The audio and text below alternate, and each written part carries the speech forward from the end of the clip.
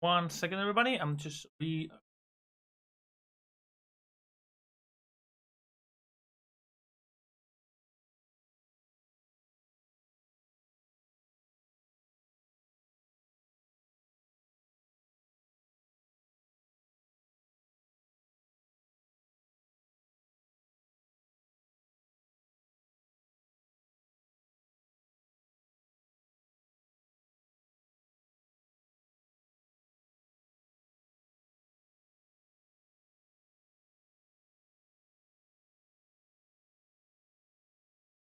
One second, everybody. I'm just retweeting everything here. So we're gonna have a nice stream today. And also, you're all freaking amazing, okay? I don't know if anybody's watching this, but you're amazing and I appreciate you all.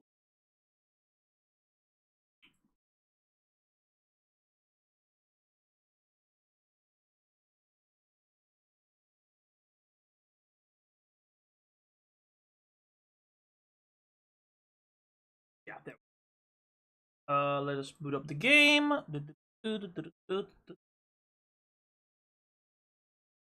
We're booting up the game. I'm gonna go get something to eat. And I'm putting on a shirt as well.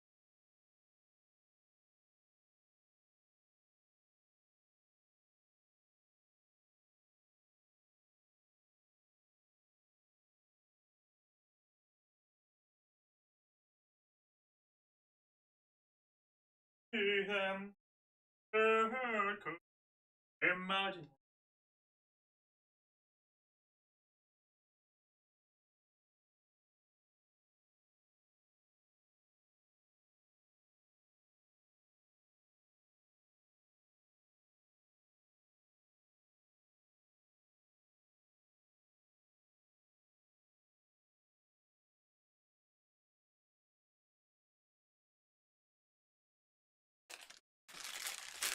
Okay, everybody, this is our second gameplay. This is our second playthrough of Resident. For those of you who don't know me, I'm your expert texter, joking, smoking. Don't you think the Joker laughs with you? I'm trying something new today, so I'm pushing my voice.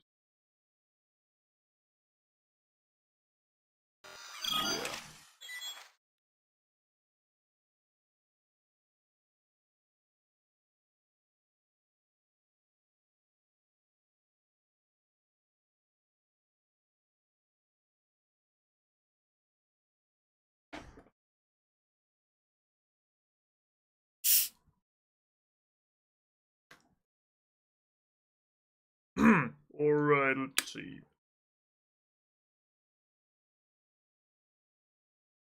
Oh.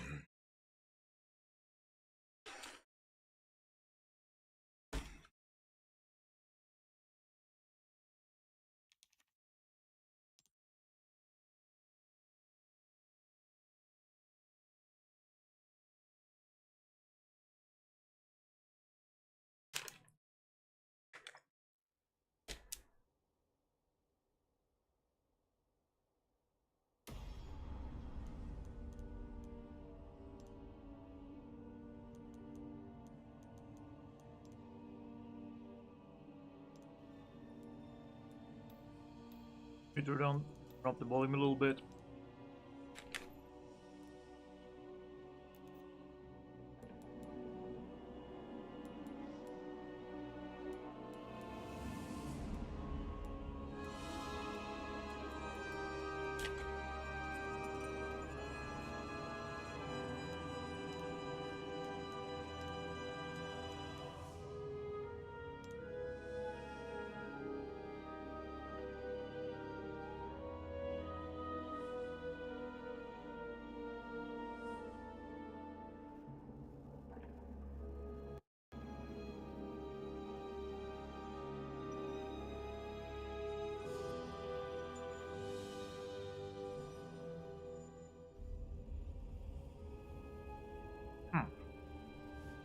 Taking quite a while.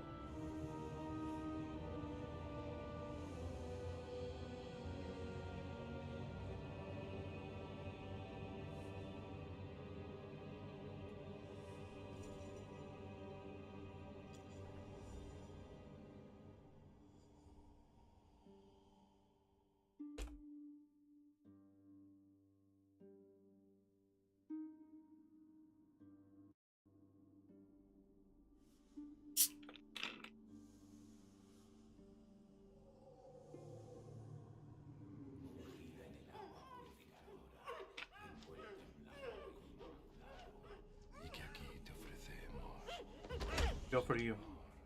Que la luz de tu gloria la ilumine hacia el paraíso. Acepta este cordero Please accept this. arrastrado por la furia y el pecado, y acógenos en el paraíso y en tu seno inmaculado. Bring us to heaven, paradise. Nuestra guía es saludable.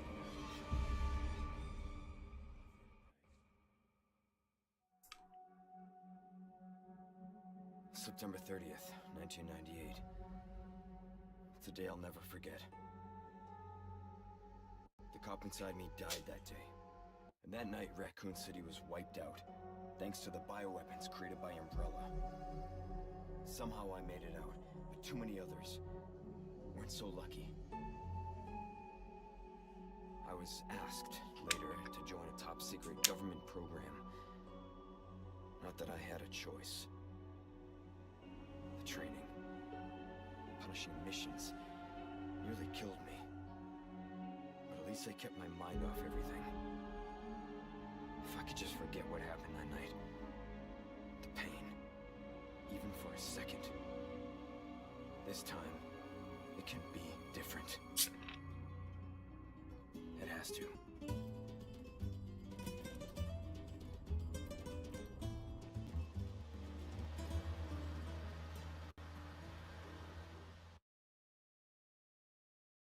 So tell me, Yankee, why did you come to this horrible place? As close to nowhere that I've ever seen. Let's just say, looking for someone. That someone must be very important, huh? The chief gave the orders himself.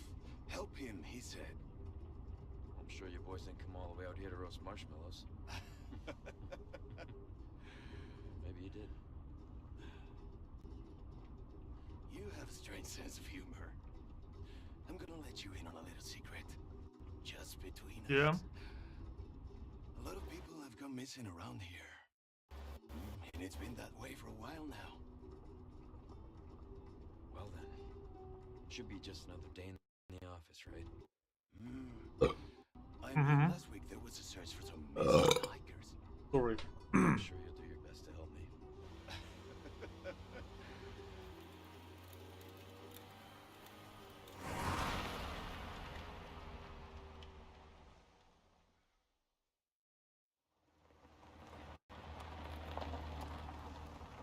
I think this is it.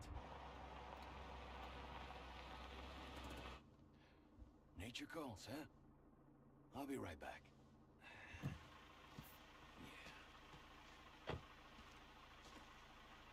Qué frío. ¿Te has bebido el bar entero? Have you drunk the whole bar?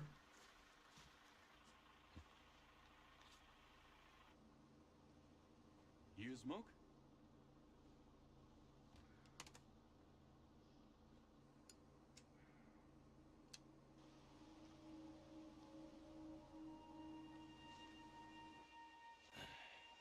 Vaya sitio más tétrico.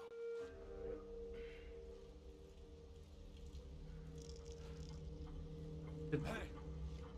¿Hay alguien ahí?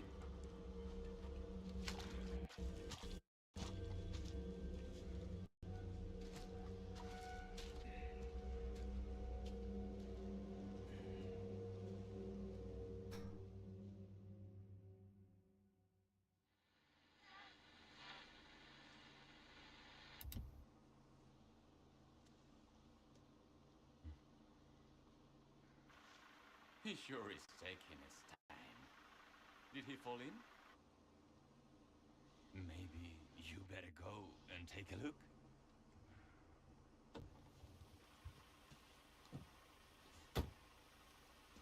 Oh, watch the car. Wouldn't want to get a parking ticket. So much for helping me.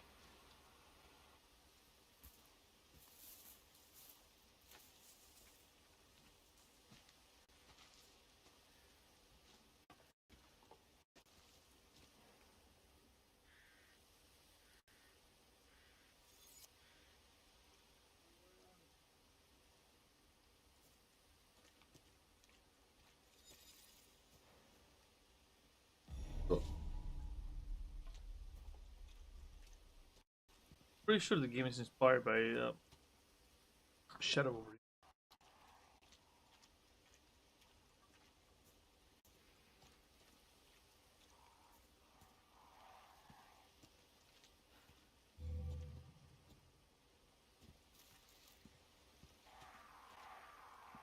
could he have gone?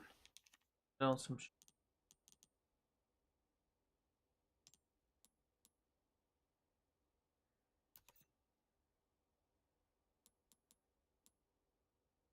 Oh, no, no.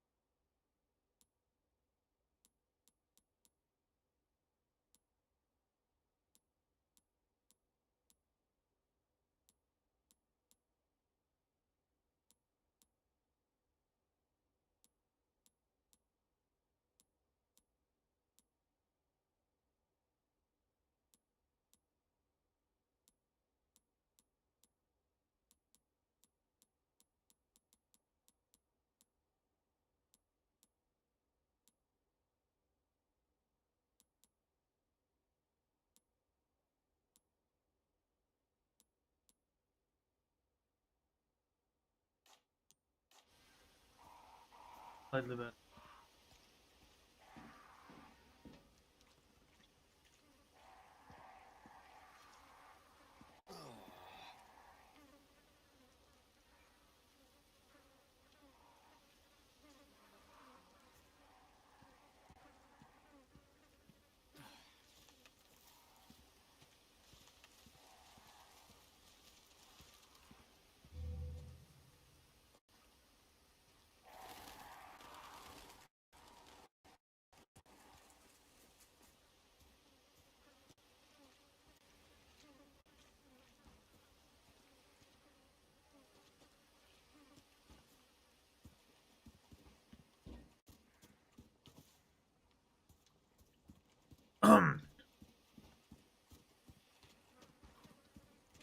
Nothing good up.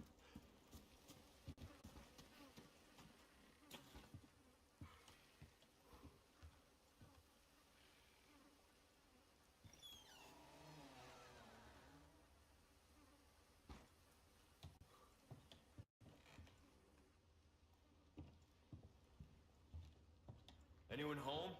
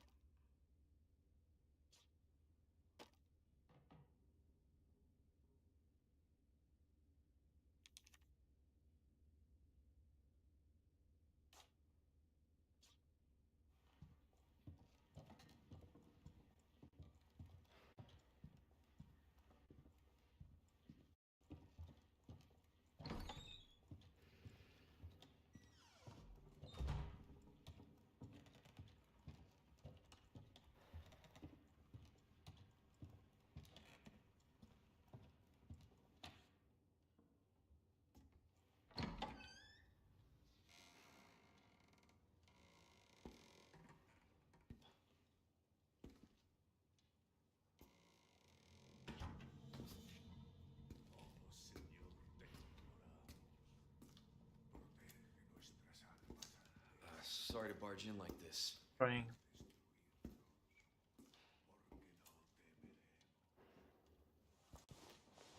Busco a un policía. Vino aquí? Bad. Body at best.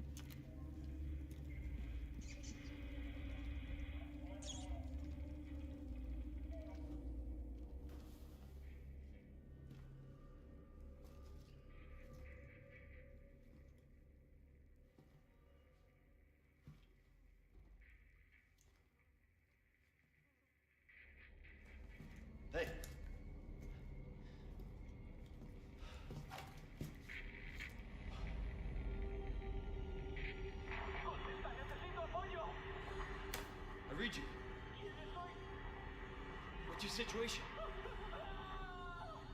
What the hell's going on?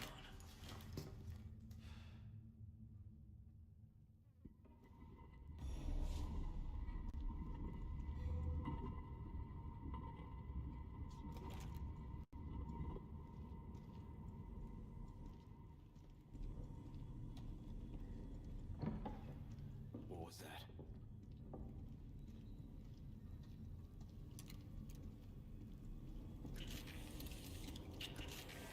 No fucking way.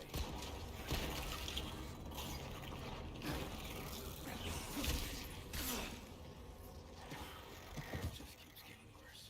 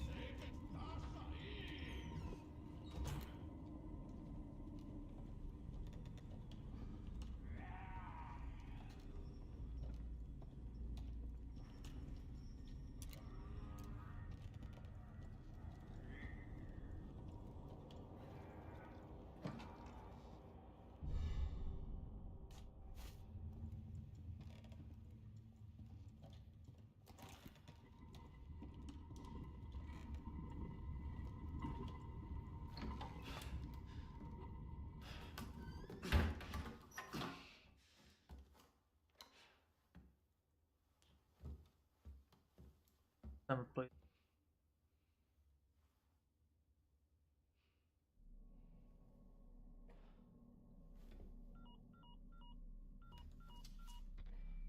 Bruce, this is Condor 1.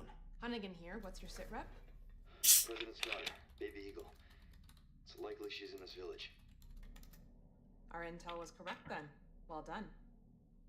Need a location on a nearby lake. She may have been taken there. Copy that. I'll see what I can find. Hurry up. Something's happened to the people here. My escorts are...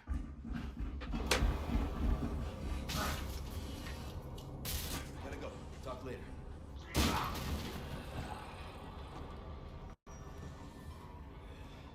I'll let myself out.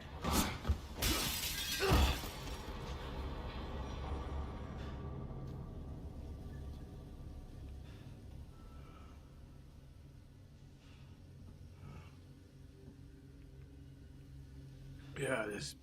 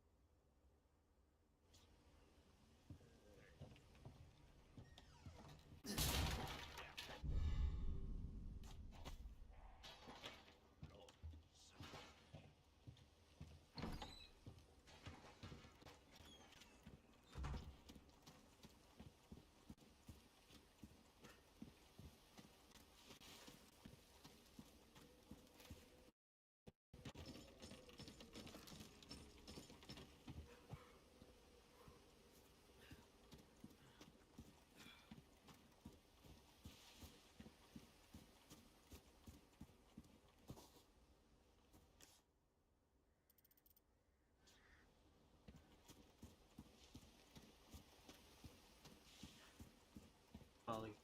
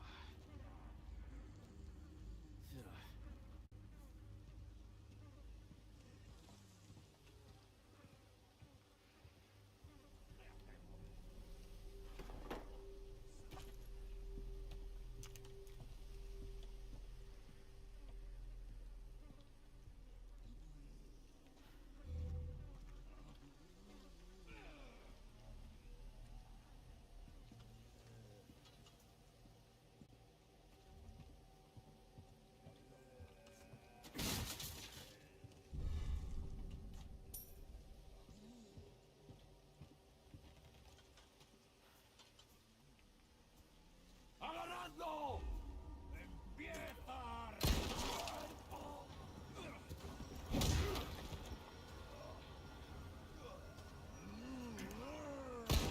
cuerpo!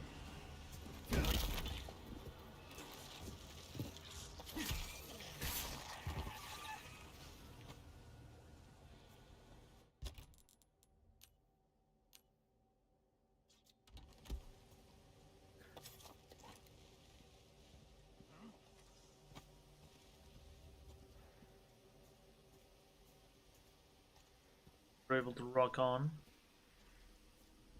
But out.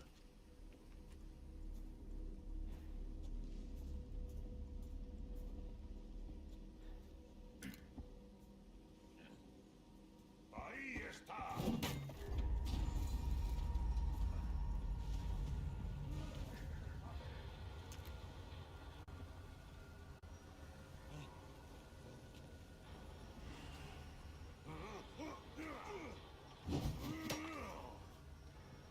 Come to daddy. ¡No me jodas!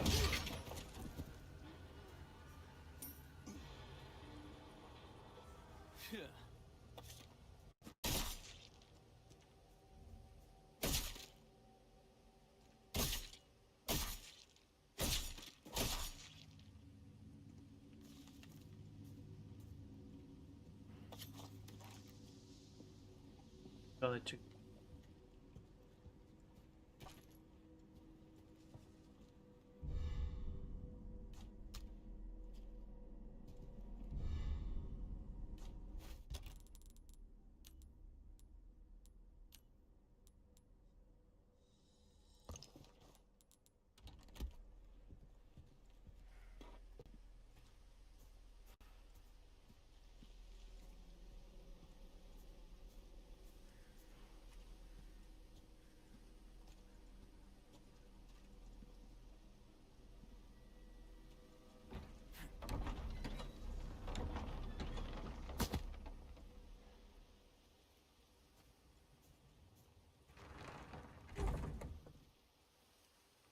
Puta madre.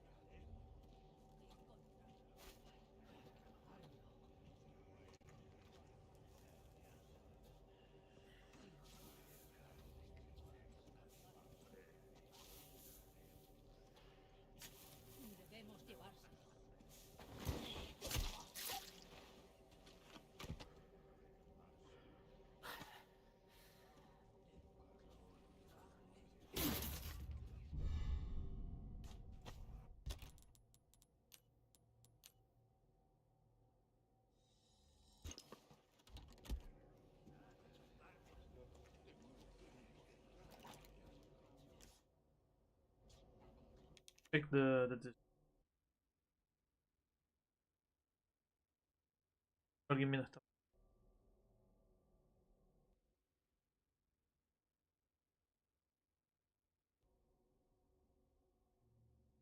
Hey, this witch going. Welcome. How are you doing, man?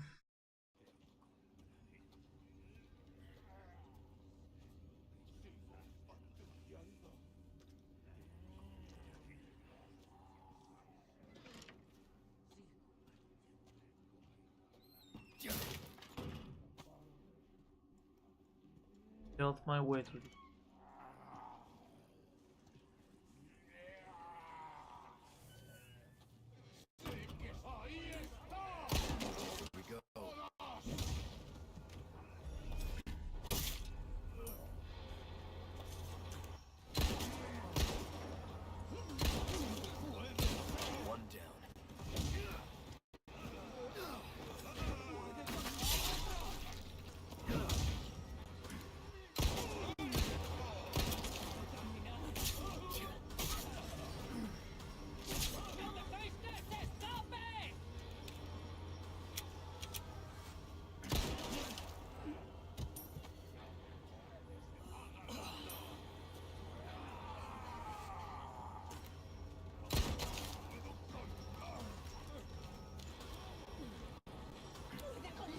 No, not yet.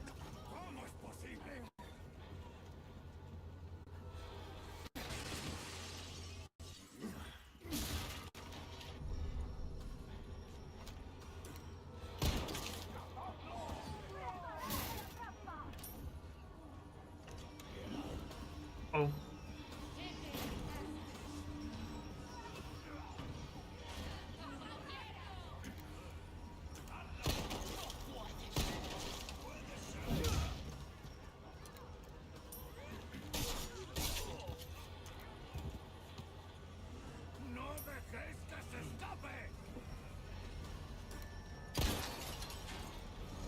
Bill me for the repairs later.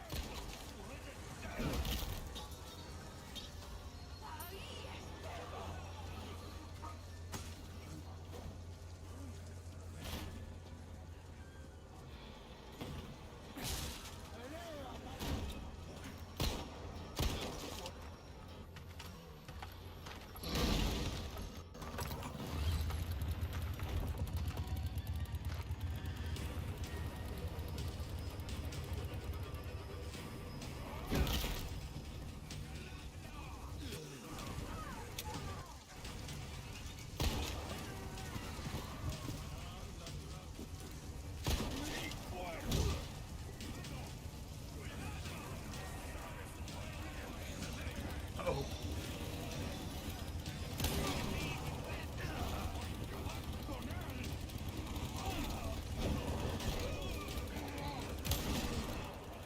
Feeling this?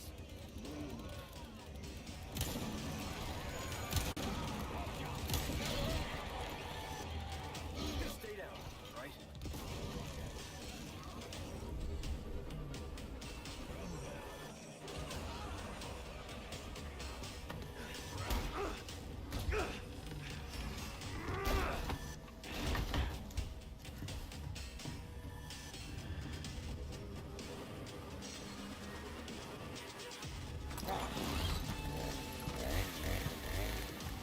Oh, you gotta be kidding me. Already gunned down one of yours. You gotta be kidding me.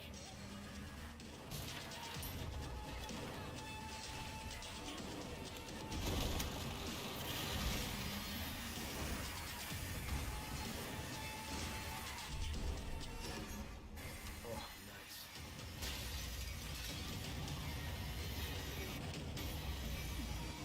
Ways closed.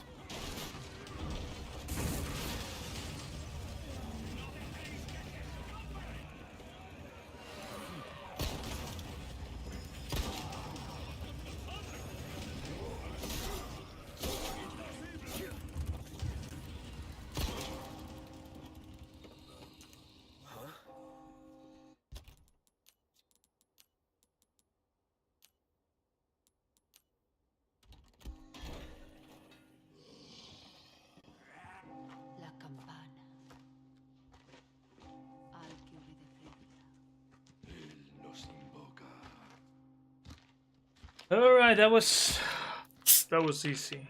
Sort of.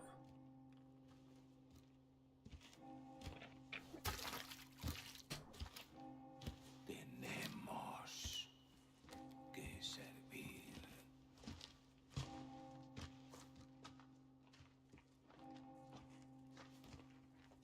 Al Lord Sattler Todopoderoso.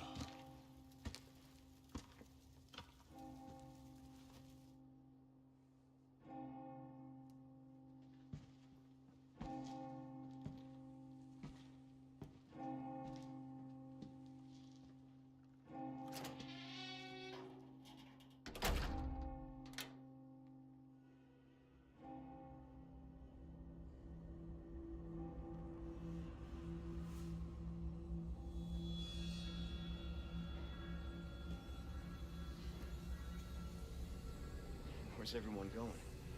Bingo?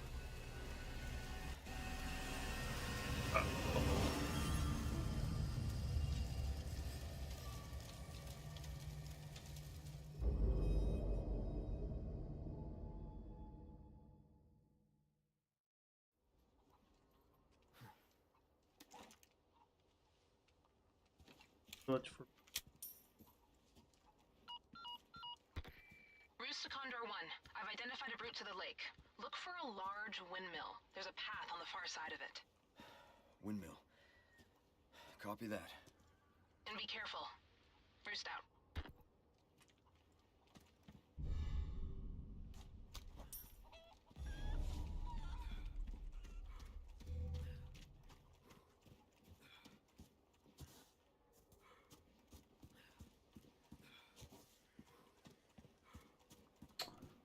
okay.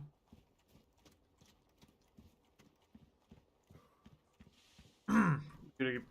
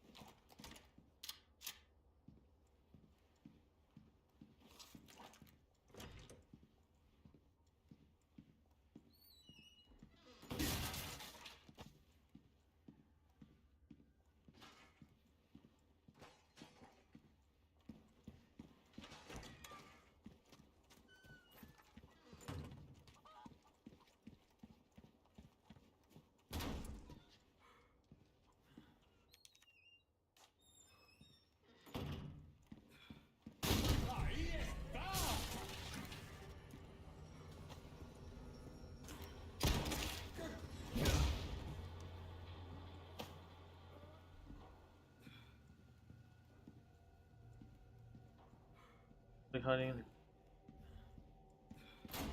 didn't want to.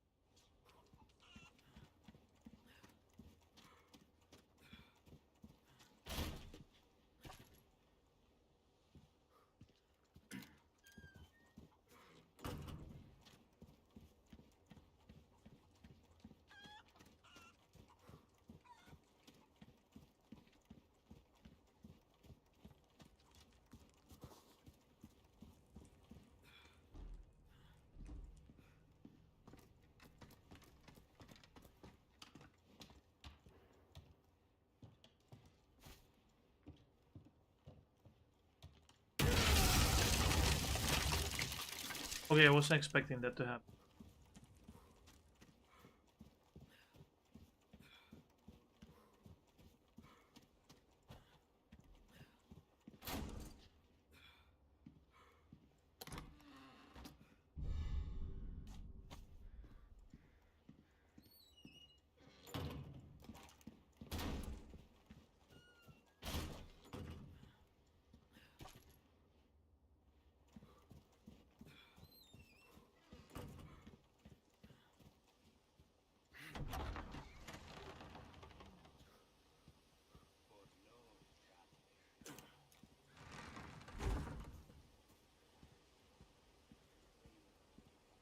There it is.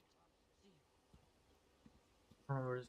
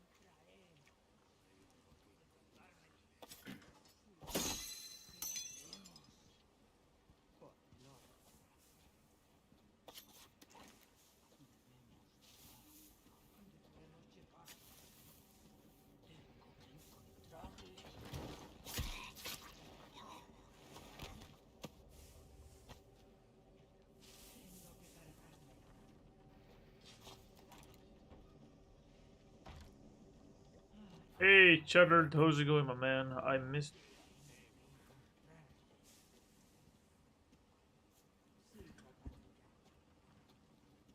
How you been, buddy? Let me in. Let me in.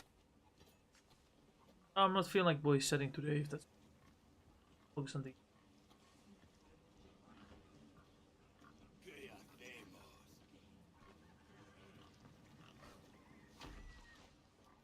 Yeah. I'm just tired. As we had a quake earlier today. I'm okay, just a little bit startled.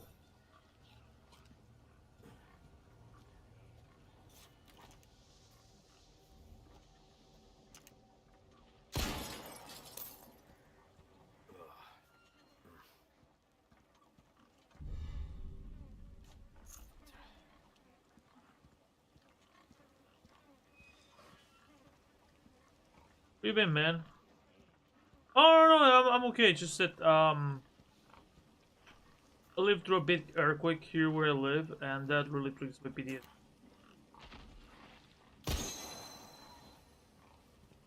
I appreciate you, man.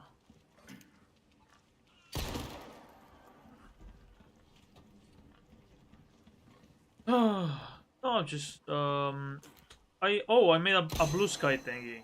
Everybody was doing it, and I wanted to be popular. Find where the other emblems. I already displayed 3. I'm missing 2 more.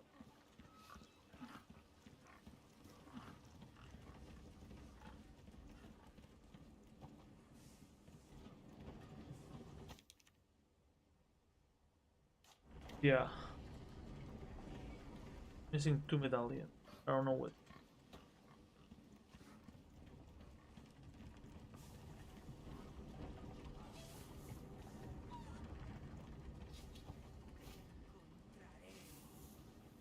So I heard it's less of a shit show than Twitter.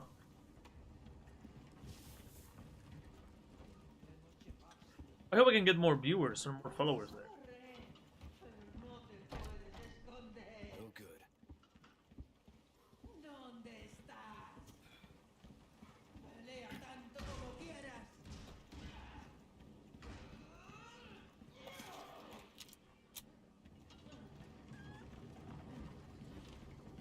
I really hope I start getting a bigger fan base.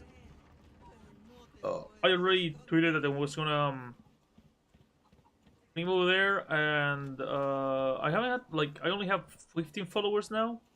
I had like 1,000 on Twitter, but it didn't make too much of a change here.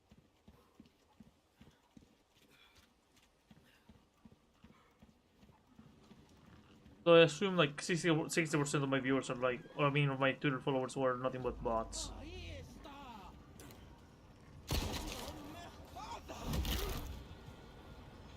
I think I broke her neck.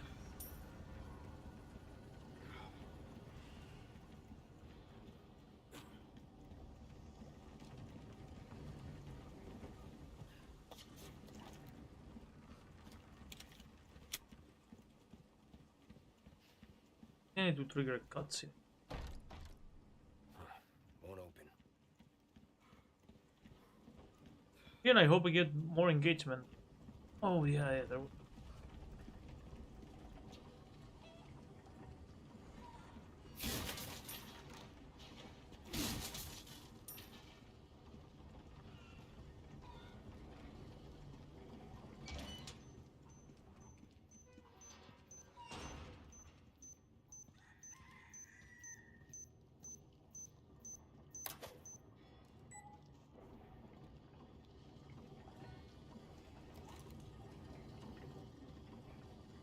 I don't know if you have me in Blue Sky, but it's pretty much my same thing. Just Joker 019.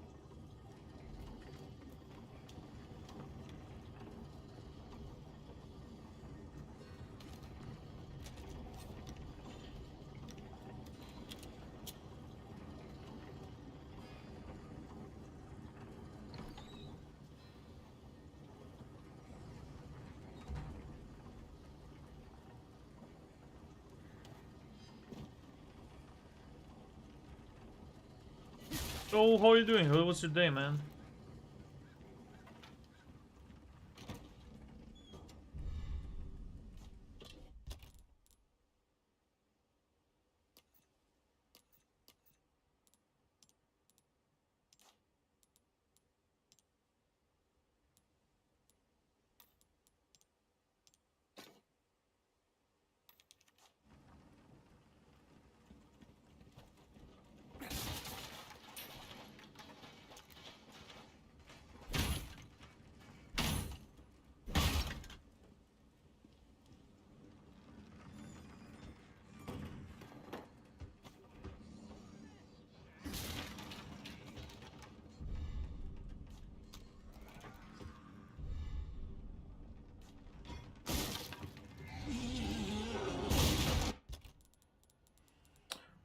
Give me a second. Let me deal with this bit.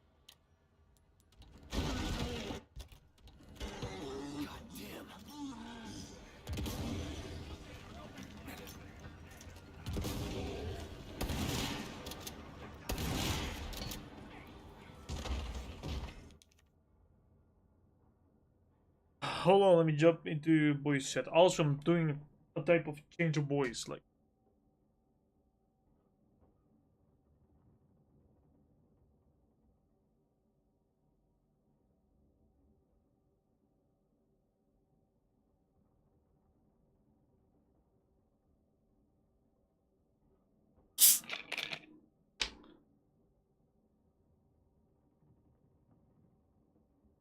Give me a second, Discord is glitching a little bit.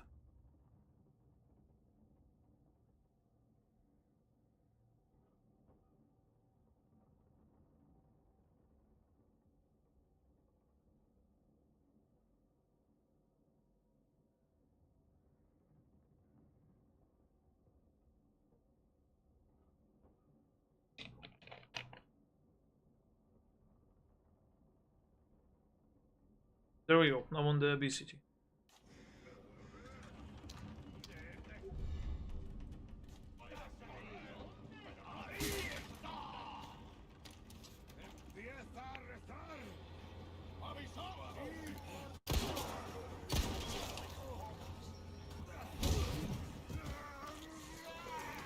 Happy Asexual Awareness Week. I am. By the way, I'm streaming. How you doing, man? Not bad. It's Asexual Awareness Week. Oh, Yeah. congratulations. How's Congratulations. everybody doing? Pretty good. Good. Good. I watched the Twilight Zone movie today. The OG one? Well, there's only one Twilight Zone movie. Oh yeah, I forgot. Sorry. I wonder. My mind is elsewhere today. I had we had a small quake early today that left me a little bit in shambles. Oh, I'm sorry. Not your fault. You don't know that. I could be Poseidon, causing earthquakes. I'm not gonna cause earthquakes. It can only cause tidal wave. No, he's literally the god of earthquakes. Oh, Because the Greeks used to believe that all land was just floated on top of water. I know people who still believe that.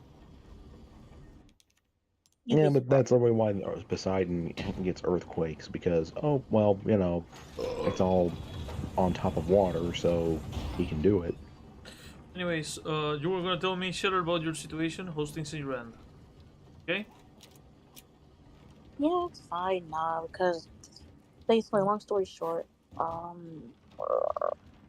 apparently there was some clothes that had mold on it in the laundry room, and my cart was near it with my clothes, and so I brought the cart back, and then but then one of my roommates messaged me was like, I'm trying to be nice about this, but everyone's getting sick. The cart has to get out. They'll go from the hallway. I said okay, and I brought it to them. They're like, don't just put it in your room. I'm like, okay. So then I literally tossed like 50% of the clothes that was in my cart. Actually, no, scratch. I tossed out all the clothes that were in my cart. Okay. And so we had a meeting, because the RA, basically RA is just make sure everyone's not, just following the rules and they don't really care. So we had to redo a contract because our contract was shit because he literally just slapped you on the door and said, figure it out.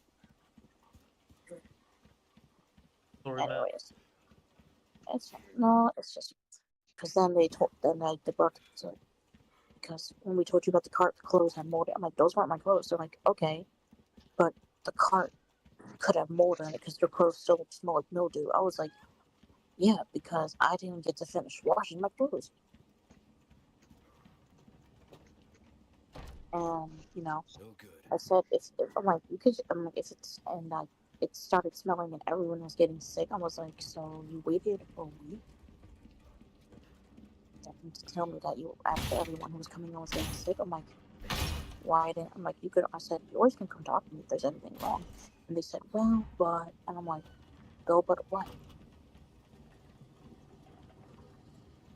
Like they're making excuses for themselves. No, I don't really at this point. I was just like, okay, sure, okay. And they're like, no, because then the HR was like, was it tough? And they're like, I was like, yeah, I guess it's so. Because then I asked them, does it still smell like mildew?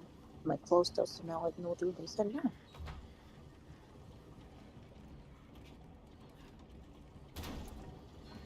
Honestly, they're like, yeah, but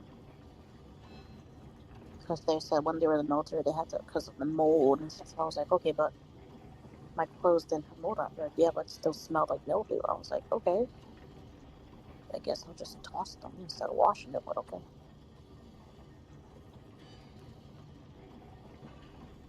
Now I don't know how I'm going to explain to my parents how I tossed out 50% of my clothes. I'm sorry, man. Yeah, sorry. It's fine. Hate to bail real quick though, but I got stuff to do tonight. Boyfriend, new boyfriend, everything. I just wanted to You have a come in man? and say hi because yeah, I've been dating about a couple weeks now. Congratulations, man. I can't. I can't get no man. Shit. I am. Well, if it makes you feel better, he's a trans man. What the? Hey, Pat. Patecino, Pat. How's it going, man? But, ¿Cómo estás? Let me give you the but proper. anyway, I'll later. Later, man. Take care. Déjame darte la bienvenida. Let me give you the welcome. We're playing some Resident Evil 4. So.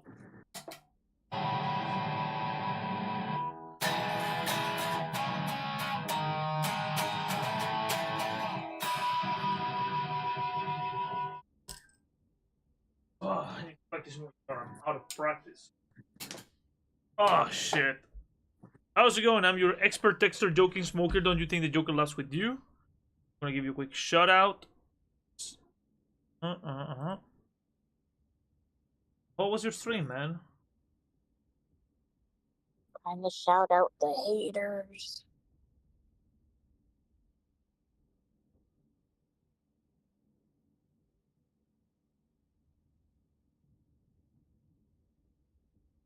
Oh, I woke up very late today. Woke up around 5. So I've been up for about 2-3 hours now. I had some lunch. And that's about it. Talking with one of my friends about some bullshit that we were with. Oh yeah, no, I'm following you back. RE4. What the fuck's the 4th medallion? I mean the 5th medallion. Sorry, I'm just googling something very quickly.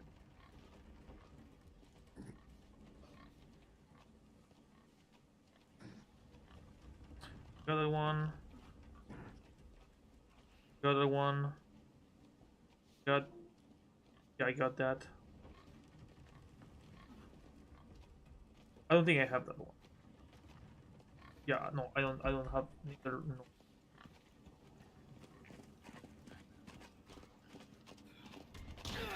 Shit!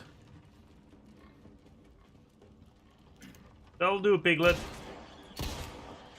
That'll do.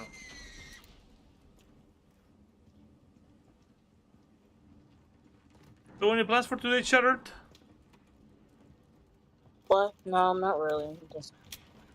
I'm chilling because I want to play Minecraft, but I don't want to play Minecraft, but I want to play fucking Zero, but I don't want to play fucking Zero. I want to play Hades 2, but I don't want to play Hades 2. I'm trying to figure out what to do right. Dude, I know you'll figure it. You always figure shit out. Fuck. I'm gonna find it. Sounds like shit. I know they're gonna be chased after. Or do it. Punished. Have you finished the remake of RE4? Yeah, I played the remake. But I played it before, yeah. This is my. Oh, sorry, what? No, I don't. I forgot what chapter I was on. I think I'm on like chapter one when you get to the castle, and then you have the weird looking little baby ass thing. Oh yeah. The short guy, yeah. The short freaking wannabe Spanish soldier dude. Yeah, no, I know what you mean, Ramon Salazar. Oh no, dude, no worries. You never have to apologize for dealing with your wife, man. What are you doing, Pat? It's been a while. I've been streaming here and there. I've been taking a little bit of a break. Depression be a bitch. I'm realizing I need to save some money to buy a new PC. I'm getting outdated. Like I cannot play this game in its proper graphic set.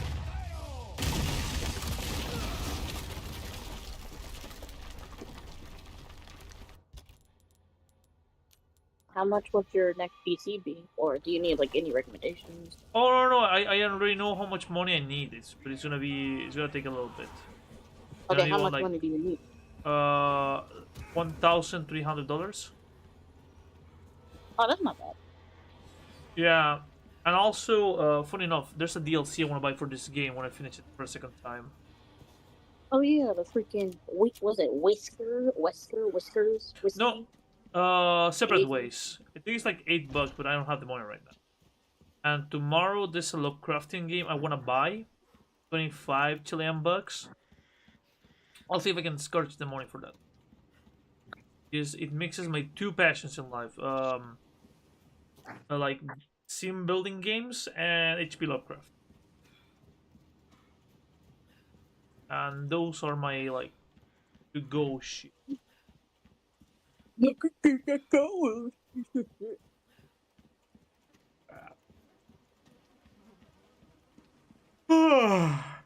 Uh, You ever seen The Birds, Joe? the birds? The Birds.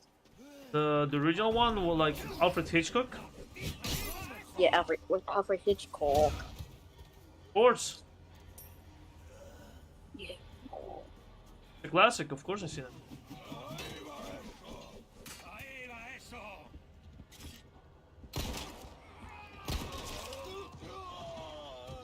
It's raining man, hallelujah. It's raining man. Hallelujah. Raining. Sorry, Granny, you're not my type. Okay. Sorry, no, I remember I'm playing and I had to shoot a Granny in the face. No, I know. I'm just chilling. Sorry, you're not my type. Oh, don't Sorry, worry, man. you're still not my type.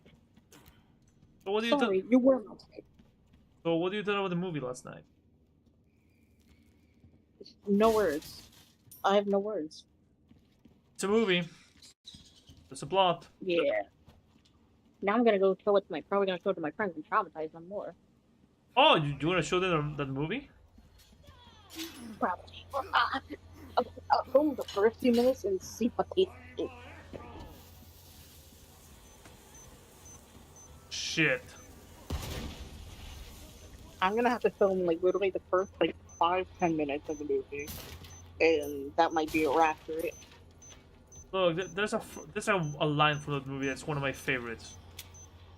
I'm a movie director first, businessman second, food fetishist third.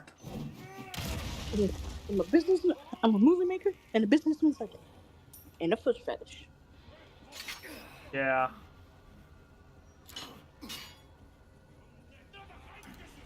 Little. Face. Face or balls. Take their ball. Take their ball. Collie ball. Collie ball. Face or balls. Oh yeah, I remember they're coming out with the new Indiana Jones game like soon. I'm so excited for that. Oh yeah, I really want to play that one. But I'm gonna need a computer that can run it, handle the power of the Jonesy. Me neither. I'm hoping it does. Okay, we're gonna need a new. That's not a knife. That's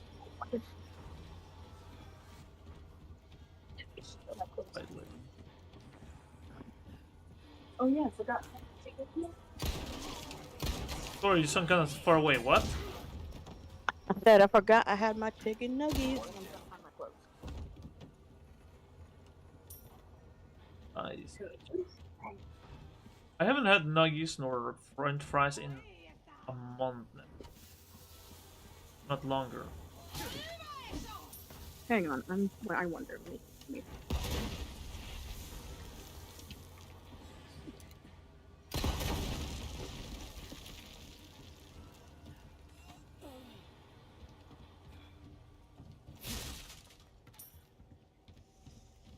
Do you have an air fryer? Yeah, but it's not that I cannot cook it. It's that I'm trying to take care of myself. Yeah, air frying. Air frying is not frying it. It's literally just baking it.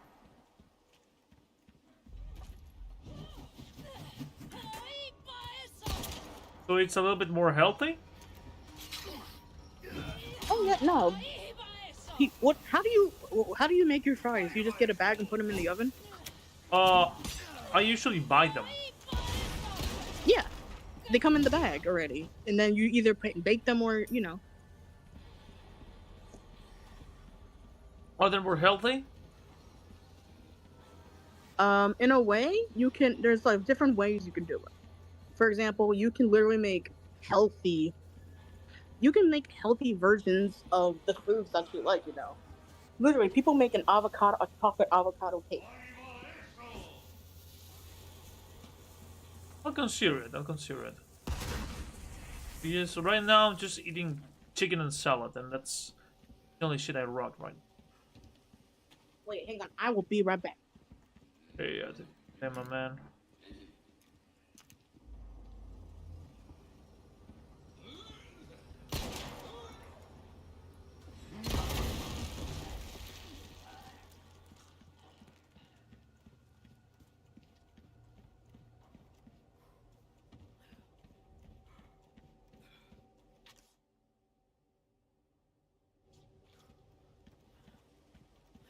We're playing a game where I feel like fucking John Wick. Not like not like I'm fucking John Wick. I am John.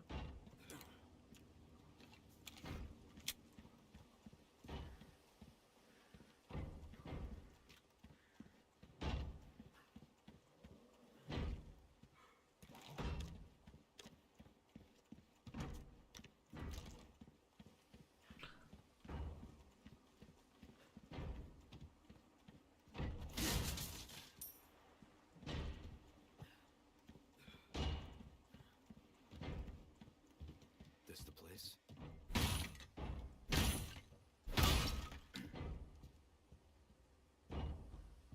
Respect.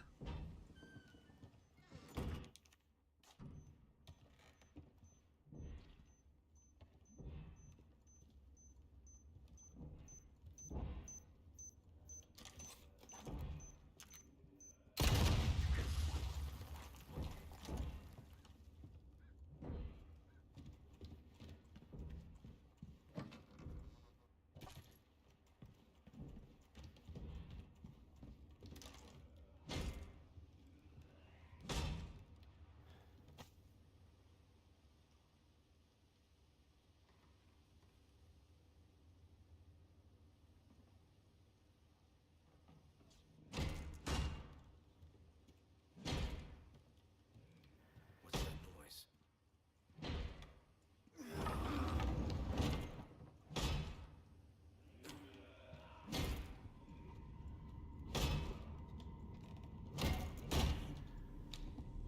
Hey, Grandpa.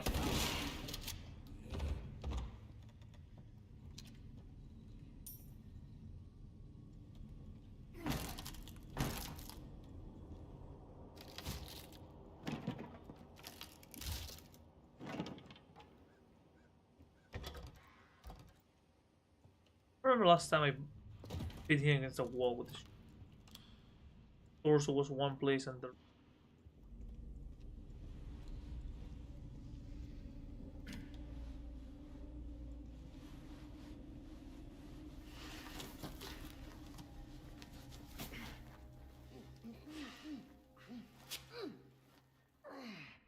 That hurts, you know? Seemed like you really wanted to talk. How observant, senor. Now, say, you got a smoke? You know, those things will kill you. Oh, well, maybe just untie me then, huh? Joder, not this guy! Who are you? Okay, stop right there!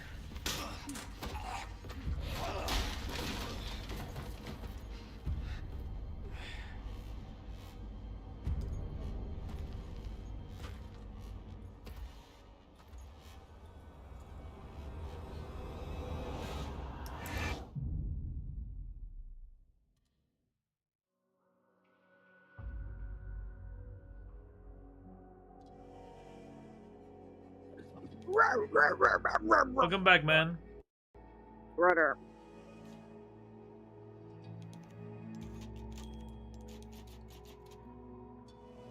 I just finished chapter 1. How many? Can you Google me how many chapters is Resident Evil 4? 17. 17 chapters? Oh. And how many was Resident Evil 3 remake? I don't think there was really any chapters. I just know if I kind of consider it like act. Like, I don't know.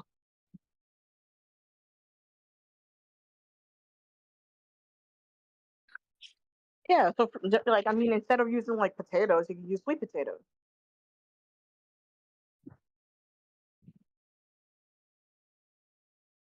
And instead of frying them, you can bake them.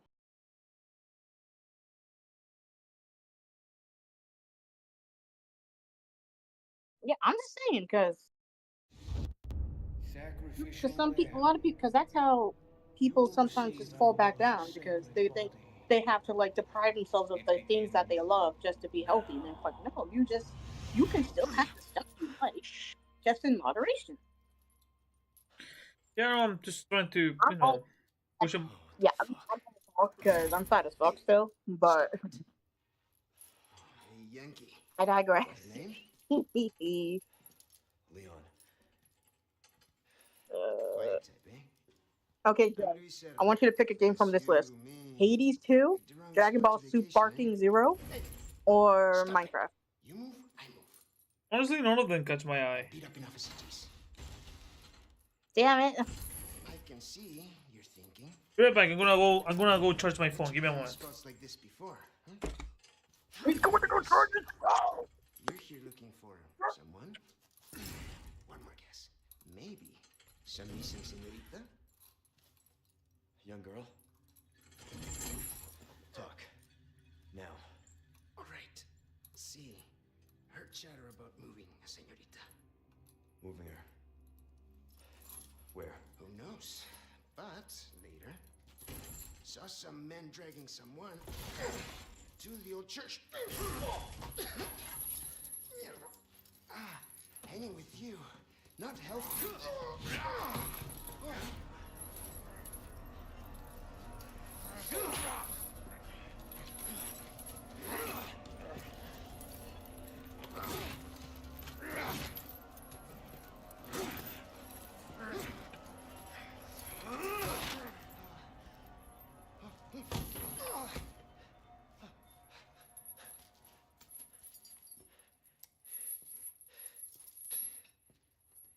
Hey, we're not done here! Later, amigo.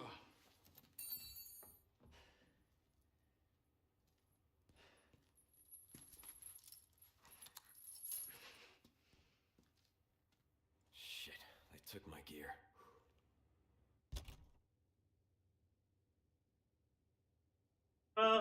Away. Away. Okay, sorry, I'm back. Don't be sorry. I'm sorry. You're not a fan of roguelikes, Joe? I don't mind them too much. Located baby eagle. No, I prefer Sounds like it's shooters. kept in some church. Great. Or That's good news. I heard it from this like guy. I'm thinking, like I told you, like the game I really want to get right now. I think it's coming out tomorrow. It's called Worshippers of Cthulhu. I'll see if I can get some money to get it. What now? It's called Worshippers of Cthulhu. It's gonna be like $25, $26, but I'll see if I can get the money tomorrow. Is it a book or is it Steam? Oh, it's a what? Is it a book or a It's a game. It's a game. on Steam? Yeah, it's on Steam, but this hasn't come out yet. And the other thing I wanted to get is the Resident Evil 4 DLC, the Separate Ways. It's like $10, but right now I only have $10 in my bank account. Why don't you save your $10 for the PC? I need you to Yeah, I also need to save some money for the PC. I'll see what I can find. In the meantime, Or your get ready for bills. that church. Even though I can't talk because I'm broke as fuck because I spent my money on my bit credit card bills and Oh, dude, don't worry. I'm not gonna ask you for money, man. I can make it myself. That's why I'm gonna spoil it. That's why I spoil it my friends because then they hate me and then I give them love in return. I appreciate it, man. Oh, and like what else am I trying to get? Something that's not too expensive. Oh. Okay, role-playing books. That's still a thing, but they're easy to get. Some of them, like the PDFs. Like Oh yeah, Joe, you said that I know that whatchamacallit, that movie is actually on I think Prime. Trap Fire thing is on Prime for like $1 or $2. Oh, dude, watch it. I already seen it. It's fucking amazing. I fucking love that movie. No, I watched it with you. I just want to try this so I can show my friends. Oh, I think it should be there. If not, you can show them Raging Balls of Justice. Wait, I'm sorry, what? So Chuck Steele has two things. Do you have Night of the Vampires and Radiant Balls of Justice?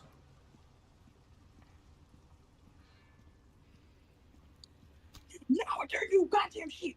Run, sheep, run! Holy shit! What are you playing, man? I'm playing Hades! I got turned into a goddamn sheep. I seen the game, not my cup of tea, but if you enjoy it, that's great. If you would like to watch me play it later, I will literally. I've been I've been praying to play for people because because I'm in attention. Ooh. Be very, very quiet. I'm hunting cocksuckers. I'm a cocksucker. Oh my god.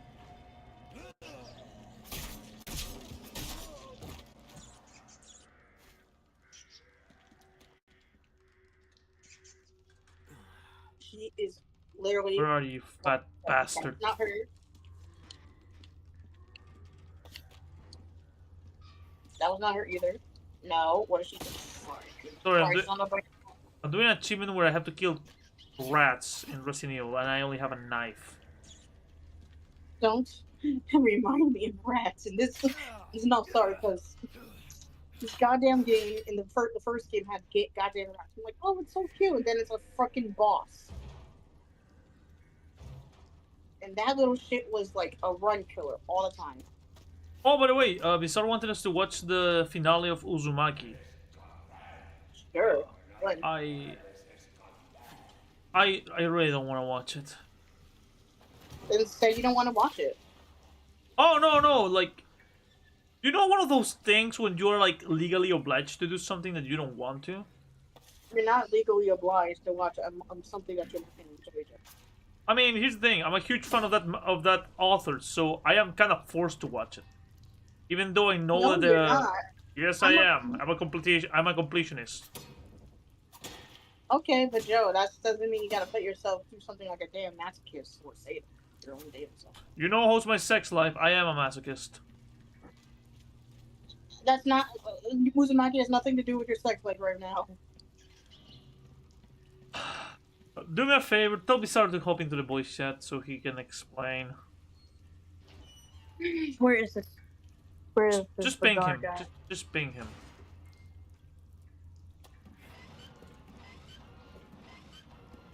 Didn't he? Oh, that was not. That was the other guy.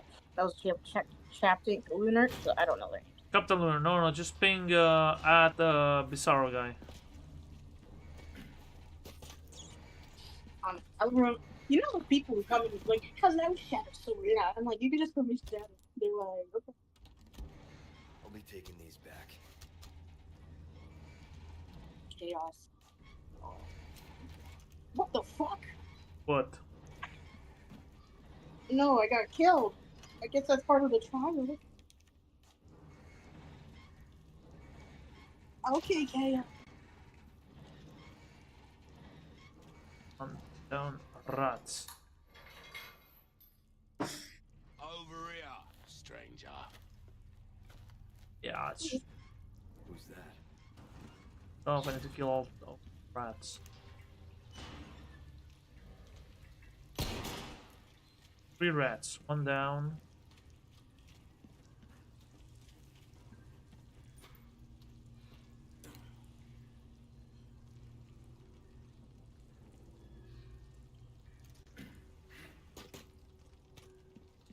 Base, we have relaxing.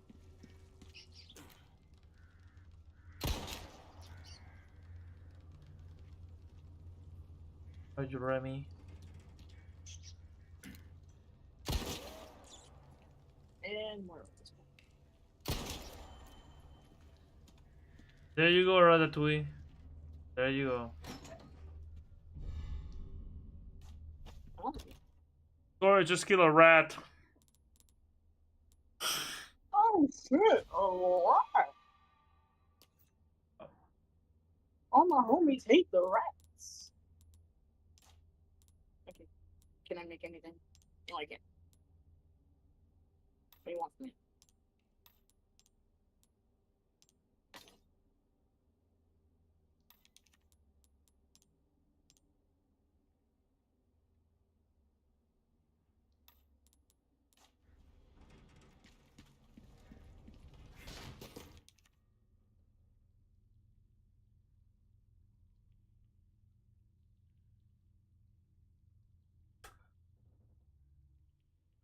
imaginary lines.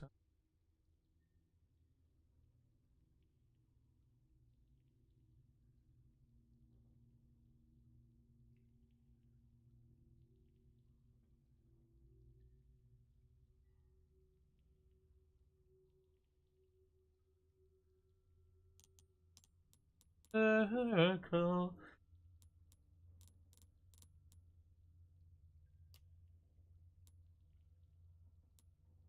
Wait, let me gift you something.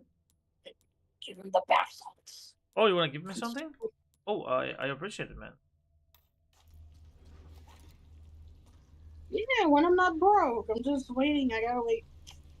Oh yeah, I forgot to say. I gotta get. They want me to get. They want me to get bleach spray to spray my part, which I have 2 weeks for. So we're gone. Dude, don't worry about it. If anything, look, I'll send you something, okay?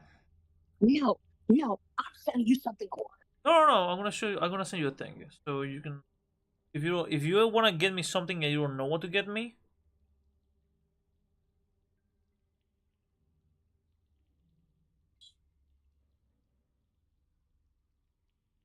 there you go, man. I'm sending you a link. Okay. That's my Drive to RPG wish list.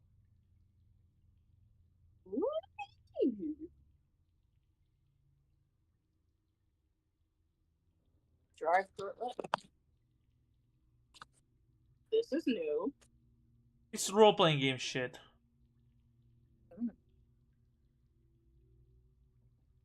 Olivia, vous connaissez? Maybe not.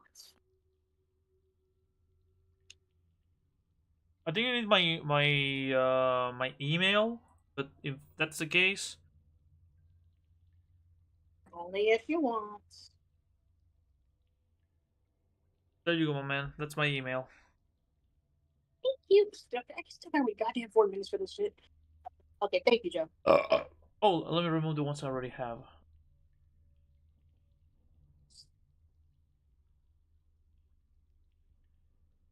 Can I expand my insects? No, I am still broke.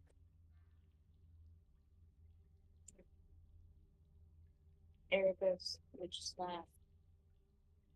Famous.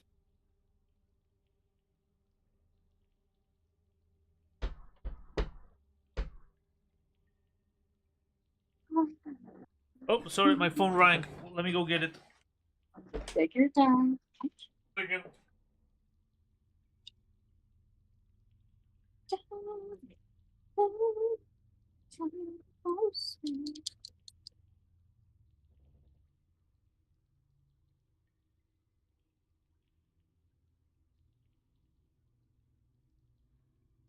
Okay, he vuelto. I'm back. What else do I have? Oh shit, I'm going through the list and there's some shit. Deadlands Night. Horror looks awesome. I need to get the length of the fire rings, perfect lens, and files. Did they release a new one? The Rich Bastard's Guide to Magic. I already have.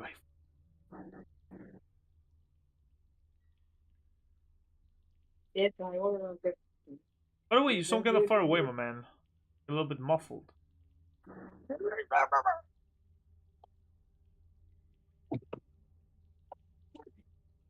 Where's Buttercup?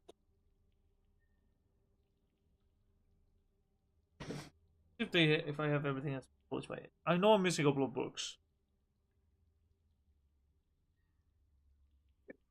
Oh shit, this is.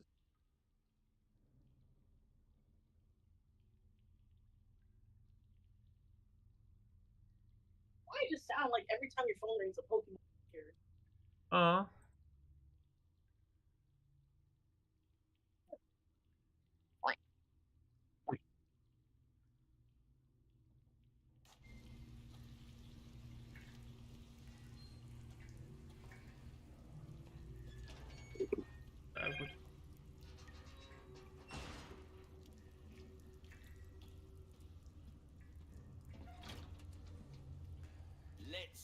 some business then. Hey, welcome. I knew I could count on you. I've got something new for you, mate. Your valuables won't do you much good in the grave.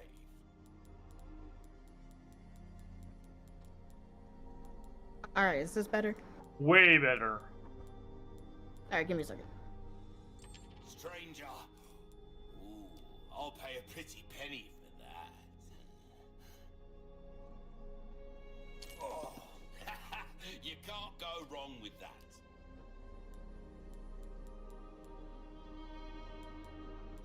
Why not try your a bit more space? Never hurt anyone. Perfect size for you, stranger. Speak, boy, speak. Hello Your there. weapons are in good Good hands, boy. mate. I'll see how that feels. Now roll over. Fellow like yourself no. should notice the difference Okay. right away. Dazzled, are you? Our craftsmanship demands no less. Well, I can certainly do something with this. Ah. Knife needs care every once in a while. Could be the difference between life and death. Okay. Anything else I can help you with? Not bad. Good as new. Don't get yourself killed now.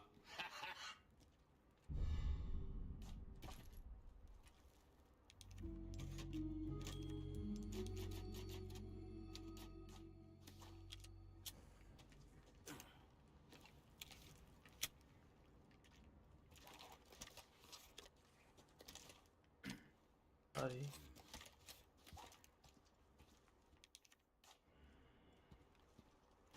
Oh shit.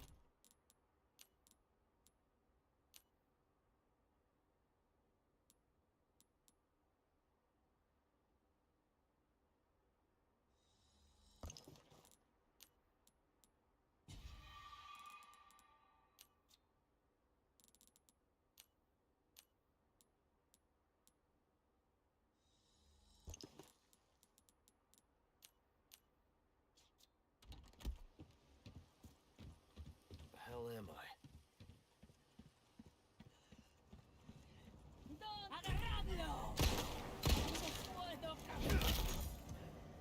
Sorry, must have slipped.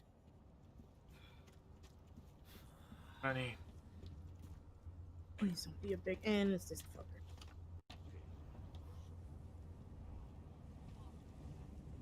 What's up, man? Sorry, I'm also multitasking Hades because. Worry, man, don't worry.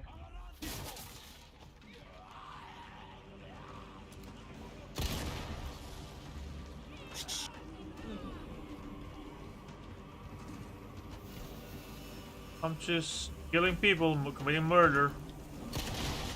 Who don't love good old Moida?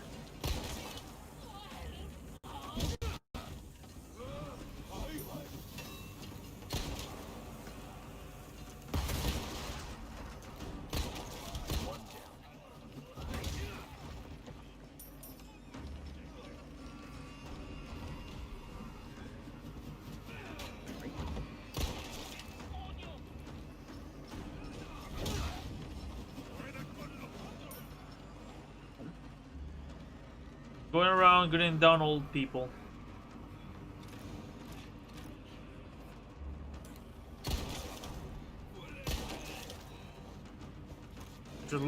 I just love doing my job, gunning down old people.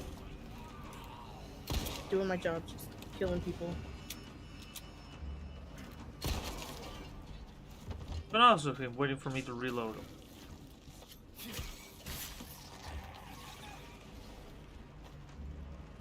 Hey, nice. He was waiting for me to reload.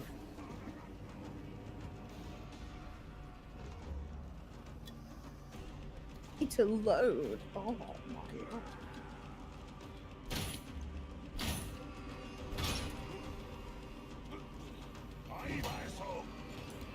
Hi.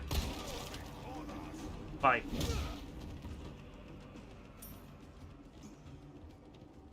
That was the last one. Is anybody still alive?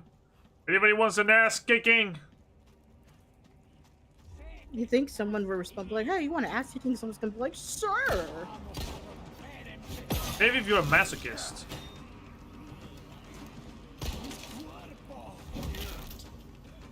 Out of the way.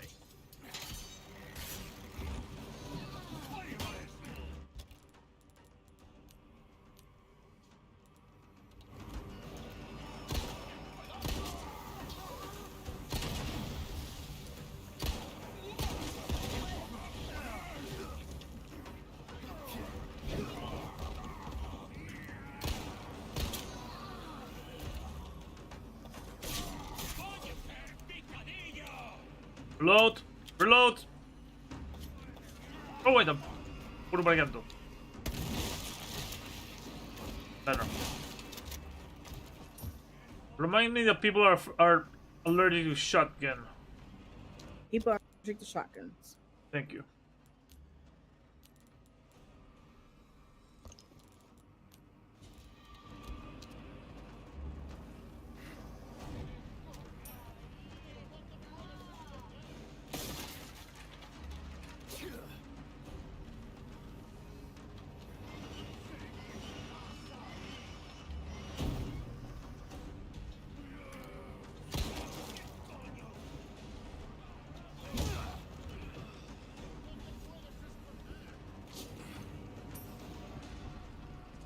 Oh, this bomb. Which boss are you fighting? You ever heard? Do you know anything about Greek mythology? About what? Greek mythology. Not much, but enough to defend myself. You know Scylla. Zilla, Scylla. yeah, the half woman, half sea monster. Yeah.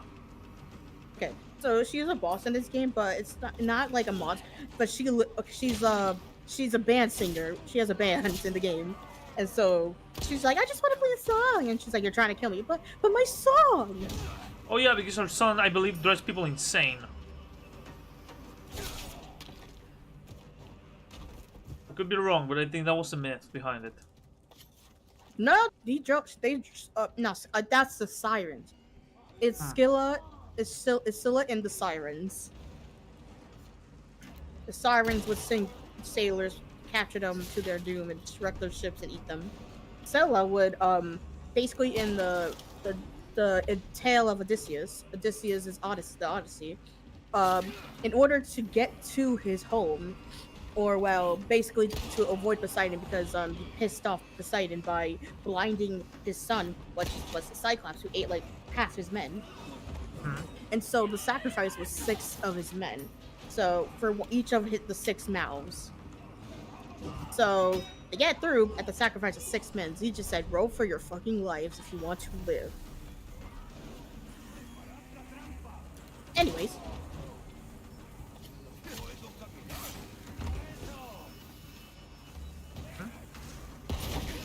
I'm still here, just playing Resident Evil, by the way.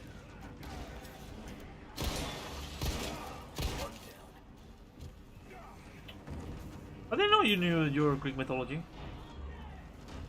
Okay, so funny story about that. Back in my 9th grade high school, my English teacher, she was obsessed. She loved Greek mythology, and I think through her, that's how I actually really fell in love with like the concept of Greek mythology. I love the Odyssey because she made us read the Odyssey graphic novel, and everyone, of course, a lot of people didn't like it. I was loving it because I loved it. I liked I liked how they designed it, and of course, they also. Have you ever heard of Epic the musical?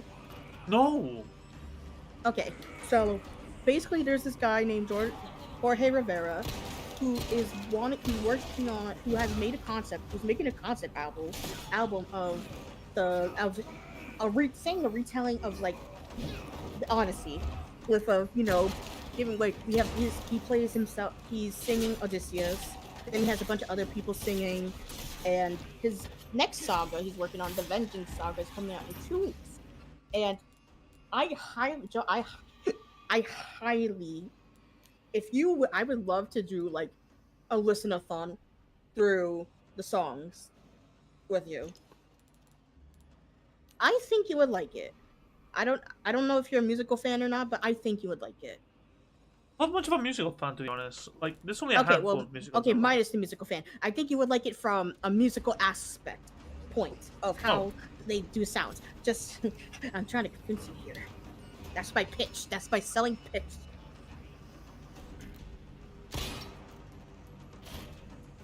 Oh shit! She's starting already.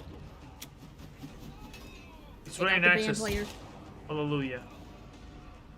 Take out the drums. And honestly, this boss is like one of my favorites because not only she has they sing as they try to beat you up, and it like the way they go around, it affects the stage. Nice. If you ever want, if you're free later, I can show you. Sure, though I still have to catch up with the guys. I need to show them that. Oh, of course. Yeah, fuck him up. Take out the drummer. Ow.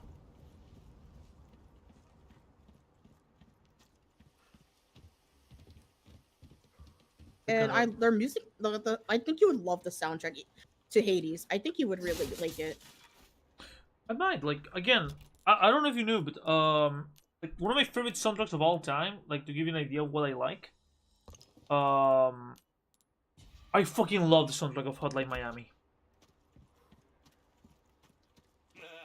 God welcome. That soundtrack is a masterpiece. Trust me.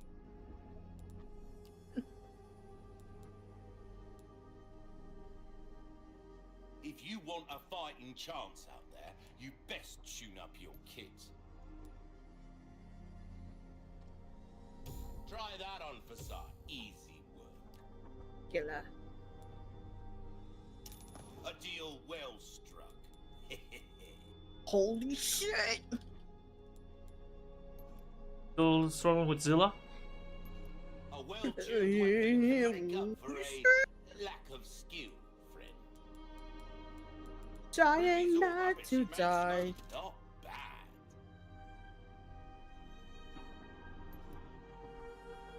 There we go. Dazzled, are you? Our craftsmanship demands no less. Will that come back? Not making it easy. anytime? Ow.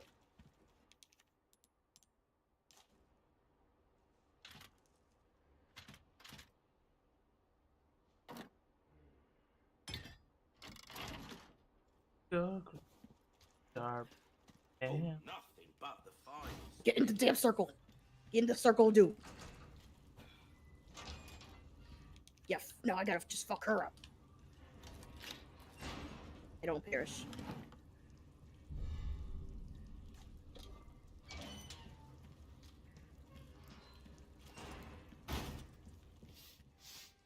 Ooh, you have the stench of. What's she doing? Oh god. oh yeah, I need to still blue sky my.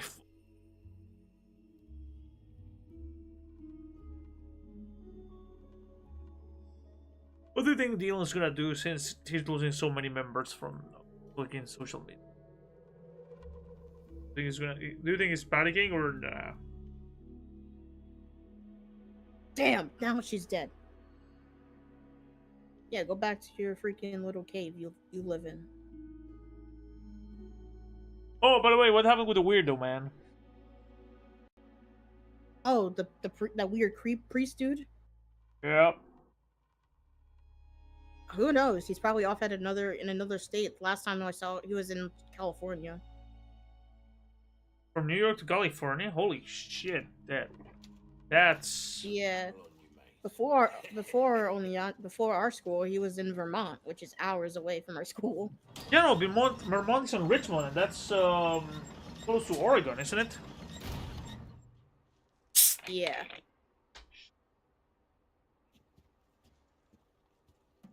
Motherfucker must have a lot of traveler miles or spare time.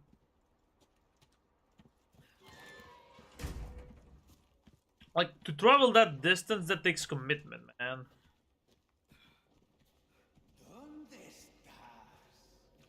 Get back my thing, Dora. Where am I? Right behind you, matey.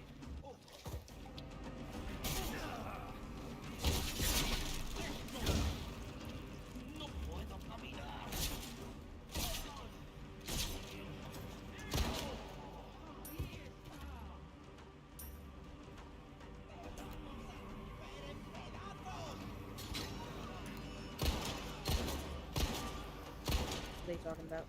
Fuck you, Granny. Sorry, I just feel Granny with lead. It's okay.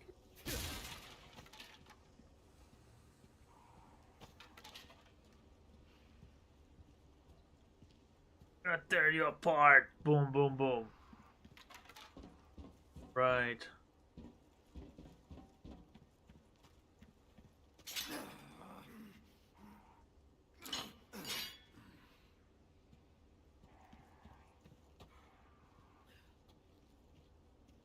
Have you heard from Liv? She doing okay? Who? Livia. And lately, I've been really been hanging out with them. I hope they're doing okay. Yeah, I spoke with her partner. He told me he was doing okay. Oh yeah, I forgot. Isn't he in the army? Yeah.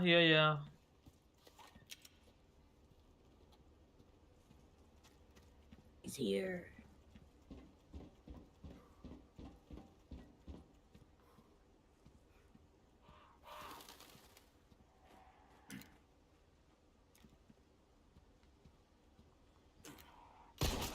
Nevermore.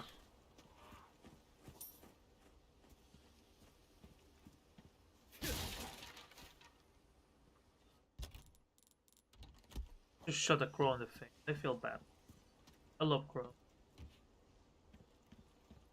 Such a smart animal.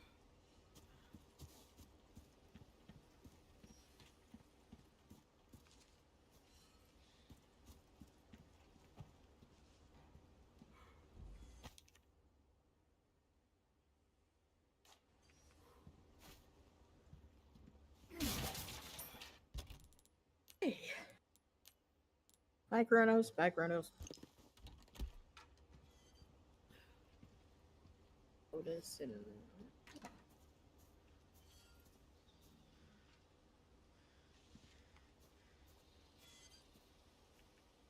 Damn it.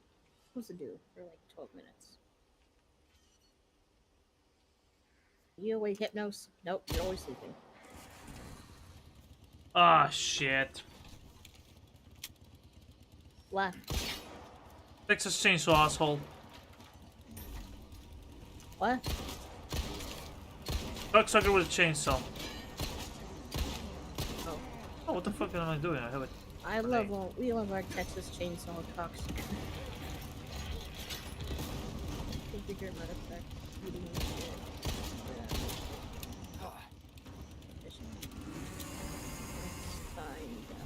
And she's back. God damn it.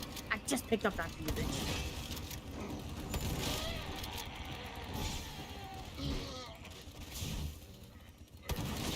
Not easy. Shit, he took quite a pound. Bitch, I will put you on the ground. 2 grenades, 3 shotgun blasts, shit ton of ammo to the face.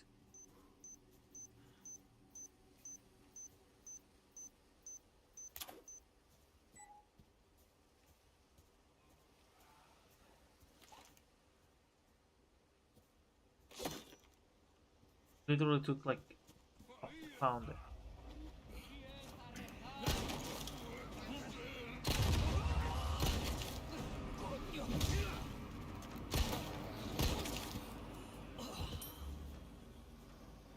We're gonna give it to cultists.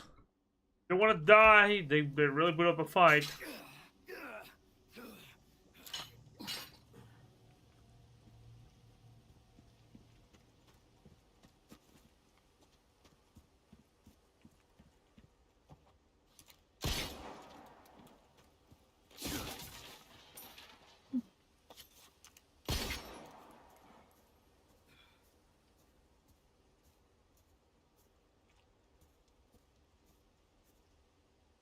Hi, Hector. Which god are you fighting now? Okay, no, I'm just talking with everyone. So basically, ow, fuck, I stepped on something. Okay, basically, this bitch. Okay, basically, there's this character who is the daughter of Nyx, who is the goddess of night.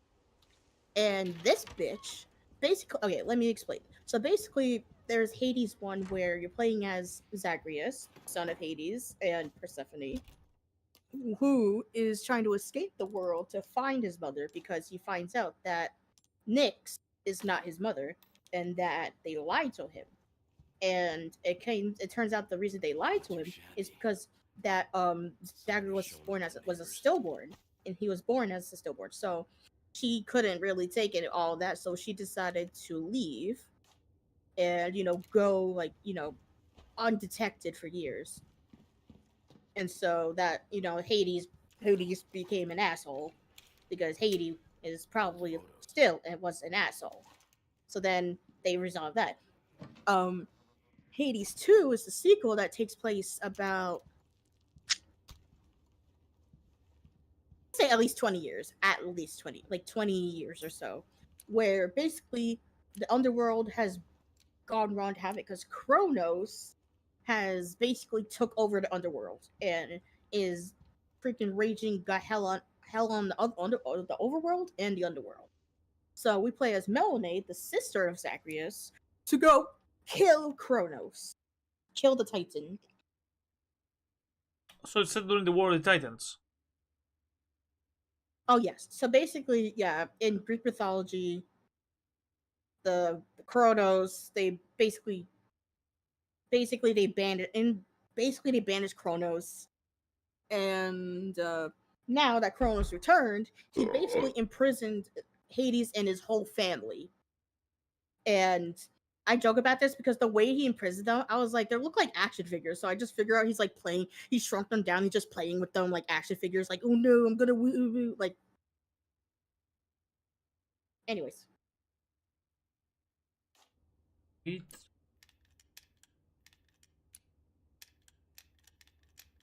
Egg.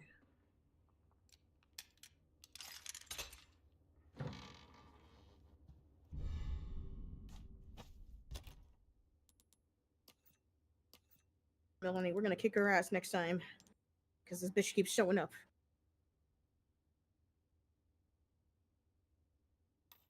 Skelly, are you here, Skelly?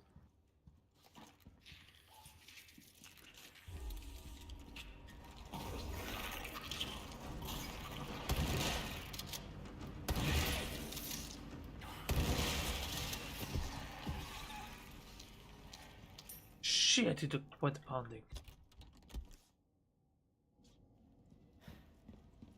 Did I complete? Or... No, I didn't. Yeah. Hi, Fernos.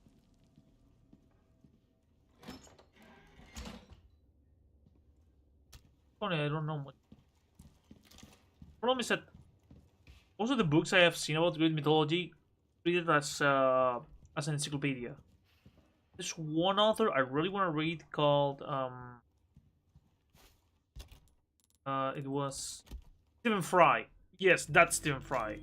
And he's written actual novels about Greek mythology. Not like essays, but more like proper books that you can actually sit down and read and with the stories. I really want to read those, but they're expensive as fuck.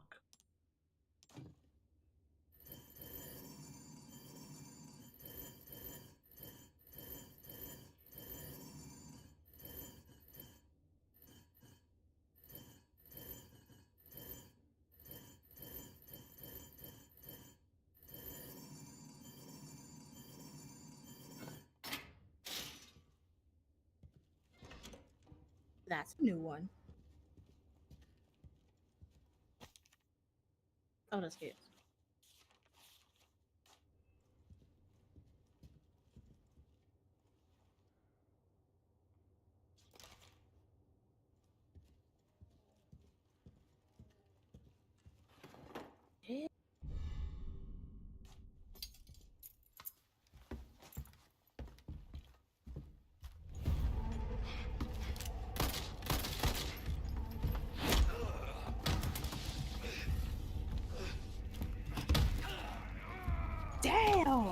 Hello, Texas Chainsaw asshole.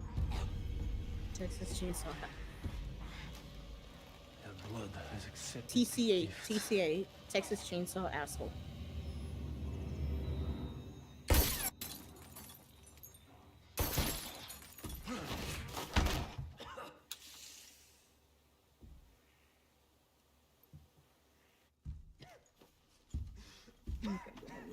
For a while. Goodbye, Rob Zombie. Love your music, your movies, give or take. Is Rob Zombie dead? No, no, like he just choked me like a bitch and then he left. My blood? Oh.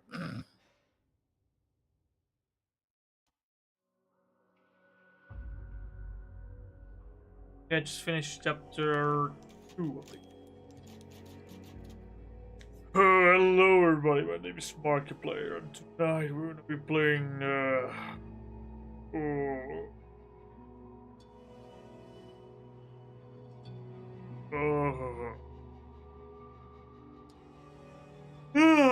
wake up, you bastard!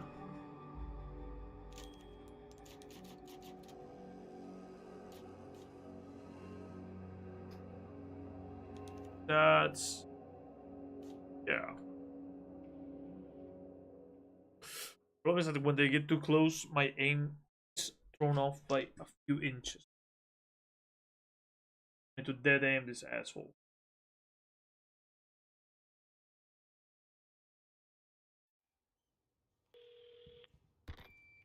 Bruce to Condor 1. I've got that intel you requested on Louis Serra. It seems he used to be a researcher for Umbrella. Umbrella? I should have left him in that bag to rot. I'm sending you the details. Take a look, but Baby Eagle is your priority. Copy that. Making my way to the church. Condor 1, out.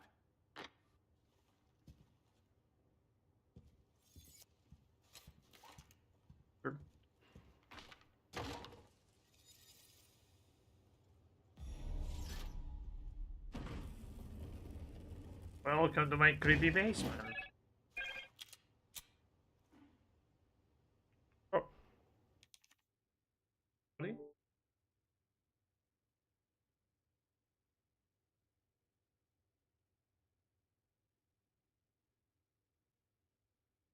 Oh, hold on, let me focus on something. I need to do one thing. Updates.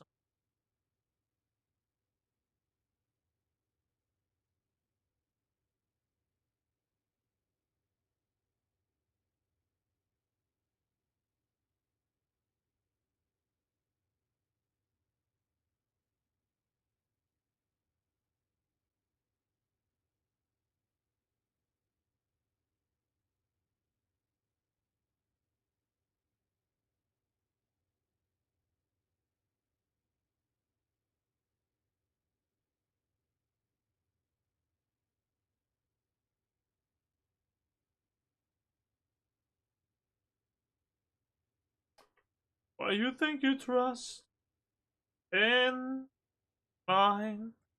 Self right to suicide.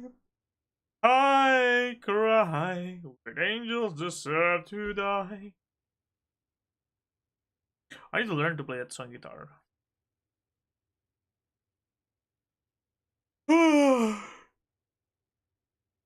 Oh, and I really need to fix my sleeping schedule.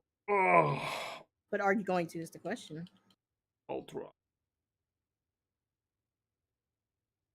I'll take that as a no. I go to sleep right now. I only had 5 hours of sleep.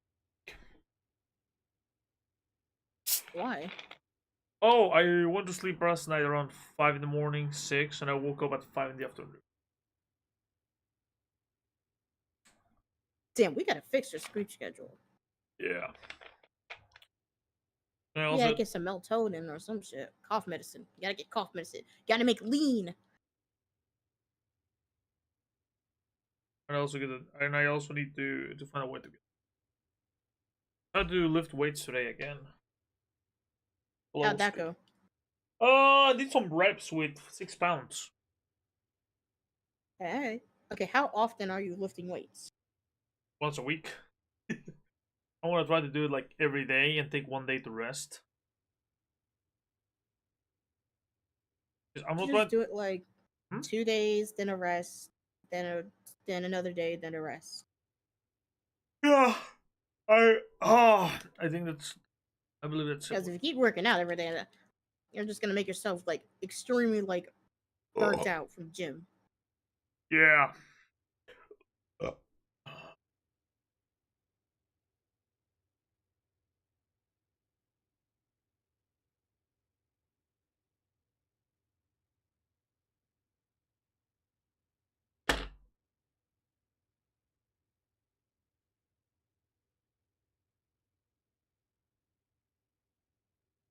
You depend on our protection. You want to fight from the tyranny.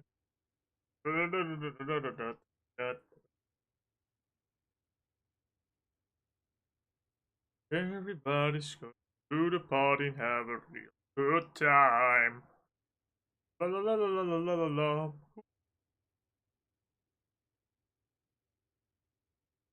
Ah, dancing in the desert has some time. Ooh. Everybody's going to the party and have a real good time. It's weird. I feel like I'm sounding like Markiplier. Kinda.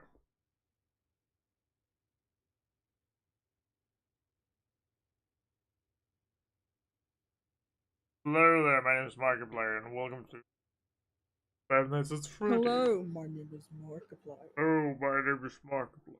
Welcome to Five Nights. Oh, I need spells.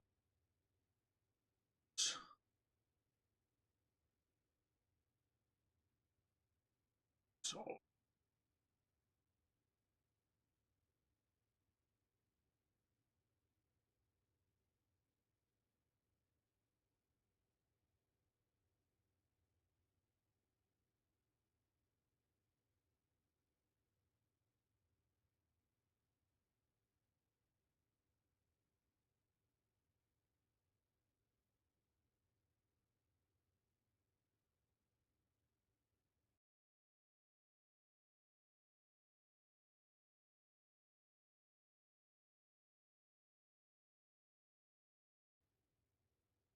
alright, let's see if we can for profile in Blue Sky.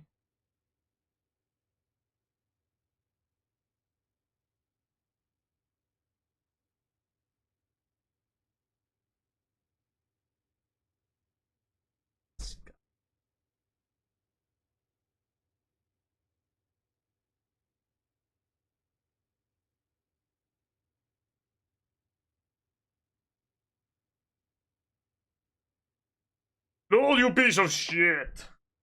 I have made you. Sorry, guys, I'm dealing with some technical difficulties here. Oh no, that's porn. I cannot upload porn as well. Or can I? Load the porn.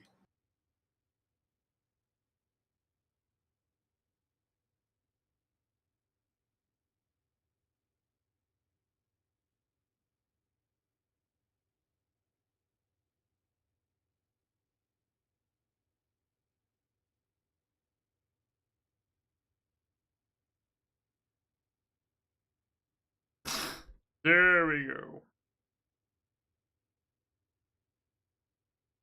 There we go. Okay.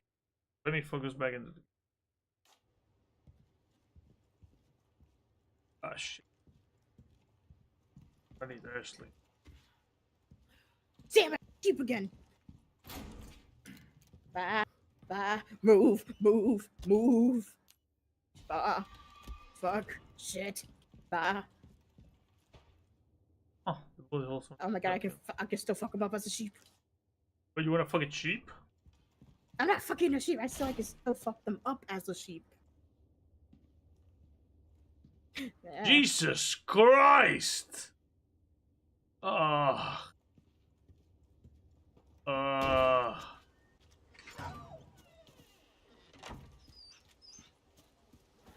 You too, huh? Or a pop out, baby. Here you go, Dogo.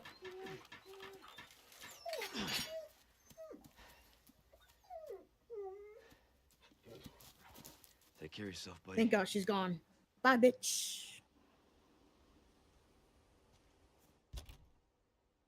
No, I need to go. Girl, I'm trying to go fight Cronus. You keep getting in my way.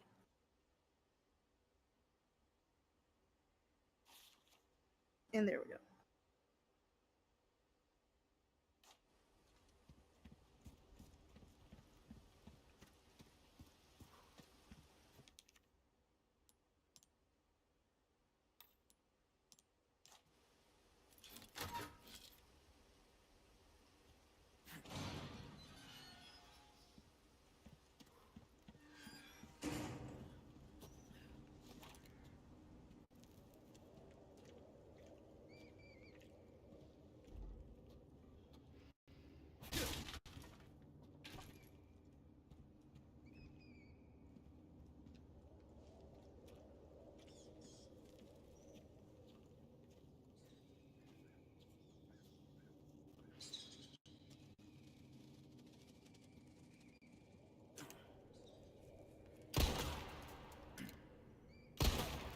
What? That's not immune to bullets? Batman.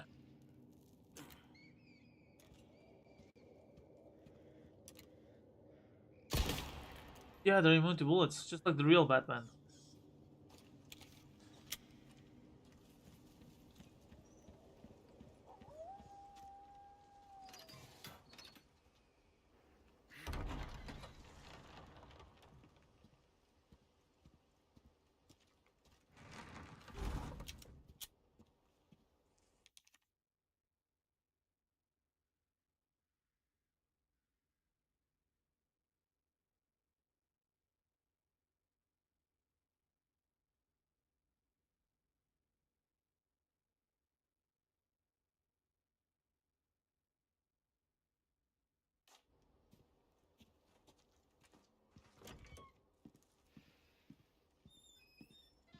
I've been here already. Oh yeah, I have.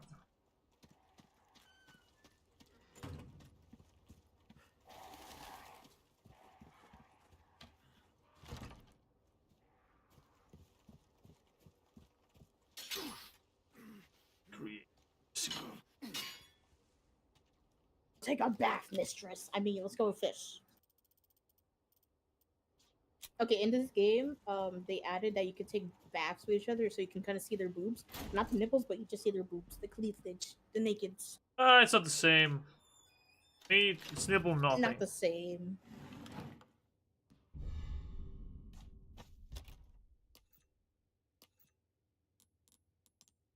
No one want to fish with me.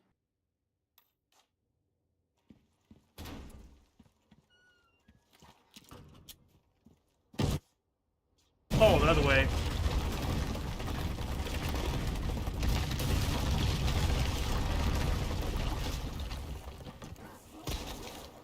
Give me a break already.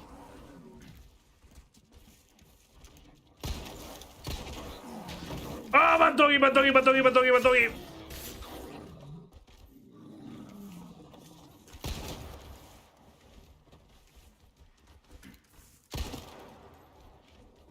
At least I can do.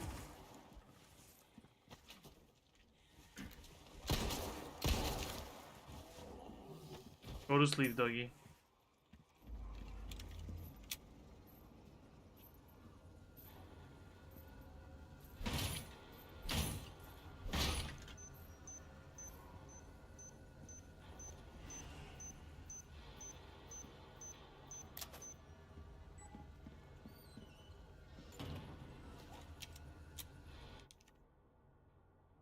Sorry, I thought it. Dude, shit.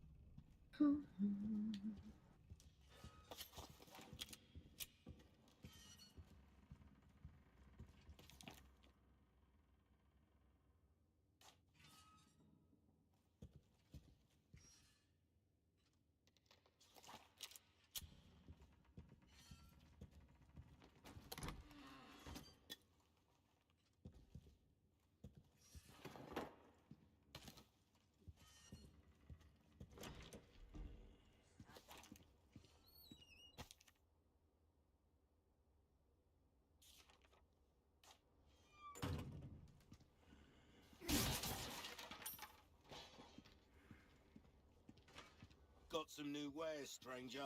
You're in for a treat. I do. Welcome. Got some rare things on sale, stranger.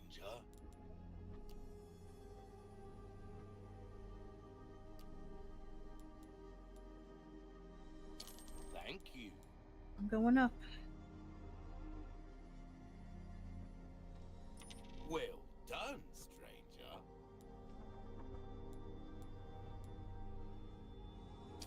A deal well struck. Sale. That cash in your pocket or your life. Easy choice, mate. Ho ho! You cut through the crowd with that right there.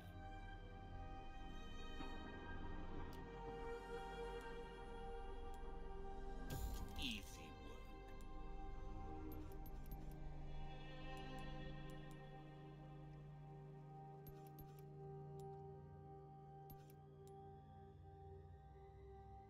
Molding a weapon. Just try that on for size. We're starting to get an idea of your tastes, friend.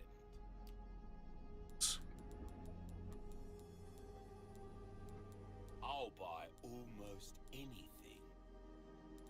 Well then, what can I do you for? Save up, then we can talk. There's some things money can't buy. Pleasant travels.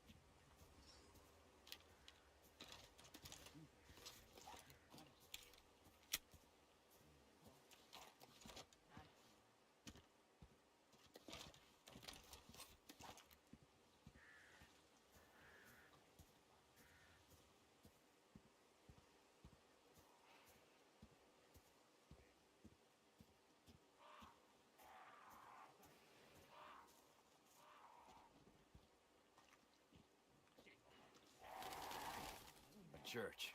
I made it.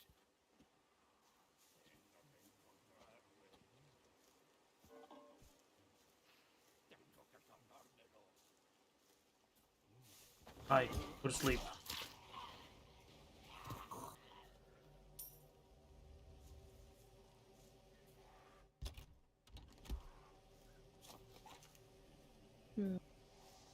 How's things with your game, man?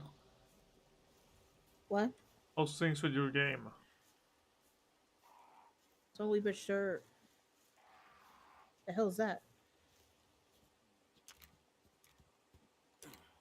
Who the hell are you?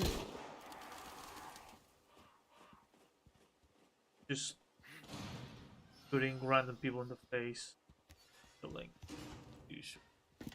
Lady? Killing is my business and my Oh, business it's her. is good. Damn it. Condor 1 to roost. The church is sealed up. And Baby Eagle? Negative. Nothing yet. But they sure do have this place locked up tight. I see. I can think of one reason they'd want to do so. Oh, she's here. That's for sure. I'll find a way in. Condor 1, out.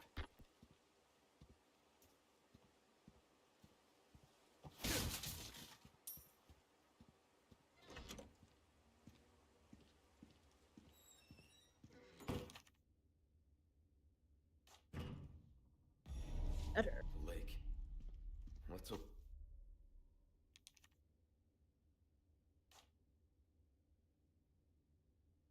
For no more surprises.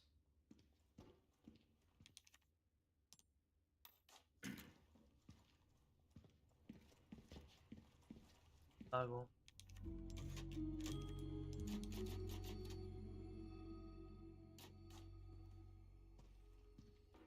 Managing my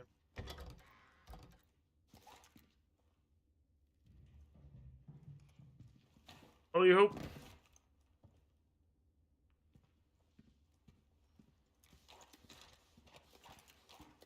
Zeal. A big ass fish. Oh, that's a dead human. Come on, Frenos. Going on a magical adventure together.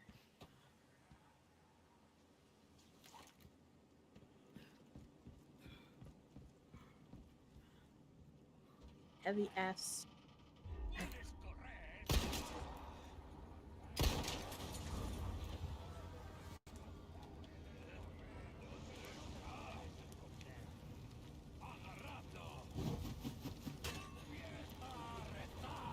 That's it. Come for daddy. That's it. All of you, come for daddy. Thank you.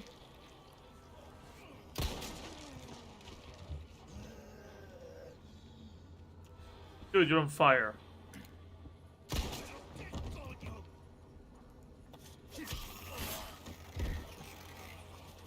Sir, your ass is sticking out. Go away. There, you're on fire. Sir, your whole pantaloons are gone. Actually, you don't have any legs. Half of you is literally gone.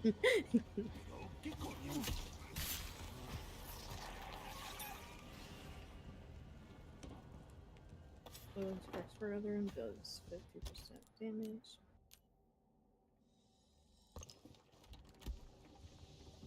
I am the greatest.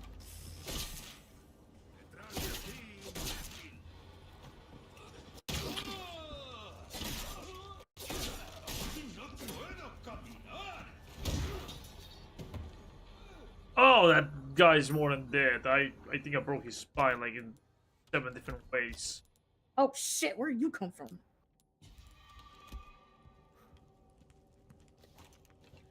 Hercules.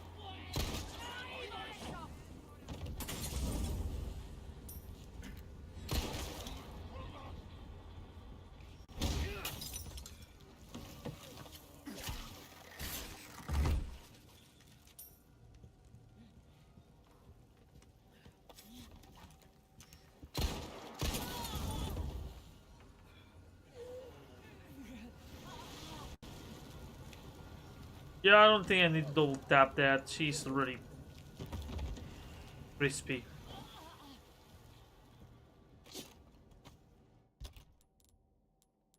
She very crispy.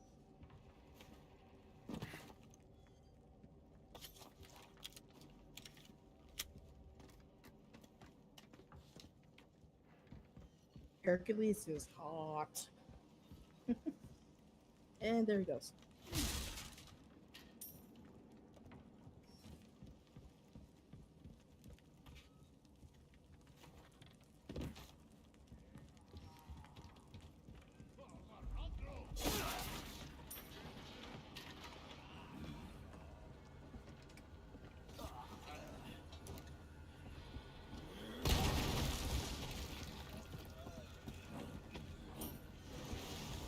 There, you just lost your you just lost your lower health. Hi. Bye. I have no boons either.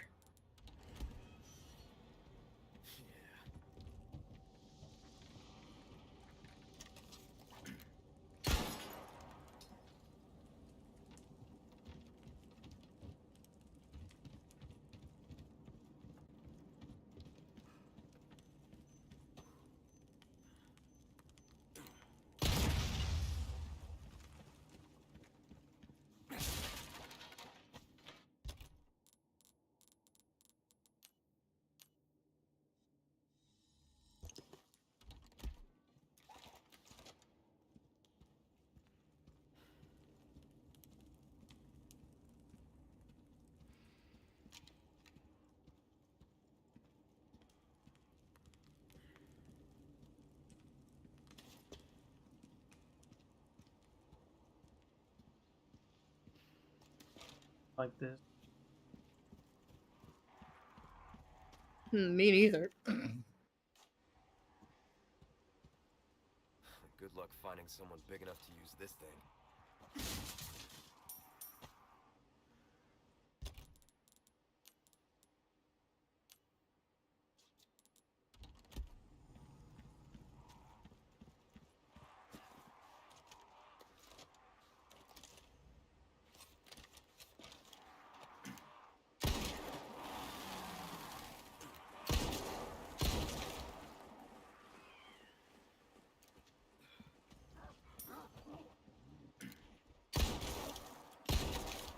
I'll play dead. Good boy.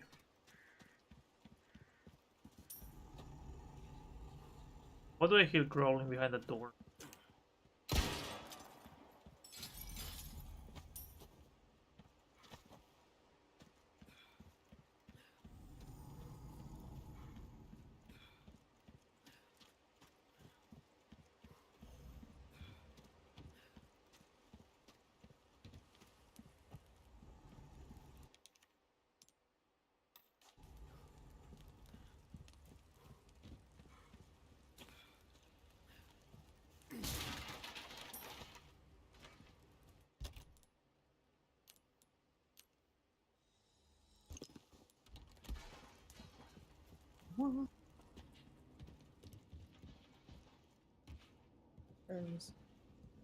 Yeah, I found El Gigante, Which one was that? the giant. Gun rhymes with Oh, that fucker. Scared the shit out of me when I fought him. fun for a There are enough weapons here to get. You know a what party scared going. the shit out of me? The fish that was in the goddamn link. They're like, Oh, that's salamander. Yeah, that's not a fish, that's a salamander. I don't care what the fuck it is. It came out of nowhere. welcome. I literally, Got a selection of good things on I kept sale. shooting. I was shooting into the lake, and I didn't know it grabbed your ass if you keep shooting Well, into the stranger. lake. Yeah, it can. Shit. Smokey did not appreciate that. Well, Smokey was not well, happy. I can certainly do something with this. Good luck to you, stranger.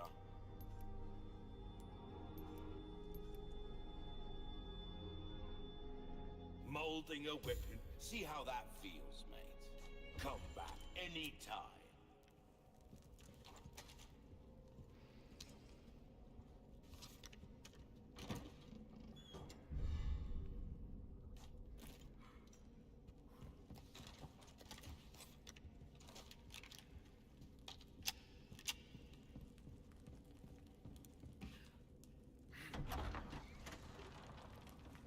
I need to.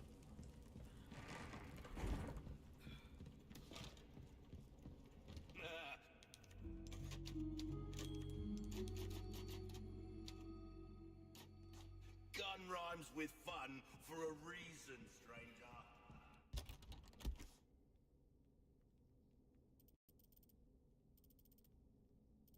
Shit, there's more ammo there. Italian over. That was missing.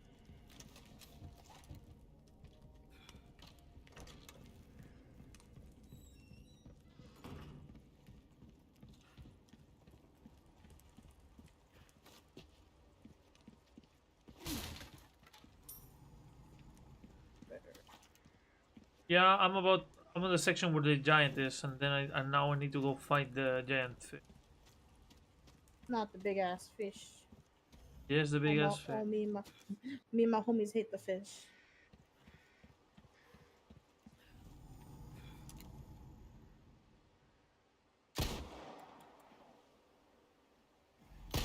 First try.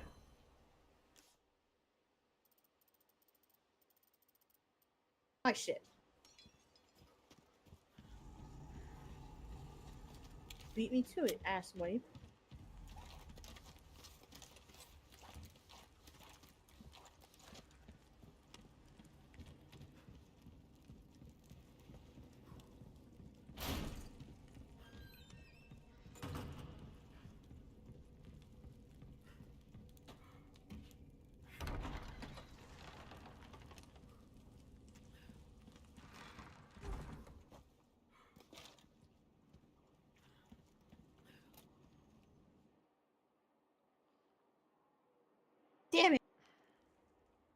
Stupid ass fish.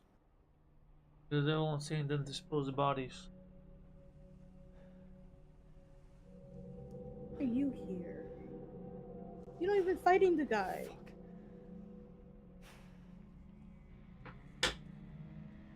Bah, bah.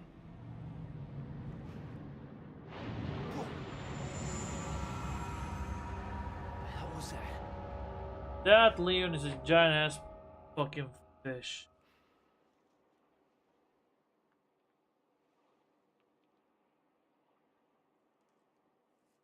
Looks like there's something over there.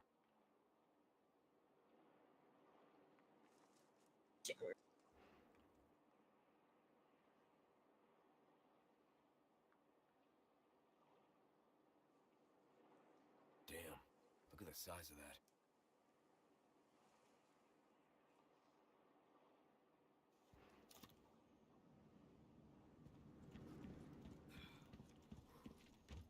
A giant Oh fish. shit.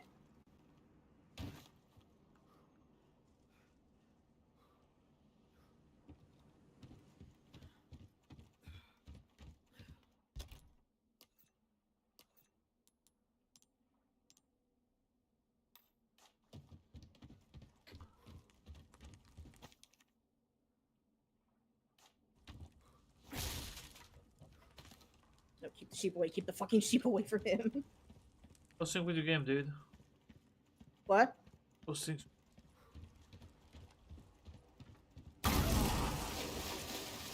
I think it's in my game. Yeah, how's things with your game, man? You good? Yeah. Currently fighting. You ever heard? Have you heard of Polyphemus from Greek mythology? No. Okay. Long story short, he's a Cyclops, big ass Cyclops, the son of Poseidon. Odysseus blinded him when he stabbed him in the eye, and he called upon his father to make sure Odysseus either never gets home, or if he does go home, he arrives at least like 20 years later.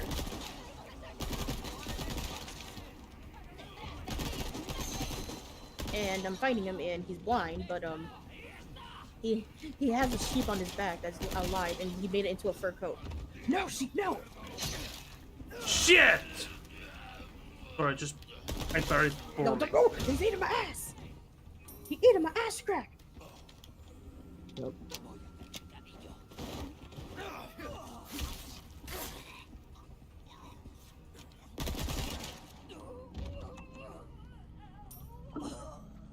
So I just buried very poor. Yep. Oh, hello who there? It's Charlie. Hey Charlie, I'm live by the way, mind you. Yep, I saw. You sound defeated, man. You okay? No, I'm just tired. God, you good. Yo, go. I was tired and I'm trying to keep my voice low because there's other people in the house and everybody's got slightly different sleeping schedules and...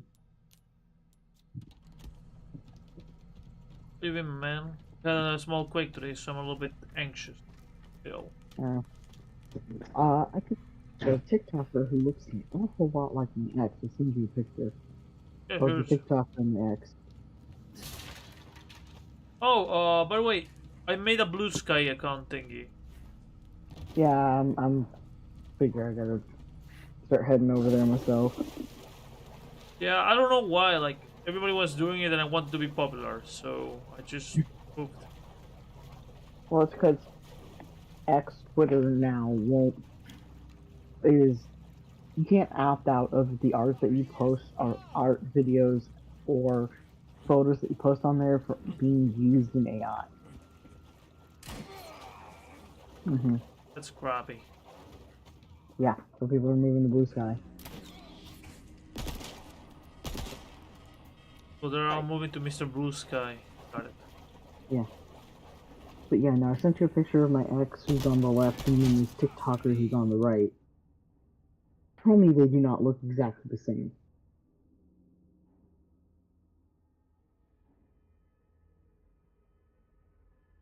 Yeah. You see it, right? Yeah, the big difference is sunglasses, but everything else pretty much tracks. Yeah, like I'm looking at him and I'm looking at this TikToker and I'm going, No way. It happens, man. Like, I'm not trying to be paranoid or anything, but it happens. But after all these years, I don't know. I followed him and I'm listening to his music, so get a vibe.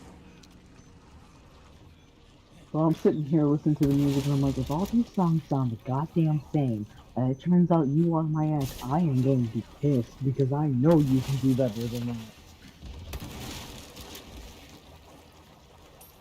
By the way, sorry if I'm too quiet. I'm just shooting Spanish zombies. And I'm trying to be quiet because there's other people in the house and I'm just trying to be respectful of everyone as usual.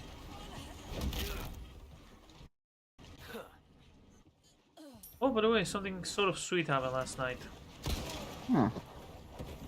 So, remember my friend Poppy? Uh-huh. So, she's being bullied by an artist. Oh. That's not the sweet part. This is an artist I have commissioned before. Thing is that, because this, I don't want to give armchair, what's the name? Therapy, you know, whatever. But you can tell that this person might have BPD because they cannot hang out with somebody without starting a fight, you know. That might not just be BPD. Keep in mind, cluster B personality disorders have lots of Venn diagrams and traits, but also sometimes just toxic monsters. Yeah, yeah, yeah. No, like she claims that they have BPD, so that's their justification for them to be Oh, an well. asshole. Okay, yeah, no, I don't. I have BPD, and I try not to pick fights with people. You really have to piss me off to get me to want to fight you. Yeah, no. But for example, to give an example of this person's attitude. Let's say they see one of your drawings. They will give you shit because you draw better than them, because in their mind you're ripping off their style. Yeah.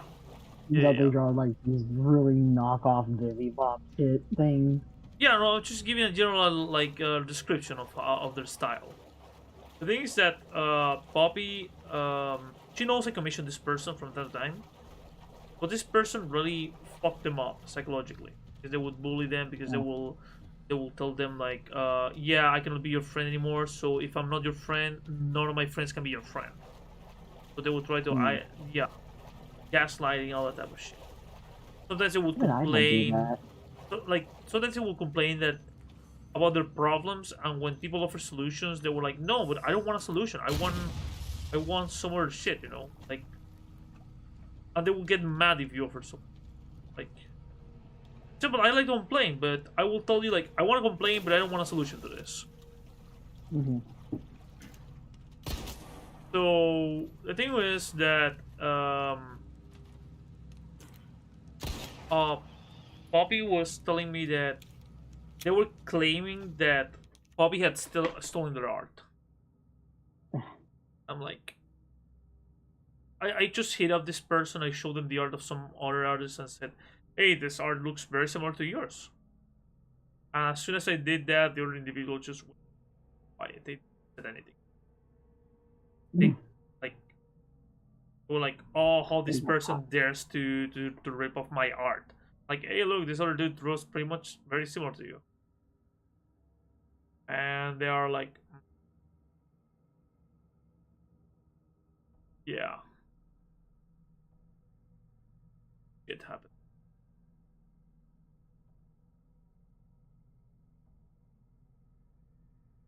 What's the hold on? What's the drama now? Drama just on the detour. Be right back.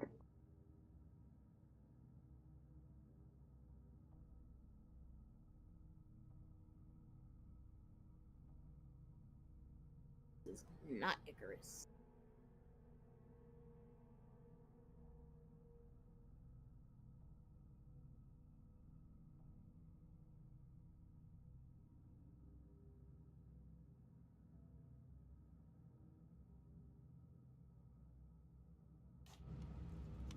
Sorry. This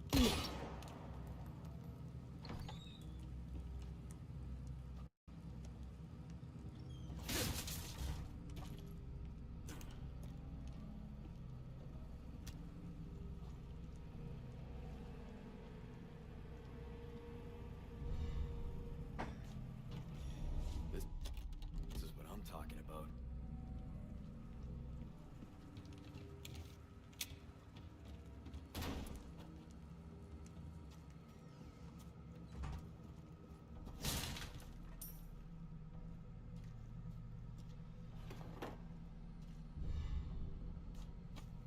Mr. Blue Sky.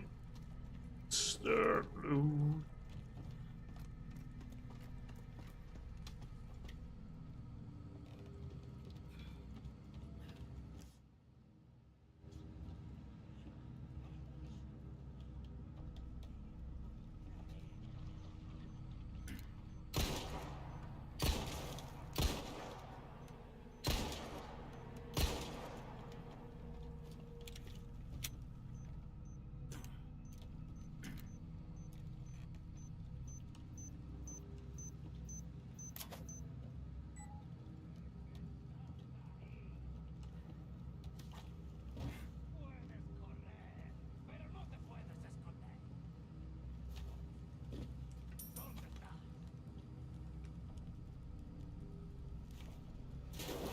Yeah. I don't have enough ammo to kill you all.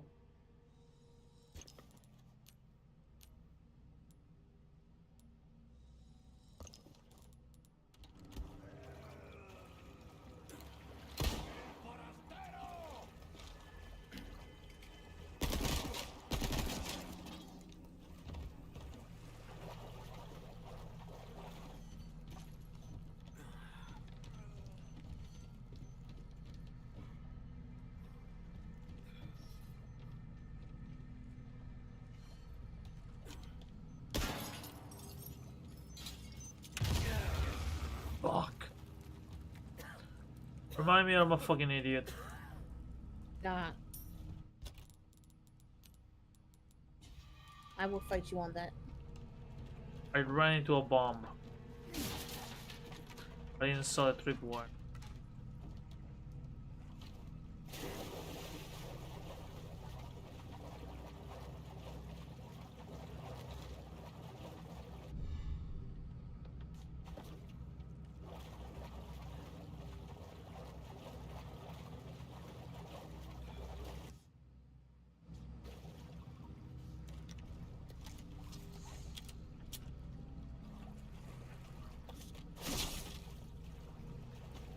That's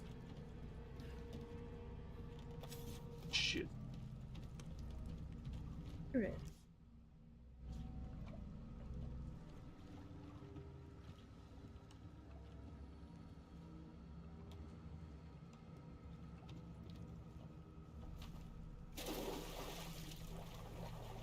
Oh. Okay, I'm gonna have to tap out. Everyone's starting to head to bed. Good night. I'm gonna be staying up. You might see me somewhere else, still doing stuff, but everybody else is going to bed, so I can't be talking. Oh, I want to write you something. Okay.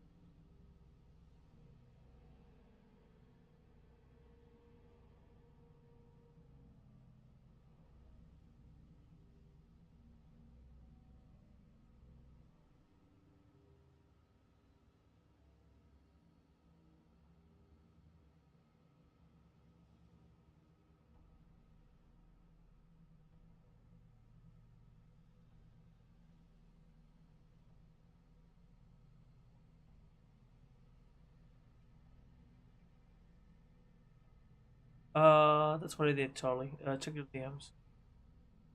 Okay. I feel like I'm emotionally more mature.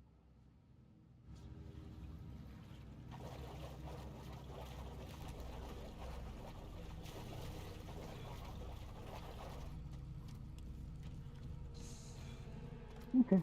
Cool. That was like Yeah. not afraid of I'm gonna go. Yeah. Okay. Well, I'm gonna go. Okay. Take care, man. Well, okay. Yep. You too. Thanks. Like, I don't mind being honest about my. I feel like I can trust.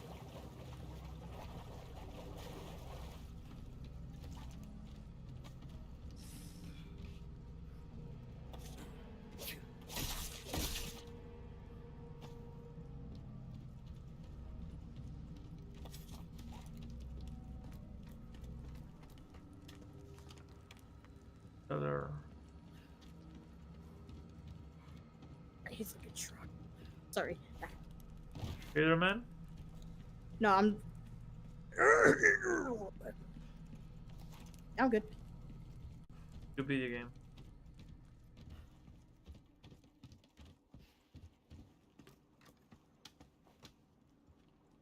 Please don't be the boss I have to fight. Please don't be the boss I have to fight.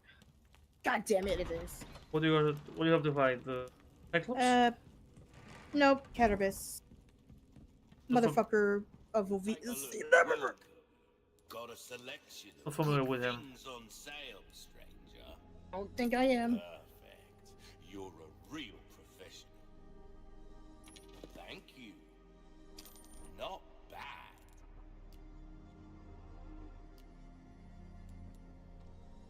That's good work, if I do say so myself. A well-tuned weapon can make up for a, there you are, as you wished.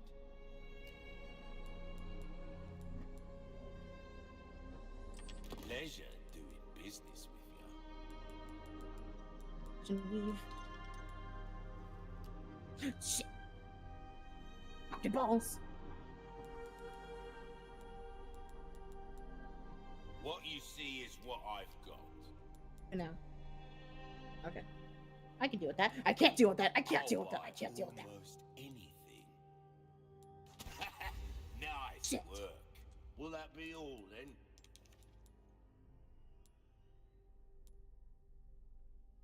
What's that? You've got a soft plate.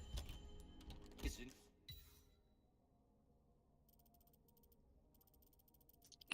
And that's when I ate all the pussy. Hey man, I'm live. Who's good?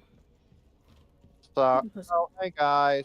And if you didn't understand that joke, ask your mom to explain it. Oh, by the way, dude. My mom's dead. I made a decision, man, for the next podcast. Go on. I want to start it with one quote, if that's okay with you, man. What's the quote? I miss fucking something with a pulse. No, I miss sticking my dick in something with a pulse. A pulse. Yeah, something that has a Alive. heartbeat. Something that's alive, not a corpse. Not the plushie, not the soda can from last week's party. Something alive. Okay. Yeah, I think it will be funny.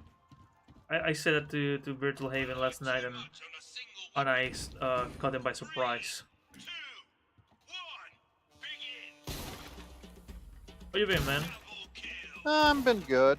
Working on making a little pitch pilot with some limited animation, all that. I think you're gonna like it. Think of it as a slightly more horror-oriented version of Shazam.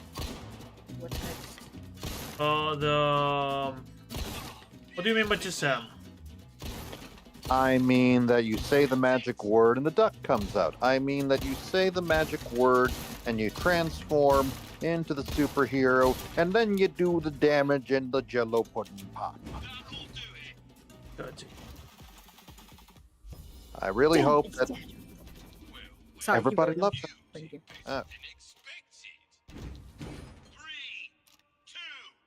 Keep going. I'm playing now. Alright, man, take care. Take care, Wait, Shatter. what? No, I'm not leaving. I said, sorry, I was playing a game. Oh, What no. game? Hades 2. Ah. They just came out with the one next big update since it's in early access, but yes, keep going. Okay, I'm curious now. Hades Yes. 1 was all about essentially the Sisyphean chance of really getting out of hell and actually figuring out what's up with your mom. But Yes. I'm now weird and curious. Where was there to go from there?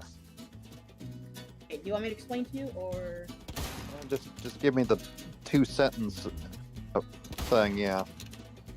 I can't do 2 sentences, but I'll make this quick. Long story short, Zagreus goes to find his mom because he wants to find out why she left. And so she basically left because Zagreus was a stillborn, and she was ridden with grief and couldn't take it, so she left the underworld with the help of like another character in Hades to basically go live her life undetected from the gods on Olympus. And so basically, anytime he went up there, he couldn't last long on the overworld because his ties down to the underworld. So he was there for at least like a minute or two to catch up with his mom. And basically, he would fight his dad just to go see his mom. Right. And in the end, she comes home, and now I still have to go do the true ending where they make peace with the god. You don't make peace with the gods. No, Your point. Hades comes to terms with the gods. Like, they're kind of, chill. Got it. So how you been, Sean? How was your day, man? Oh, I'd say my day was quite full. Things were accomplished, decisions made. I got a tarot reading in a dream that for some reason kept showing me the Tower, the Knight of Swords, and the Five of Swords. So sudden changes. Sounds like a sign. Yeah. Oh, and of course, a sky full of dead, mummified seraphim. Welcome. Yeah, I know, that sounds like... Seraphim is the type of angel. Correct. Oh, be right back, I'm gonna go get something to do. Nom nom. Be right back. Hold the fort.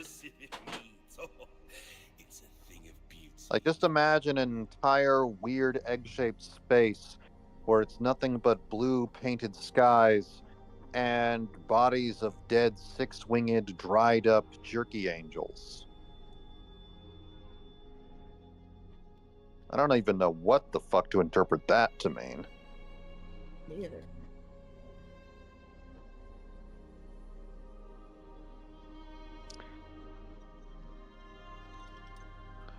Thank God. Cat on. You know, what's funny is that there's always some strange beast that guards the entryway to the underworld. Yeah, Either Cerberus. you can... Yeah, there's Cerberus. In Egypt, it's Amit or Amut. You also, of course, have the snake creature Apep, the embodiment of evil. You, of course, have the original good boy god Anubis. Such a good boy. You have the Sphinx and the Hydra, who both guarded the underworld entranceways to the underworld in both Greek and Egyptian mythology. That's what I'm playing. You free to. I'm trying to remember, like, there was an entire bestiary of monstrosities for Sumerian mythology. Like, that's where you get, like, scorpion men. We are guarding the entryway to the underworld for Mummy! I think we Daddy, but okay. Well, remember, it's the Babylonian mythology. In Babylonian mythology, the underworld is the domain of Ereshkigal, the twin sister of Inanna, aka, what's her name?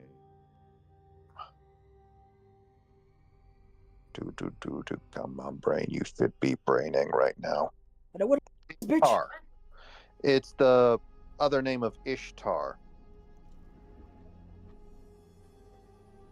Irit? I'm I'm back and I have protein bar. Oh, Sugar that I got. back. Oh, by the way, Sean, I spoke with the players last night. Yeah, no, they're not ready for no armies, man. That's a little bit too baby for them. Too surreal. One day, they will have to bust open their psychic cherry. I don't think they're already... Like, well, I love that game, I don't think it's for all type of people. I didn't expect it to be for all type of people, but I'm just thinking... I just like to joke around and say, one day your mental cherry will be busted wide open by my mighty lance of knowledge. Dropping bombs and bitches. Oh. Dropping bombs and bitches and putting people in stitches and hopping and hipping and hopping and Oh my God. hopping. Not the time, not the time, not the time. But what are you not doing? How did the meeting went? Oh, my meeting went fine. All is well. I'm glad for you. I have no idea what you just said. I am glad for you. Thank you. Who's stronger, Batman? You or the addiction?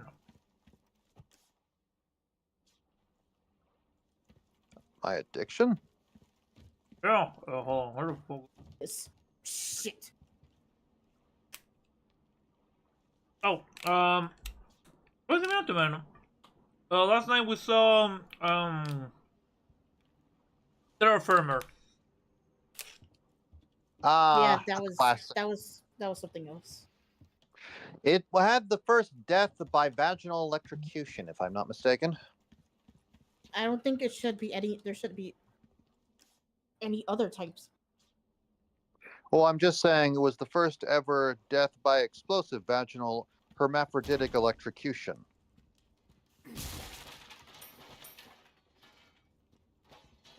Where's she coming from? Where's she coming from? Oh shit. You have to understand that when we hear you playing this game, there's a weird, almost schizophrenic quality. I'm not saying it's bad. I'm just saying it's like, she's coming, she's coming, she's coming. Oh, yeah. You have to... okay, I'm gonna go get water because I'm choking on my own... Go ahead, man, go ahead. What the fuck is it? Oh, there it is. You sound tired. Everything all right, dude? The usual. I've been sleeping too much. Meh. We live in a world where it's simultaneously overstimulated but also undermotivating. So sleeping too much and feeling weirdly tired all the time is a perfectly normal response. Like, like it's not just you. Like last night I went to sleep at 5 in the morning. I woke up at 5 in the afternoon. Christ alive. Yeah, that's like 12 hours? Yep. Yeah. Oh, and also we had a quake today. Did you sleep through it? Nope. So I guess that kind of fucked with my mental scape. No. Kind of fuck with my mojo because I don't like quakes. Well, dear boy, you live right on top of a fault line. On top of one? You live on top of multiple fault lines. My mistake. And now I'm playing a game. By the way, I'm on YouTube and I'm dealing with my thalassophobia right now. Shit! Water? What are you saying? Subnautica? No, I'm playing Resident Evil 4. I'm on the lake right now.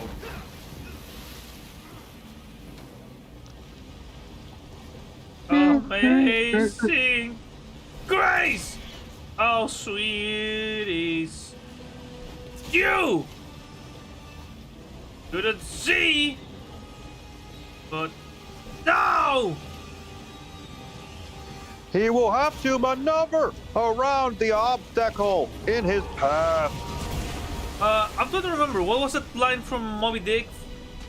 From the heart of The one that Khan quoted. From hell's heart I stab at thee. Thank you.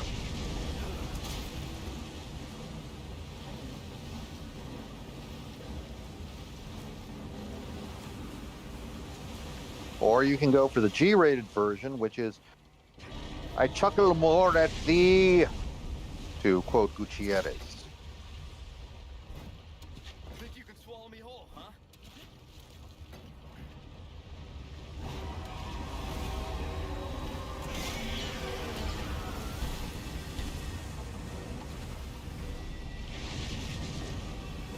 Fucking giant fish. Also love my achievement. Is apparently if you stop aiming this game, you will automatically shoot deer. I'm back. Welcome back. I'm dealing with my thalassophobia. You're what? Is here ocean. Don't tell me. I'm not scared of like swimming in the ocean. I'm scared of swimming in the ocean. Shit gets in. Sorry, you sound kind of far away, man. What? I They're said, scared.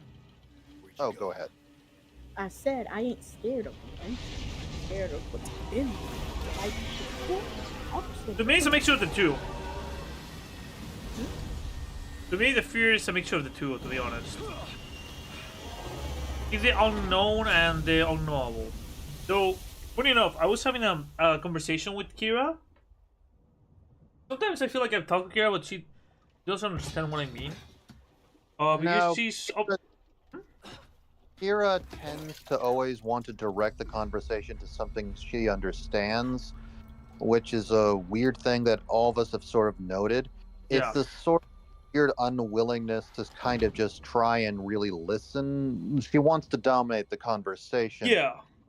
Because I think she, on some level, either had been narcissistic, but not like a narcissist, or they're really afraid of fucking things up. When you direct the conversation towards something that you get. Y'all are still on stream, by the way. Yeah. So, be Kira, careful we what you're love. saying. Oh, I don't think she's watching. Like, she never watches my streams. Yeah, Kira, we love you, dear. Don't worry. Yeah, I do tend to tell you to shut up sometimes, but that's just because I need to keep a lot of people on. No, what I'm trying to say is that, to Kira, the idea of eldritch horror has to be a creature from under the ocean. I'm like, no, that's not it. That's not cosmic. That's not cosmic horror. It's the closest thing we have to cosmic horror, but it's not. The ultimate thing to know about when it comes to phasmophobia. Well, no, phasmophobia is the fear of ghosts. That phasalophobia is ultimately that the ocean is one of the dark, deep, inhospitable environments for humans.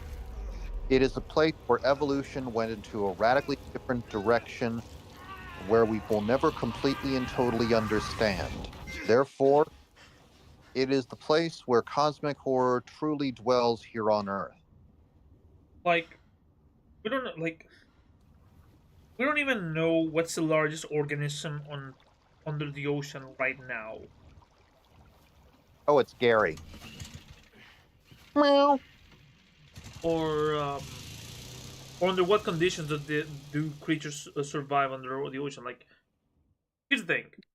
One of the things that really terrifies me is that, yeah, we have found giant squids, but we don't know what's the largest giant squid we have ever found or ever find. We don't know the size of those specimens. You read me. There's a part of me that really does hope to find kaiju down there. Yeah, I'm fine. Won't let it happen. Look. And the church? I'm still looking for whatever. When I used to talk to Jessica, she was like, I'm surprised you have thalassophobia and yet you love the Cthulhu mythos. Yeah, because they find it fascinating.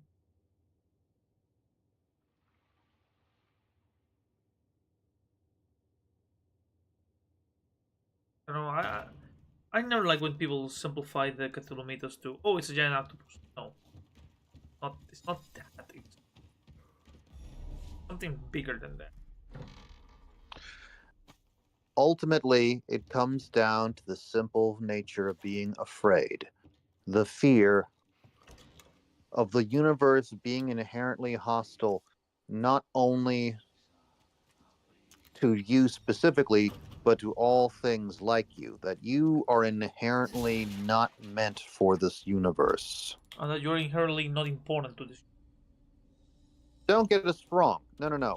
Not important. I think a lot of us ultimately made peace with the notion of being unimportant to the universe. That's small potatoes. But the notion that this universe, that you are the aberration, that you are ultimately the thing that is basically living in fantasy land, that this place is nothing but a giant parade of monsters, that terrifies people. That there is no hope, that what you imagined is simply a small corner of creation where you are, well, basically lucky to not eat dinner.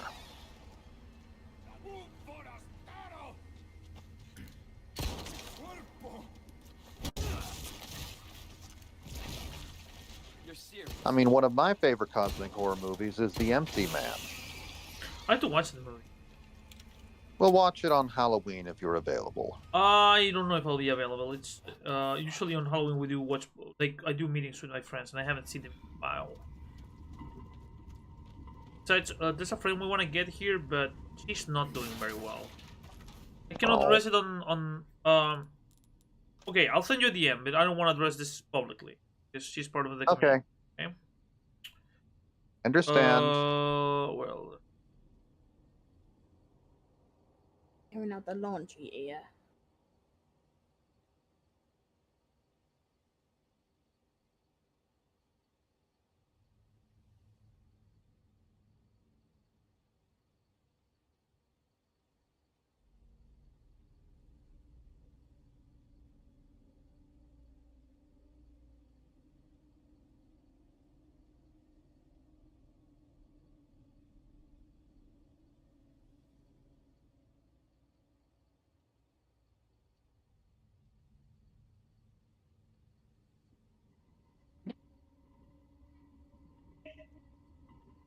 There you go, Sean.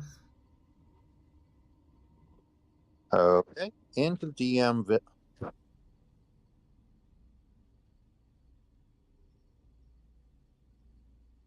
Joe, up or down?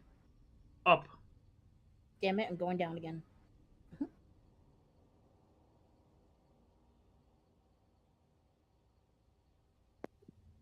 Jesus. Yeah.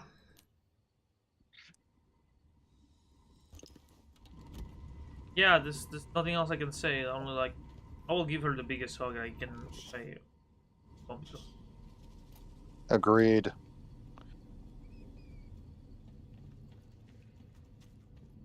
The saddest part is that she's a good girl, so I hate the fact that she has to deal with this type of karma.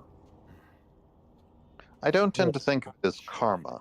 Karma implies, I don't know, something else. Same mark from the church. The way I view karma is if you've done something bad to someone, it's gonna come back and bite you in the ass. But if you've done good karma will go your way. Oh, and she's well, that's just it. This has nothing to do with any ill things that she has done. It's simply bad things just sort of happen. But we forget sometimes that's also kind of the way things are. Karma is not the sole arbitrator of the good and the bad that happens to you. Sometimes life just be shit. Well, I'm not one to usually quote the Bible, but there is one thing I have heard from it. Time and unforeseen occurrence befall everyone. So, which literally just means shit happens. And I will always quote my version of the Bible. You must follow the great monkey, for he in his great white suit and nice unicycle will show you the way to last Thursday. Of course, mine was the Discordian Bible, and also I think it was written by a schizophrenic. There are difference. By the way, yeah, that's true. By the way, I came across something interesting. Apparently, a leak list of like the top DC superheroes actually came out. You will not believe who was in the top 10. Soups and bats. Your Well, mom? Batman is number 1, Superman's number 2, Wonder Woman's number 3. So okay, that kind of makes sense. Guess who's at number 4? Wally. Aquaman. I shit you not. That's weird. We weren't The expecting Flash. that, but good for him. The Flash is at number 5. The Flash is a tie with Robin, like just Robin in general. So I'm guessing that's supposed to include Nightwing and all the Robins. Green Lantern is a tie with Green Arrow. Feels fitting. At number 7. At number 8, Captain Marvel, aka Shazam, aka Billy Batson. At number 9, John Constantine. Johnny. Okay. At number 10, Supergirl ties with Power Girl. I can imagine why, because there's a shit ton of horny motherfuckers who only care about her boob. True, but there's also a character to her, but I'm not here to argue that. I'm just saying, still though, the fact Aquaman is number 4 ahead of Flash surprises me. I'm just surprised to see John Constantine within the at this high in the ranking. Good to know. How you been, Lunar, by the way? Thanks for your end.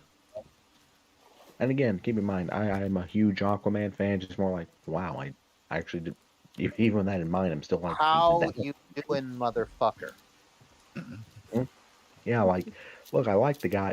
It's like being a fan Fair of enough. a particular Fair actor. enough. Fair enough. Sure. No. Fair enough. Fair enough. I can read Coda, man. So, what do you mean up to, Lunar? Well, I watched the Twilight Zone movie today. What do you thought? As someone that's never seen it before now, I like the opening segment.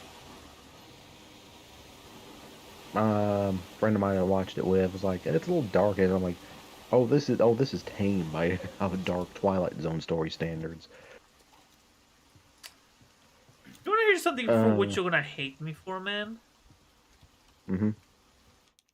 I did a deep dive on the Twilight Zone movie, and I saw the footage and the after. I know the decapitation. Dude, I saw the dead body. I found pictures of the dead body. Oh, you live leaked yourself. Yeah. But anyway, I thought the first segment was pretty good. The horrible behind the scenes thing notwithstanding. I am still surprised. Who did that segment? John Landis. Yeah, Landis. I'm still surprised John Landis hasn't gone to jail because of that, man. Well, I you looked better into it. Big name in Hollywood. He could get away with murder at the time. Also, I looked into it. It really was labeled an accident. Like, here's the thing. For what I researched, there was a lot of people telling Landis, "Do not do this shit." Yeah, what's the worst that could happen? Someone literally lost their head over it. It was more than their head. Yep, but now I'm just kind of wishing that there was... Okay, you're gonna hate me for this. You say that, and I keep flashing back to, like, old episodes of Law and Order, and I just wish that dude, the old Jewish guy from Law and Order, one of the detectives, was just like, he lost his head. Oh, dude. I seen the pictures of the dead body. I'm surprised they were able to recognize. Almost. Yeah, but anyway, I still like that for opening segment pretty well, especially for an original. Sorry, what was that, Sean? It's a great opening segment, and who doesn't love a bit of Creedence Clearwater Revival? Honestly, of that movie, there's only one short that to me was a dud, and that's Kick the Can. Kick the Can does not fit. And I'm just left wondering, what's the moral here? What is the point of this I'll story? be honest, man. I don't remember Kick the Can. Anytime I watch that movie, I skip it. Like, if we do a watch party and we start Kick the Can, I'm gonna sit down and read a book or something. I don't Yeah, remember. I mean, the original episode was actually a lot better and had more of a focused moral that compared to that one. Like, literally, just hey, just because you're old, don't forget, to like it wasn't spelled out like it was in the movie version. Now, Even with Rod Serling's closing narration, it wasn't spelled out. now, It's a Wonderful World, the Right. one with Anthony. I thought it was an okay adaptation. Not the I mean- greatest. I thought it was okay. If I'm being honest, that was the one I hated the most, actually. For one reason. I feel it could have benefited from just being its own thing like the opening segment. Because when you tried, it didn't really capture the... Let's be honest here. It's a good place. Had more of a chilling atmosphere to it. Like, oh no, the entire world's fucked because of this kid. Whereas this feels a little too potentially optimistic. Yeah, like, oh, like, they didn't even do the whole thing of, like, the whole seriously, that fucking Jack in the Box scene in the original episode, that was just chilling. This I one, don't remember it, man. he literally turns a man into a living Jack in the Box. To be fair, though, when you do see him just being all deadpan, there is a part of you that goes, he seems weirdly like I expect. Let me look for it. Let me Google this shit. Oh, I got a message. And then, lastly, Terror at 10,000 feet. My God, I'm going to say this here. Oh, dude, that was the greatest. It honestly, I'll say it. It outdoes the original episode. For a couple of reasons. One, John Lithgow sells being a guy that is horrified at the thought of flying. Getting a message. Okay, you know what would have proved everything? Okay, more stories. So far, you only have the time travel racism one. You have Kick the Can. You have the Terror at Feet, Reality Warper Kid. Am I forgetting one? The intro, the when they're talking about the toilet sign. You basically have 5, but it feels like you need more because a quadrology is not a good anthology. It feels like you should have, unless you are able to really rationalize it, it feels like you need an extra story. Like, honestly, first off, fuck Landis. Yeah. Yeah. Yeah, no, let's call a spade a spade. Like, fuck Landis. Yeah, of He got cocky and the man died. Yeah, dude, have you seen The Funeral? Yeah, I've seen it. Oh, Landis was saying that, he died for his art. No, he died because you did that stupid decision, man. And I'm glad Steven Spielberg stopped talking to you. And honestly, his son is not much better. He hasn't killed anyone yet, but he is not much better. Oh, I have heard the rumor. I've heard the legends. We have heard legend of the Max Landis and how he's dying shit. Yeah, I mean, I like some of his stuff, like the whole skit videos he does. That's about it. And I only watch those because I don't have to pay money for them. Yeah, no, but going back to the subject about Landis. Char, if you don't know, basically this is a movie where because of the director's bravado of trying to make quote-unquote art, an actor and 2 kids lost their lives. In a very gruesome fashion. In a very avoidable fashion. Yeah, they got crushed by a chopper, and they ignore every single safety regulations. Because Landis said, "Trust me, bro, I know what I'm doing." That was always the Even problem with Landis and his generation of creators. Too many of them got this weird machismo thing going on. Like, you always saw it with something like Coppola. but at least Coppola knew how to reel it in just a little bit. That's ultimately the difference between Landis and the rest of the, shall we say, rat pack of the 70s and 80s directors. Yeah, they're all assholes at times, especially Kubrick, but at least even then they knew not to actively put someone in danger to the point where, no, this is like, no, certain death is upon them. Exactly. I guess I could, but it was also the one thing from that period of the 70s and 80s. You saw more directors suffer from what I call the deal with the devil.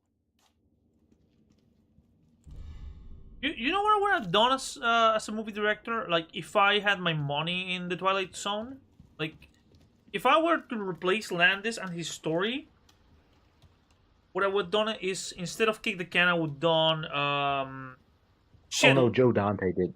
No, Joe Dante did kick the can. No, but you know what I mean, because Spielberg was also involved.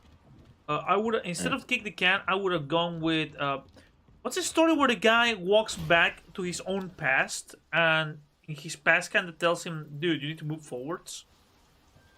Oh, I know the one you're talking about. I forget the name of that episode. They're closing someone's bar, or the one where it turns out it's like, oh, I'm suffering also a bit of radiation sickness because of that. How I did that. Wait, I know the one you're talking about. He makes a deal with the devil to go back and to look No, no, no, young no, no, and no. be back in. He goes back to his old neighborhood, like he's just walking distance. That was the one. Oh yeah, and has the whole rose tinted glasses thing. Yeah, But he finds out no, he was actually quite bullied as a kid. He forgot that part. yeah. And he bumps into into his dad and his mom, and they tell him, "Dude, you want to go back to this era, but let yourself as a kid also enjoy this. Because if you're here, you're not gonna let yourself grow up." I would have gone with that. And the other I would have done, just for shits and giggles, for the Twilight Zone like movie. Um, what's the one where the guy is what's the name? Where there's an alien in a town, and everybody goes to the diner, and it turns out that everyone is an alien. Oh, with a real Martian, please stand up. Yeah, I love that ending of that episode. Oh, by the way, it's funny. There are fleets coming, but they're not from Mars. We intercepted them. I hope Earth likes Saturn. that's another story I'm trying to remember from. Uh, it's a story about the paranoia of communism and how neighbors are turning against each other, where the aliens are Oh, the pulling a prank. monsters are due. The Yeah, monsters are due on Maple Street. yeah. I would have also done that one. One I would have done is Next Stop Willoughby. Which one is that? It's this guy that's in a really high stress at a marketing job. His boss is telling him, "Come on, push, push, push, push." His wife is an ungrateful bitch, honestly, who's pretty much like wanting him to work himself to the bone just to support her. Like, even though they're already very well off. And he has to take the train back and forth, from his house and the city. And every time he does, he keeps having this dream about this really nice night, like 1890s town. Everything's relaxed, everyone knows his name, but he keeps waking up. And we later realized that, oh, Willoughby's the name of the funeral home. Like, he ends up dying. And it's Yeah, like, good. And the entire episode, he's like, "Next time, I'm gonna get off the train. I'm gonna get off the train next time." Hmm. It's not necessarily supernatural in the sense of it could easily be read as him just having a nervous breakdown due to his life. But it is an interesting one. You know what? The other thing I would have done is get an episode. I mean, an adaptation of a story involving Because he was the narrator. What's the name of the guy who played the Penguin in the '60s Batman show? Burgess Meredith. Yeah, Yep. he was a staple of the Twilight Zone. Oh, he had most appearances of any actor in the Twilight Zone. The only person that appeared in the Twilight Zone more than him was Rod Serling. Yeah, because he was the opener in every fucking episode. Yeah, no, I'm just saying that should tell you a lot about how tied to the zone Burgess Meredith was. Oh, I thought of a better one. They could have put in The Howling Man. Which one is that? I don't remember it. Oh, it's about this guy who's hiking. He gets lost. He finds this monastery where turns out that the monks there are keeping someone hostage. And it turns out it's the devil. That's a good one. That well. Another. Okay, it's trying to think of it. It's gonna sound weird, but you could have done a nice version of the obsolete man. That would have been. Oh yeah. Oh, yeah. Such a good. No, I want to serve the state. You are obsolete. No, no, no, please. Like, I just love that fucking ending where they go all zombie on him. Obsolete. Your mom's obsolete. That Fucking was her puzzles. fault. Resident Evil 4 I'm stuck in a... Oh, God. Hocus Pocus and Mr. and Frisbee. That would have been a good, like, more lighthearted one that's still kind of super creepy. Is that the one where the dude manages to essentially con death? No, that's a certain kind of angel.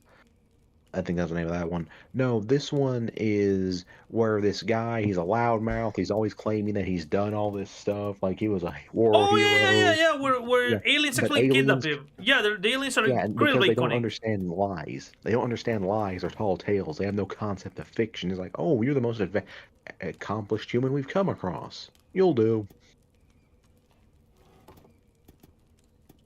Yep, he ends up fighting them off, getting back to Earth, and still no one believes him. Okay. Okay, there is another one that would probably work super well. Oh, To Serve Man. It's a cookbook. A Cookbook. cookbook. Twilight Zone movie should have been a trilogy. There would be one that was focused more on just the fantastical, one on the horror, and one on the science fiction. That's a good idea in theory, but the problem is that the director killed 3 people. So it's a little bit hard to do. Like, personally, I don't think they missed Oh, the mark welcome on back. making an anthology movie. Welcome In back, the sense man. of, like... Hold on. Oh, So, sorry. there's this movie called The Twilight Zone. It's a very good movie. The Is it problem... based on the Twilight Zone? Yeah. The problem with the Twilight Zone movie is that there's like 4 little segments. It's an anthology. And the director murdered 1 actor and 2 children while filming the movie. I'm sorry, can you repeat that one more time? The director murdered an actor and 2 children during the filming. Why? But it was through extreme negligence when it came to a stunt. They got decapitated by a helicopter. Yeah. So there was a scene where they had a fucking a fireworks display, pretty much. Okay, and in this fireworks display, there was gonna come a chopper. The chopper went too low because they told him, "Dude, this shit is dangerous." He was like, "Nah, don't worry about it. I know what I'm doing." The fireworks went haywire because that's what they do. The explosion hit the chopper. The chopper lost balance and it crushed the actor and 2 children who were extras. Oh, and the director told him you cannot use a stunt double because it will look bad. So it was a long shot, so he could have used a stunt double. Yeah, and sadly enough, the actor that died was Vic Morrow, who very, very long career.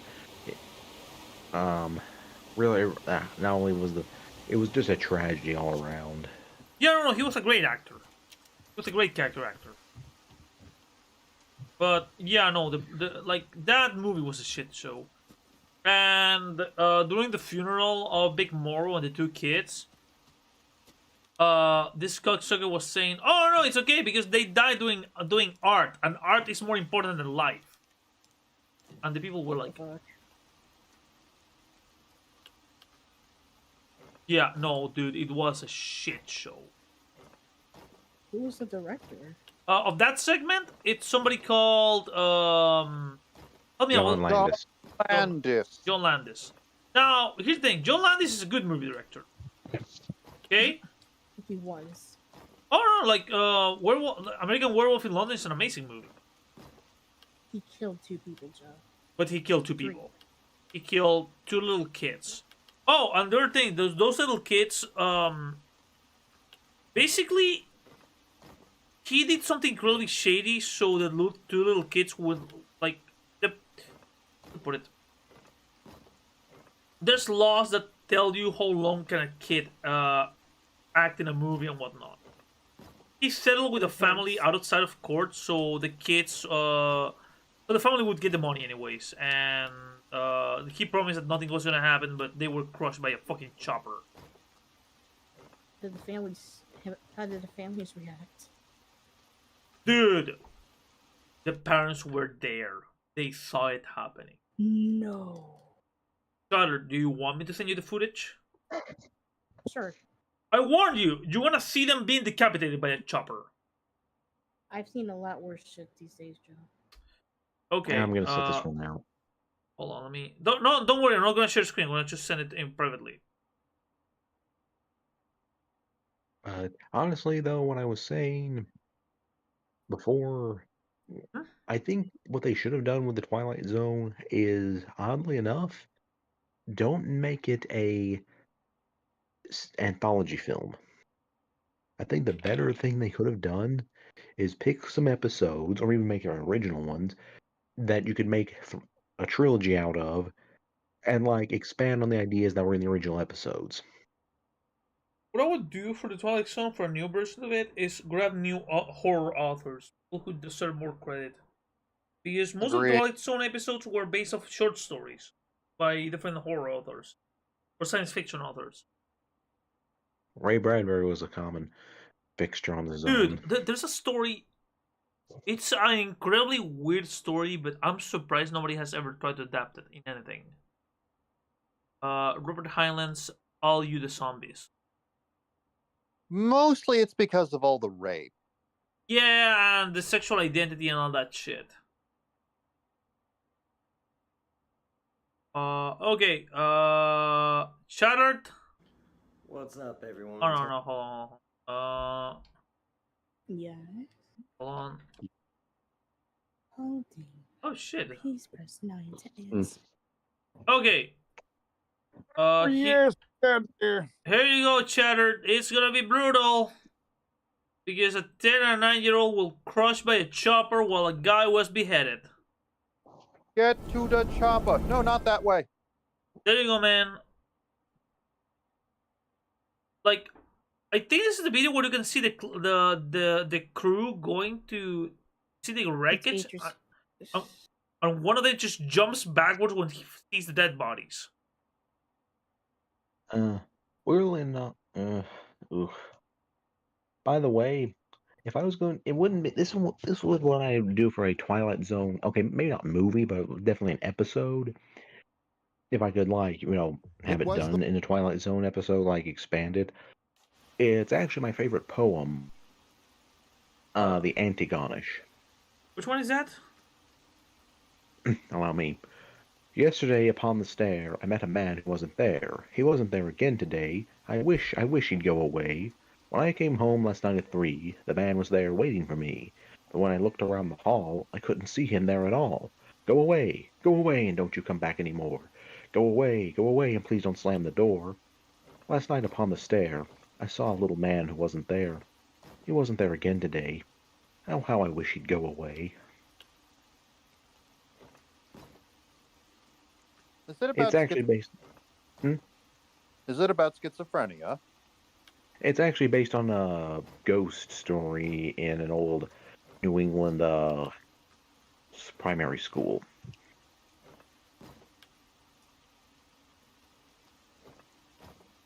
I'm just saying, like, just the poem alone feels like it could really. You could either play. That's just it, though. You get schizophrenia from it. It could be a ghost story. It could be an alien story. It could be basically anything. The concept of seeing something that isn't there and you know it shouldn't be there. That's something that feels very Twilight Zone-esque.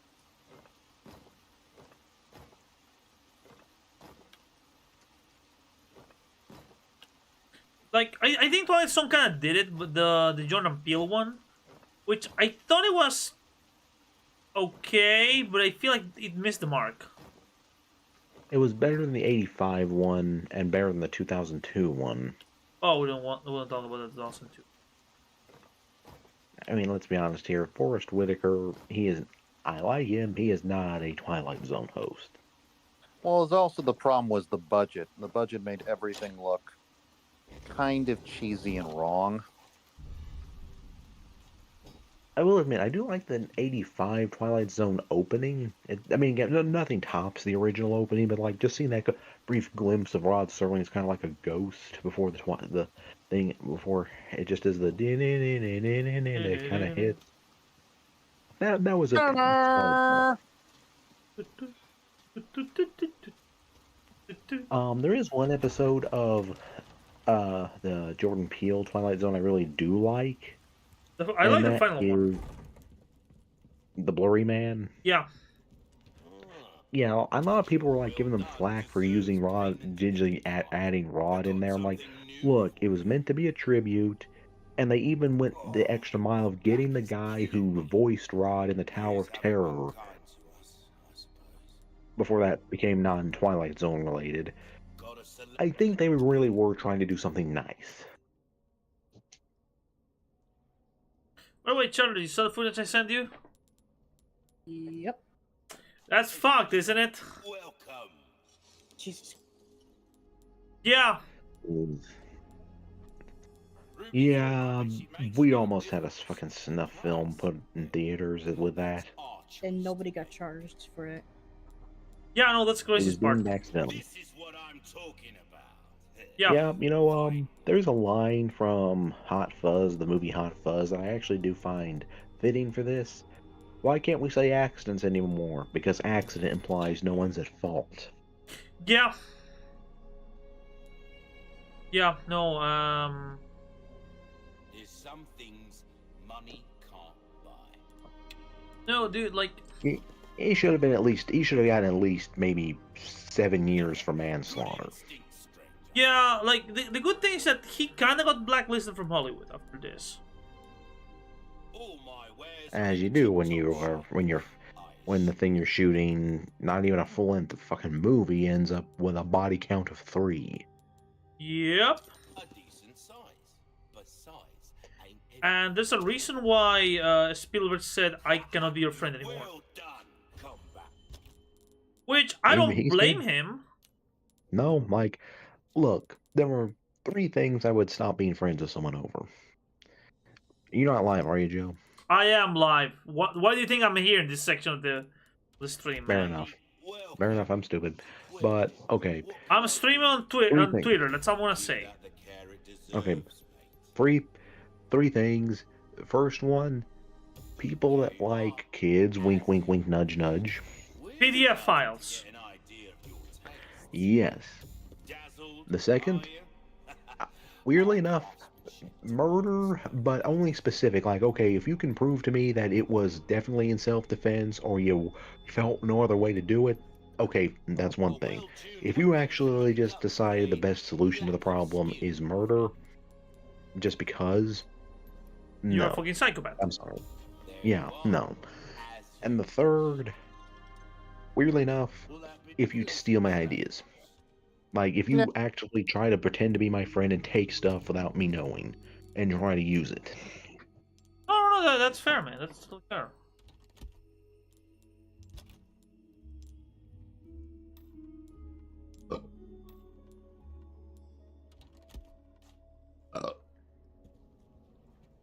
brain. Well, personally, I have nothing to say honestly. I was just thinking that how fucked up this whole situation was. Like, do me a favor, what was the last project involving Landis? Either or.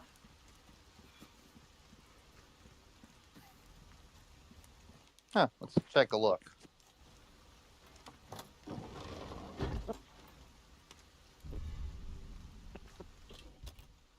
Because I assume he's been blacklisted from Hollywood. Okay. Gonna take a look. You But want Max Landis? John, I'm back. because Max, everybody knows he's a creep. Everybody knows he's a creeper. I actually checked out his whole Kryptonian epic thing. So far, I've followed it. I'm a Superman fan. Felt obliged. He has good ideas. Oh, sorry. You guys want to laugh? Yes. After what I just watched, yes. He was the director for Beverly Hills Cop 3 back in 1994, The Stupids in 1996, Blue Brothers 2000. Plan. What is Susan's plan? No one asked. No one cares. And finally, Burke and Hare in 2010. I don't even know that one. I knew everything else listed. Simon Pegg is in it. Oh, he was slumming it then. Yep. So wait. So you told me that. Okay, so his biggest movie was American Werewolf in London, right? Yep.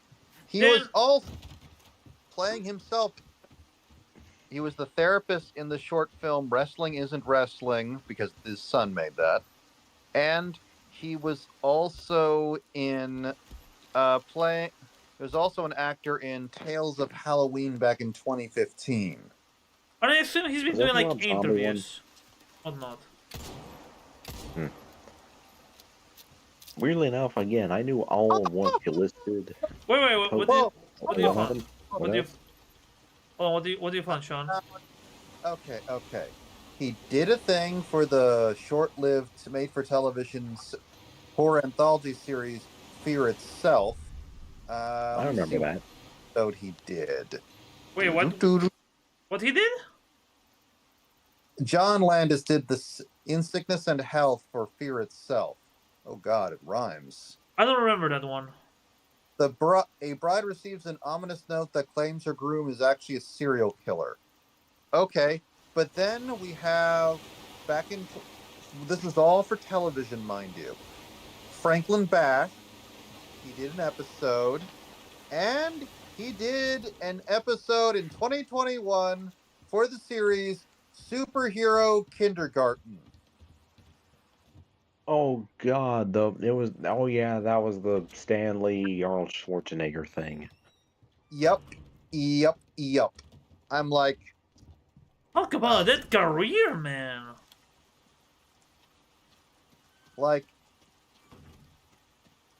okay, just say that he had an amazing career, but I'm gonna go back through his filmography. Okay, what are his greatest hits? Okay, he did Kentucky Fried Movie, Animal House, Blues Brothers, American Werewolf in London, Coming Soon, which I think was... No, wait, that was just a film narrated by Jamie Lee Curtis, so who gives a fuck? And Trading Places, then it's Twilight Zone the movie. Okay, so I can forgive anything before Twilight Zone. Blues Brothers is amazing. Okay, we have to give him some kudos for the next few, though. Hey, hold on. Hi, Rustam. Oh, dude, I need to reactivate that thing. Creators really... Hold on.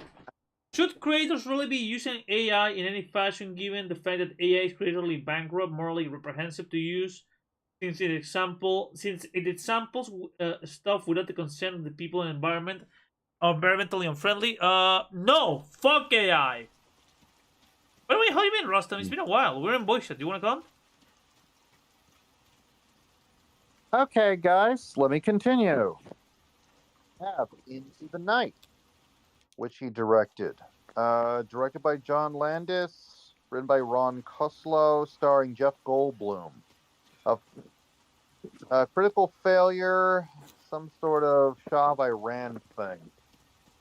He also directed Ice Like Us. God damn it. I actually like that movie. Wait, which is this movie? That's a Dan Aykroyd movie. Where they're spies, and it's actually pretty fun. They actually did a parody episode. Like, it was a loving send-up episode that was on Family Guy. Okay, by the way, remind me to activate that thing, the AI is text to speech, because I have to pay for that cocksucker, and right now Daddy doesn't have the shmoola for it. Okay, next is he was involved in the making of the movie Clue. Yeah, but it's before Twilight Zone, so I can forgive that. After. All the stuff I'm listing is after now. Oh, fuck. He directed Three Amigos in 1986. I like that movie. He directed Amazon Women on the Moon in 1987. Never heard of that one. Never heard of that. An anthology. And I like he did it, though. America in 1980. Wait, he did Coming to America? Yes. So that is a good movie. Well, it explains how we got on Eddie Murphy's radar.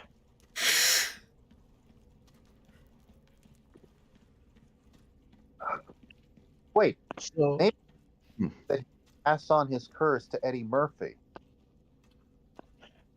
Okay, when would you say that the Eddie Murphy curse started? When did he start to fall? If I had to answer a guess, I'd say when he beat up that transsexual and he realized, oh, fuck. Yeah, I don't know, but I mean, what movie made you go like, yeah, he's cursed? What movie was the beginning of his curse? Okay, that's a weird one, because part of me wants to say it was Dr. Dolittle, but my heart wants to say it was Pluto Nash. Yeah, it's Pluto Nash. At the very least, Dr. Dolittle was popular enough to get a sequel, and people liked it well enough. Was it kind of schmaltzy? Sure, but I did, by the way. I know that what was his name again? I forgot. Who plays Tony Stark? Wait, which guy? Also, you sound kind of far away. The actor, Robert Downey Jr. Yeah. I heard that, I don't know, Dr. Doolittle, that shit failed. Oh, yeah! I don't know what. yeah, no, his version failed. Yeah, no. I'm talking about the Eddie Murphy version. But why did, this version? Listen, when it comes to certain films or plays that get adapted into films, some just naturally are kind of cursed. I can't tell you why that is, just some are never going to have an easy time of it. It's kind of like how Superman movies, after, the first one made in the 70s, basically a kind of curse of not only diminishing returns, but also of ending actors' careers followed. Hell, the only one who hasn't had his career basically stall as a result of this is Henry Cavill. Oh, and trust me, the universe tried. The universe tried. Swear to God, he had a sorcerer back in him. Well, I'm just going to say this as far as that goes. I think it ultimately is a case of Hollywood not really getting what to do with Superman post that. I'm really hoping James Gunn manages to break the curse overall. He will break the curse over his knee. But going back to Eddie Murphy, yeah, I'm just going to say this. We have Dr. Dolittle. Then I would say if we really had to give his career on, like, everything up to Dr. Dolittle is pretty much more or less on an upward trajectory. Everything And then we get Nutty Professor 2, which starts the slow tip down. Shrek bumps it back up a little. Dr. Lilo 2 kind of stalls it. Pluto Nash just starts, and then you got Pluto Nash, Daddy Daycare, Haunted Mansion. Now, Yeah, probably. anything other than Shrek giving like slight bumps. Yeah, no. Oh, Wait, another no, thing, you forgot. He really disrespects voice actors. Yeah. The other, like, sucked. Like, when I knew something was wrong, was actually probably Beverly Hills Cop 3. Believe it or not, that's the only one I have ever seen. You're not missing anything. You don't. Like, that thing, that came out in a weird time in the 1990s where I can only describe everything as looking strangely both low budget but costing a mint. I don't know what all that. Everything just felt cheap and wrong. Like, that was also around the same time frame, roughly within like the same 10-year span. You also had the film Hollywood Homicide, which was the worst film I can think of that involved Harrison Ford. It tried to be a comedy, but it didn't understand how jokes work. Wait, Harrison Ford doing a comedy that flopped?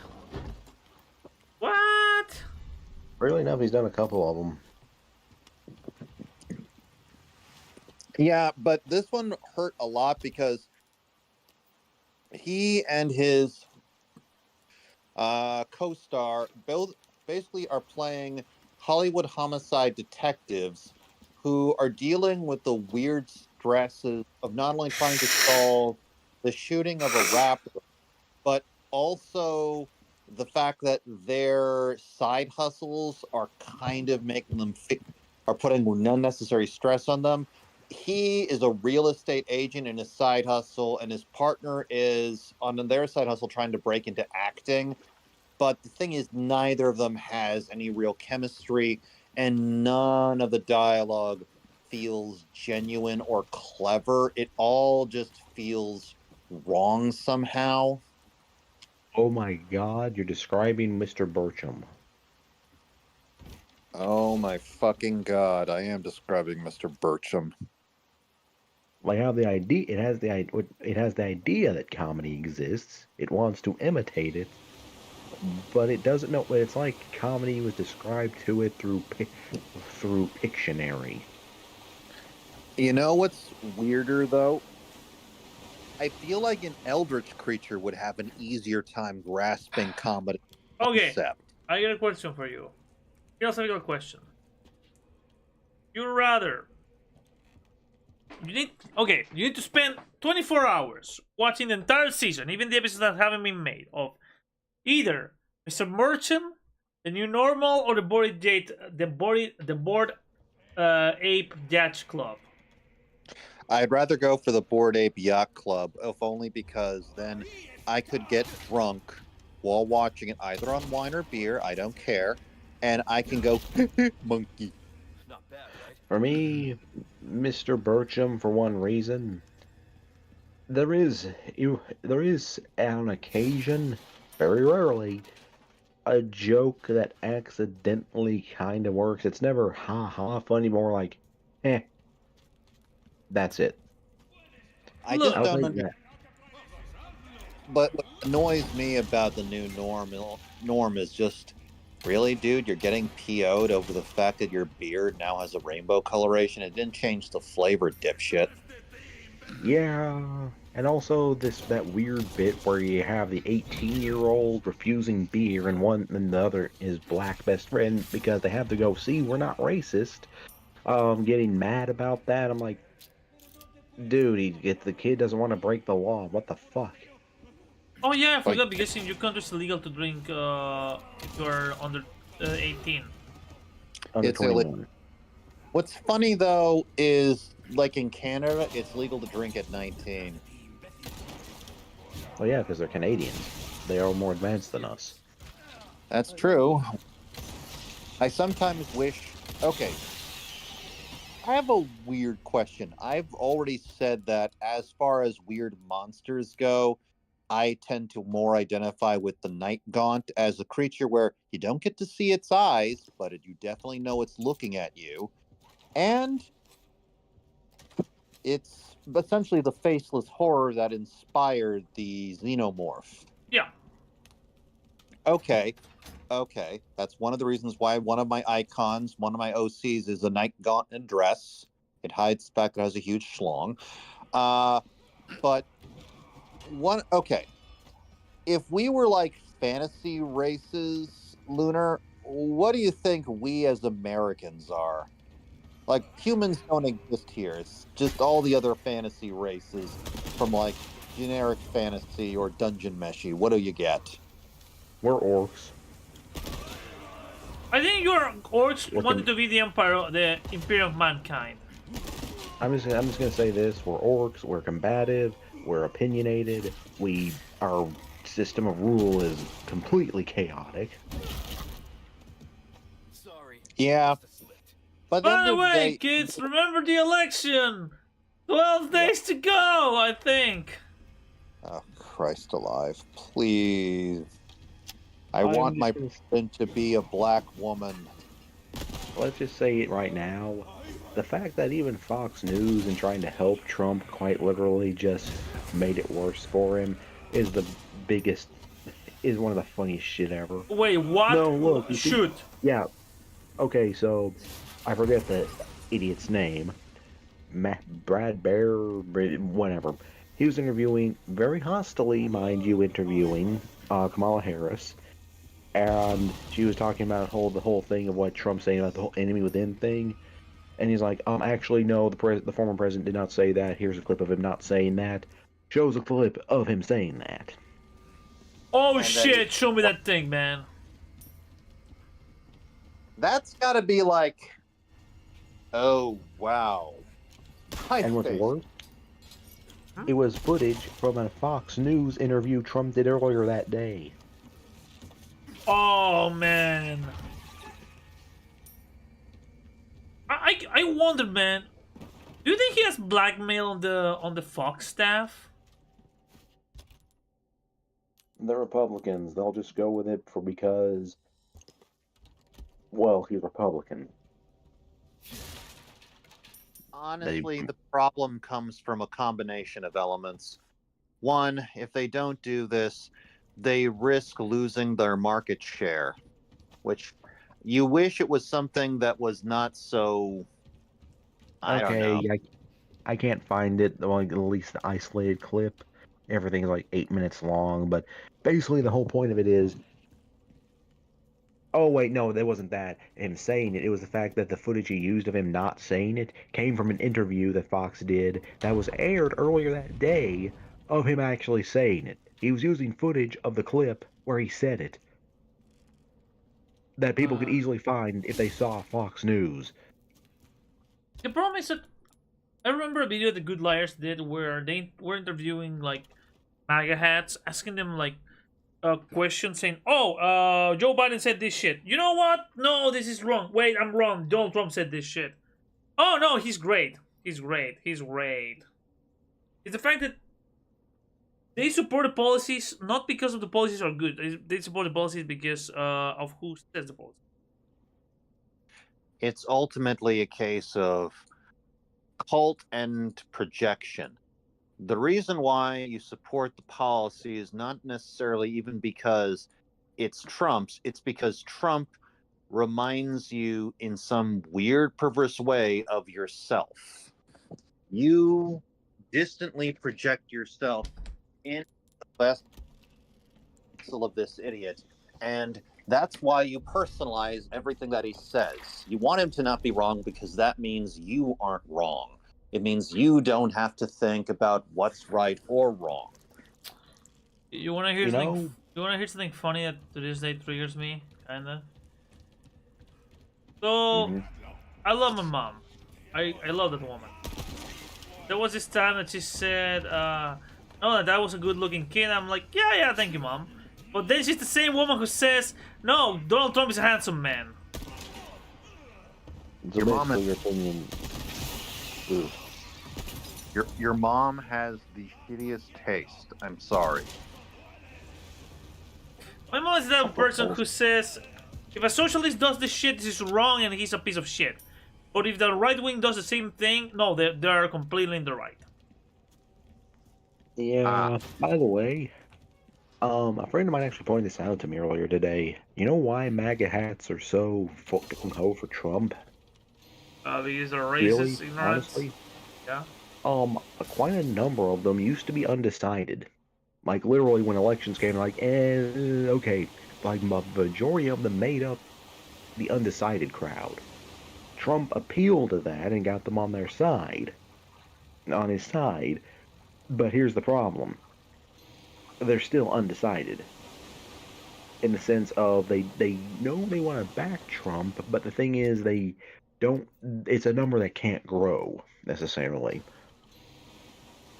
In other words, there's no growth potential within this particular sector.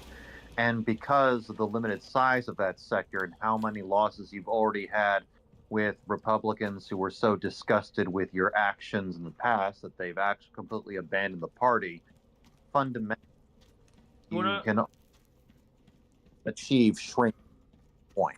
Wanna hear what's funny? I cannot say this shit because I'm on stream on YouTube. But I saw a bunch of MAGA hats fighting other bunch of MAGA hats who like the guy with the funny mustache. And it's a fact that they're eating each other alive. Yeah, Well, that's and a problem. Right-wing politics. Yeah, because there has to be an enemy. yeah, no, they cannot forget the other guys. You know, he's appealing to those animals. Like, I mean, here's the thing too. Even like the thing too is, as everyone fears the whole Project 2025 thing, Trump's even lost supporters from that in the sense of he's already made it clear, yeah, no, that's stupid. It's not my plan. If you let me do that plan, it would be a lot better. So I'm not going to do your plan. In other words, he could have secured the most horrific governmental takeover. But because he didn't think of it, he's not going to do it, which again lost to them. Oh, dude, that. What scares me is that I saw a video of him today, working at McDonald's, which is foreshadowing. But he was saying that he's gonna accept the election results as long as it's a fair election. So, what defines a fair election? If he wins, it's fair, but if he loses, people cheated. I mean, he outright said. I mean, he outright back his one and only debate because he's too much of a coward to try her again. They asked him, "Are you willing to accept that you've lost the last election?" And he clammed up. I can certainly do something. Yeah. That's good work, if I do say so. We can't deny, though, this is an entertaining shit show. I don't It's know a if- terrifying show, Yeah. but it's Molding a weapon to suit I don't know if it's entertaining per se. I would say it's terrifying because yeah. I mean, the only positive is Trump said he doesn't want to do Project 2025. well, that's what he says, man. But No, I'm saying that's only positive. Whether he does or not is another story. But I believe he's stupid enough to, like, personally, what I think, he would be stupid enough to say he'll do it. Actually, someone actually told me this, funny enough. A president actually doesn't have to, like, legally speaking, there is a legal loophole where a president technically doesn't have to do anything they say during campaigns. Like, people always say, oh no, will they lie? Like, here's the thing. They can promise whatever they want while they're a candidate, but the thing is, that's as a candidate. Once it's transitioned over into presidency, that's another animal because, oh, well, I know that was as a candidate. As a president, it's whatever. oh, you want to hear the funniest thing that really surprises me about the cocksucker? Mm-hmm. He's still upset with Jimmy Kimmel. Seriously, let it go. He's still saying that Jimmy Kimmel, like, no, people shouldn't. The whole thing about no, his wife, his producer told him not to say this shit on the Oscars. Dude, he's still talking about it. Like, I mean, we all hate him, Jimmy Kimmel. Let's be honest here. You do? No. Specifically holding on to it? No. I mean, I hate to tell you, but I don't hate Jimmy Kimmel because I actually have some respect for him. What I hate is Jimmy Fallon. Yeah, me too. Oh wait, that was it. I was getting him and Fallon mixed up. It's easy. They're two Jimmys. It's like confusing small Jimmy and regular Jimmy. Yeah, no, I hate Jimmy Fallon Wait, too. just so I'm clear, Jimmy Kimmel is the one with the beard currently. Yeah. Okay. Gotta remember the difference. Jimmy Kimmel is the one who was on the really sexist but actually kind of funny version of the Man Show, but also turned out to be the hardcore leftist who actually is like, no, I fucking hate the sexist and conservatism. The whole point of the Man Show was that it was a parody. Yeah. Something Adam Carolla didn't understand. Well, to be fair, Adam Carolla doesn't understand a lot of things. That's why he votes the way that he does. And thought throwing in with, actually, you know what? Come to think of it, I care so little about that thing. I can always forget the shit. What's the thing Matt Walsh is on? The Daily Wire? That was it. You see, that's a little I care about, and I can't remember it half the time. Yeah, that's why I thought it was a guy to throw in with them, when their biggest idea for a kid's show is to have Rob, Bruce Bigelow, male gigolo, Schneider himself, voicing a main character in a kid's show. Yeah.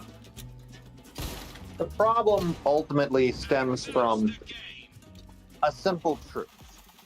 None of these things are actually serious about putting an actual viable product out there. Because if they were, they would have actually tried to, make something that's actually entertaining, put money where it's supposed to be.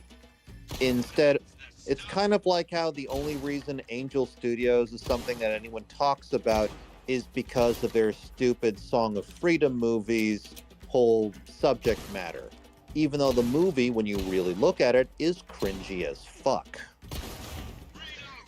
Yeah, it's actually something I was talking with Sid a while ago about, where basically the whole point, Sid and Ewaz, where I was pointing this out, the reason why right wing can't make anything of quality on the level of, say, something that's more left leaning or even neutral is because they obviously hypocritically and unsurprisingly hypocritically do what they claim the left does, as in jamming the message down the throat. Here's the thing. They do it, and they are blind to it. Yes, it's hypocritical. Yes, it's obviously hypocritical. But the thing is, they can't see it. Because, oh no, we need to hammer our points in. We need to do this. This is for, the rights and everything. It's like, they do it to the point where there's no subtlety. And if there's no subtlety, there's no coercion. If there's no coercion, there is no, That's what they're missing. The moment. And they're never going to get that because they're as subtle as a sledgehammer to the shin.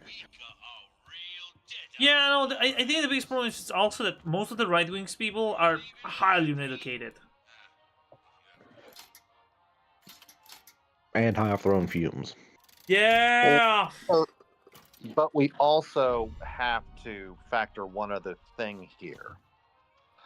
All of them are running a grift where they are essentially taking massive amounts of money from some other asshole, like the Mercers or the Koch brothers. Every single one of them is just taking the money and putting out crap, knowing that it's crap, and likely pocketing the difference. This is just a massive embezzling scam if you know how to look at it. Yep. And then there's whatever the hell Elon Musk is doing on Twitter. Because I'm refused to call it X. Also, by the way, everyone, if you have a Twitter, go to Blue Sky. It's a lot better. All I'm gonna say, man, is Blue Sky at Joker019. Yep. And but like Twitter, only it's not run by a racist South African warlock. I never met a nice African. He's a South African warlock? Yeah, Elon Musk is South African. Apparently, he's actually claimed that's why he can't be racist. Because I'm No. African, brothers. No. Elon, were it up to me, I would probably eat you. I don't mean that in a sex way. I mean that as in, I would actually devour you cannibalistically. Oh, preferably alive. No, I would prefer to go and do American-style barbecue or Louisiana-style gumbo utilizing his flesh, because then he would actually taste good. You're gonna make me do this, man. Yes. Okay. Yeah.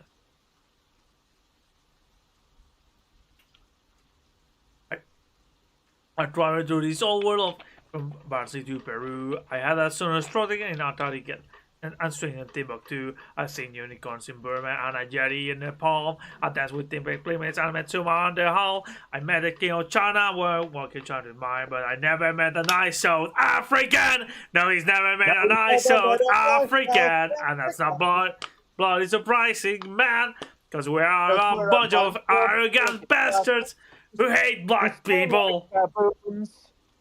Sorry, I had to. What? Okay. It's a song from a show. It's a parody about the apartheid.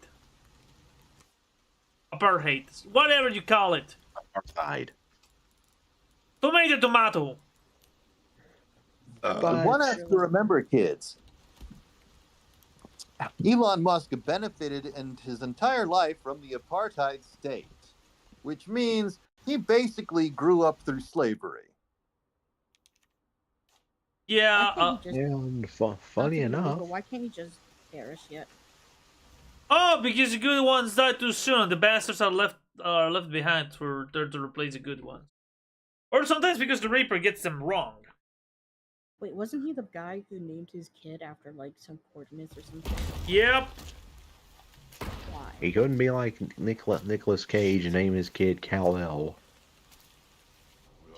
Why? Kal-El is Superman's Kryptonian name. You have to remember, Nicolas Cage is a gigantic nerd. The Kal-El is Superman's Jewish name. Let's go with that. Unhand the pantaloons. Superman's created by two Jewish. But again, the whole thing too, when you realize this, sadly, hilariously, and the whole thing too is when you get down, words. Nothing is the right will ever produce is going to match the new norm in terms of terrorism. I don't think you're wrong. I do not think you're wrong. Like, here's the thing. They based it around All in the Family, classic sitcom. But here's the thing. All in the Family never pretended Archie Bunker was always in the right. He had good points, but the whole plot of it was, it's a guy from a different generation learning to adapt in his own slow way, but still adapting to the changing, tumultuous time of the 70s. And to be fair, this for a heart didn't have the right chemical assistance. No. Whereas the new norm takes the skin of All in the Family, like down to like literally it's, I hesitate to call it parody because no, they're stealing outright designs from it and going, no, this is right. No, Norm is always right.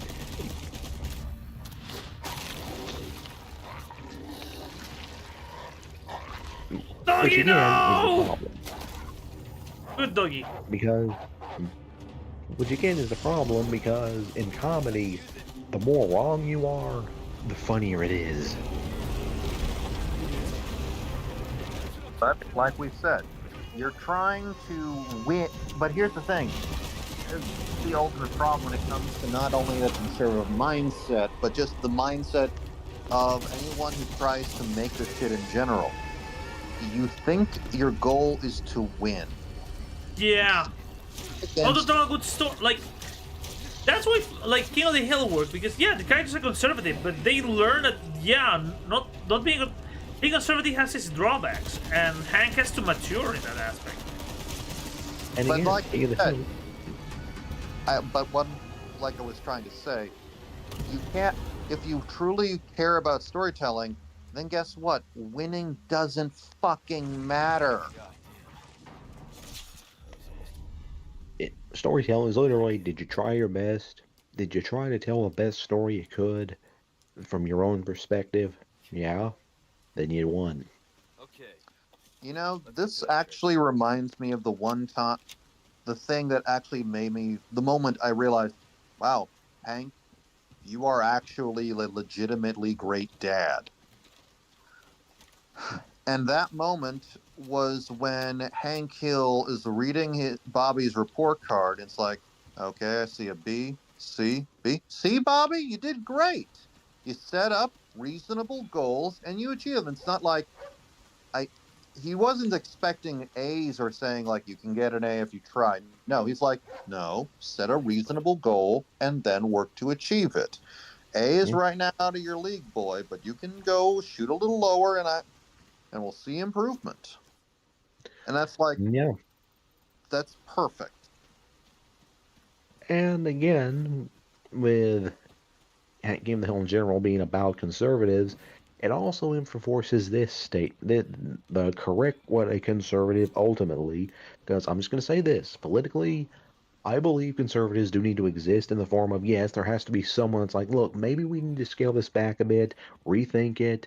Do we really need to change it? I believe that's beneficial in any capacity, politics or not.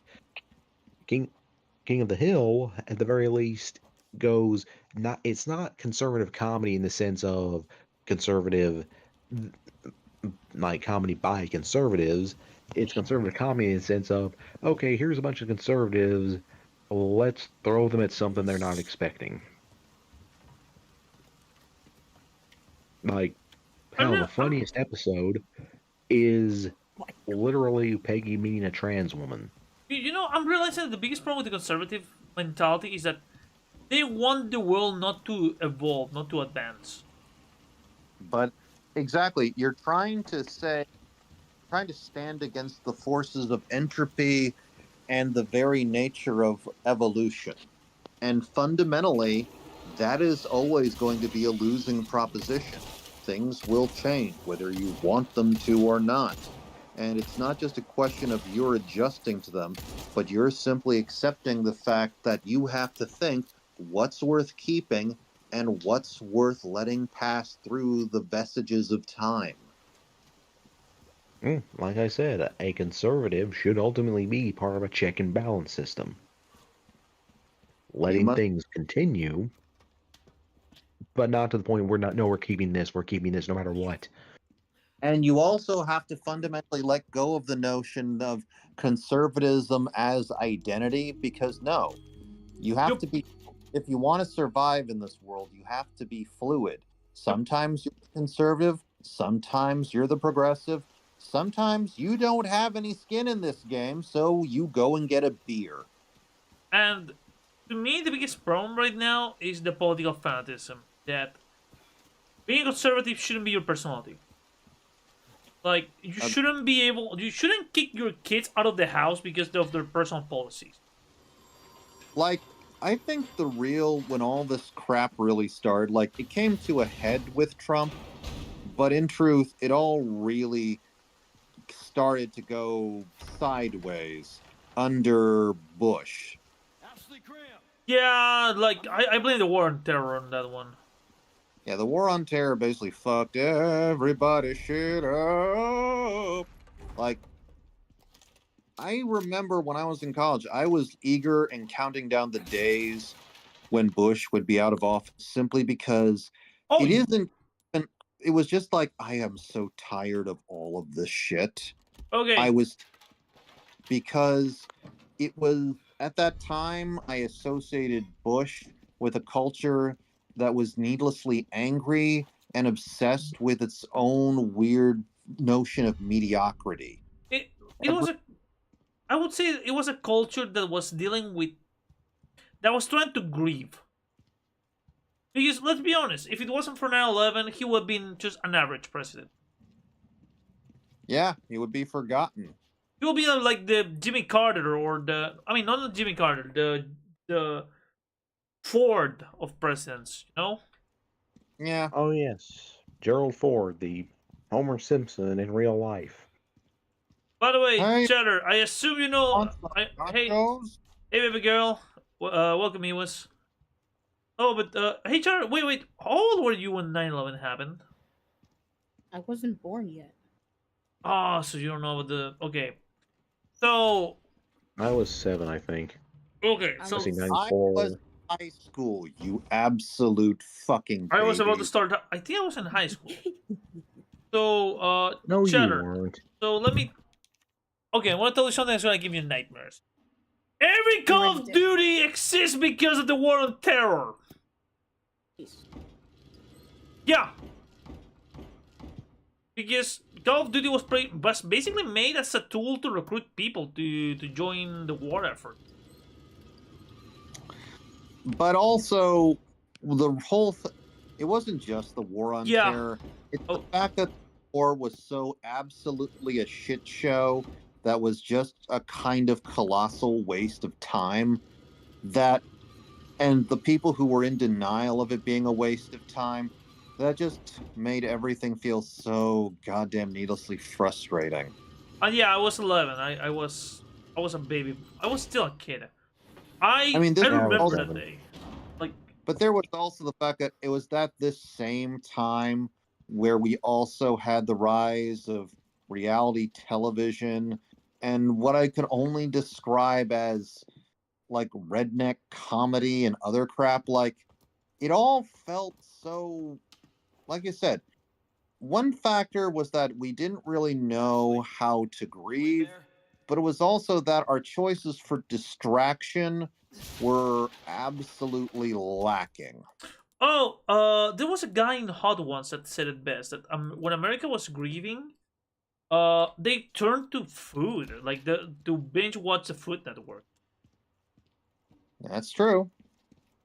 Everyone wants comfort food. Yeah. But it's like, but I take a look at something like, redneck comedy or whatnot. It's like, this is hardly comfort food. This just feels.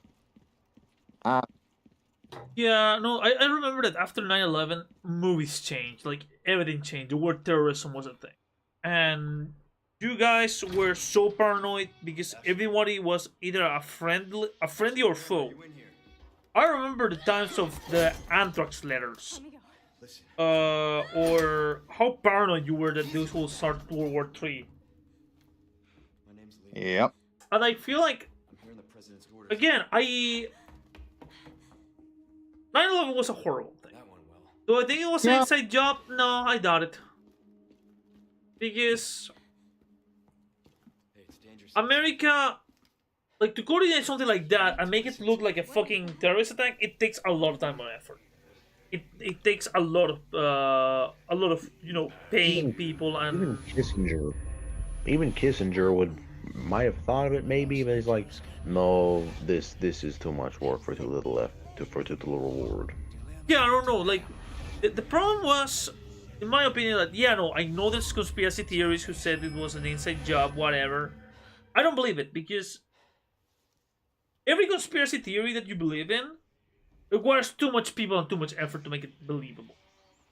Like, for example, It's so much to take advantage of the existing situation than to actually generate raw stuff. like, okay, for example, the flat earthers. They I believe. saw a video. Hold on. Where this guy was trying to. Oh, sorry. The Flat Earther Society believes that NASA and every other agency that has private and independent telescopes and independent satellites are part of this big conspiracy. Every country in the world. Let's say How many countries in the world? Like 365? Mm-hmm. Okay. How many space station agencies there is out there? Like, let's say 500. In each one, you have at least 200 engineers. You have a couple of astronomers. Okay, so you're telling me that this conspiracy believes that there's at least 3 million individuals, give or take, who are all in the know, who are all saying, "Oh yeah, no, this shit, this is a lie." Even through their political, religious, philosophical differences, even if they are like Russia or China or North Korea, they all agree in the same factor. Even countries that fucking hate you and want to kill you, they all agree that the earth is flat. And there's not been one guy who works in one of those agencies saying, "Oh, dude, I'm gonna snitch." Really? Yeah, and plus too, the ultimate thing is you can never get one of them to say what would the purpose of hiding it be. Oh, because they don't want us to know the truth. Okay, but why? What actual purpose How does does, that like, serve? knowing this? Okay, here's the thing. If I know this truth, will it affect my day tomorrow? Will it increase my chances of getting laid? Will it give me? Will it allow me to earn to win the fucking my bingo number? Will I be able to get a better job if I know this shit? No. So who the Most of the yeah? it's so from a stupid sort of religious fundamentalist conspiracy angle in which you believe that somehow this hides the truth that the earth is flat and made by God. It's the Satanists who don't want us to know. This creates doubt. This creates a belief in science and opens up the path to the Antichrist who fucked my mom. Okay. My dad. I'm gonna say something that's gonna be very offensive, but those of you who are into books, I said books, not mangas. With what you Oh, just said, Sean, Dan Brown is gonna steal your idea for the next Da Vinci Code book. Yeah, Uh, and I'm gonna go get some bread, guys. Just cover me for a minute, okay? also Sean Oh, by the way, here's yeah, the to thing me the too. punchline is Dan Brown. I'm sorry, I don't Yeah, respect that guy. yeah, fair. Also, speaking of conspiracy theories that just don't work when you examine them for even the smallest second, the moon landing was faked. Yeah, yeah, because that's Russia would really have let that go. also the laws of physics make the way that you want to believe how it was faked impossible. Like, even if you go with the more reasonable explanation for how it was faked, okay, why would Russia let it go? If there was even the smallest chance that they could have proven that we didn't do it, they would have went for it. Yeah, they totally would have, and it would have been kind of hilarious. Like, the Amerikanskis, they fake it, but we do it real. Where it's like, that didn't never happened. Like, Russia would have, Stalin, everyone would have, in the Soviets would have literally laughed and rubbed their faces in trying to fake it. They would have been so excited. They would have done a Russian lemon party in celebration. And the fact that the one, like the other country that confirmed it first was Australia, who, yes, we have friendly ties to, but we're not exactly super close allies with, confirmed it. Australia!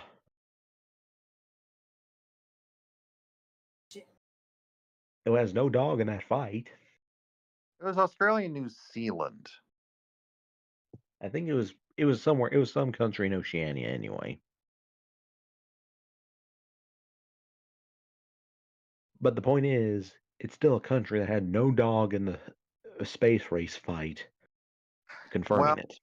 as I've said countless times before, it's that they just want some reason to have doubt and believe that there's a possibility that Their Guys! bull is real. Guys, I think there's a UFO outside my window.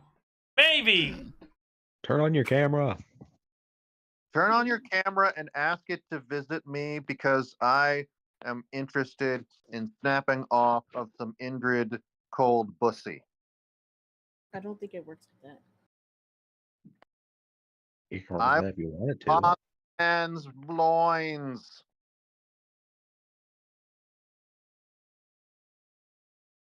Okay, here's a philosophical question. Nope!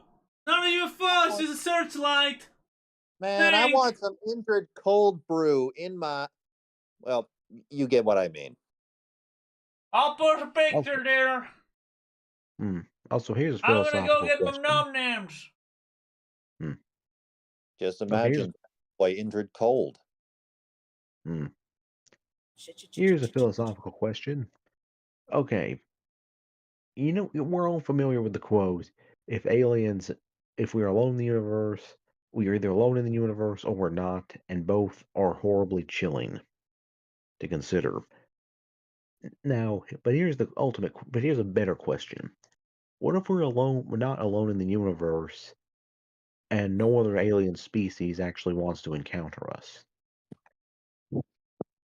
Well, the answer to that I usually give as, well, you're just not that interesting. Like, I think that's a bit, well, that just hurts our feelings a bit. But we can all kind of understand. It's kind of like when your mom asks you to play with like your 5-year-old cousin. And it's like, I don't have anything in common with this kid. He's 5. Yeah, I've been in that situation before. Hell, usually when I was forced to. You want to watch cartoons? Yeah, okay. There, we did that. Like, maybe that's how it'll actually happen. One alien race will pop by and just be like, "You guys want to watch cartoons? Yeah, Great. Let's go watch cartoons." like now here's a follow up. What if alien life does contact us and they do invade? However, their mission of invasion is more colonialistic in the sense of, okay, you don't have technical rights to your planet anymore, but we're not going to exterminate you. How do you respond to that? Sorry. You start by thinking about a resistance movement, but then you ultimately decide on, okay, well, what do you guys need us to do? What you were doing before? Yes, he's fucking dead. Sorry. Yeah, because again, the whole thing is basically they're taking over the planet with the rights are not. It's not technically ours anymore, but they also are giving us access to technology to make it easier to stop damaging the planet. But again, our basic rights to govern our own destiny is gone. Collectively, as a species, gone.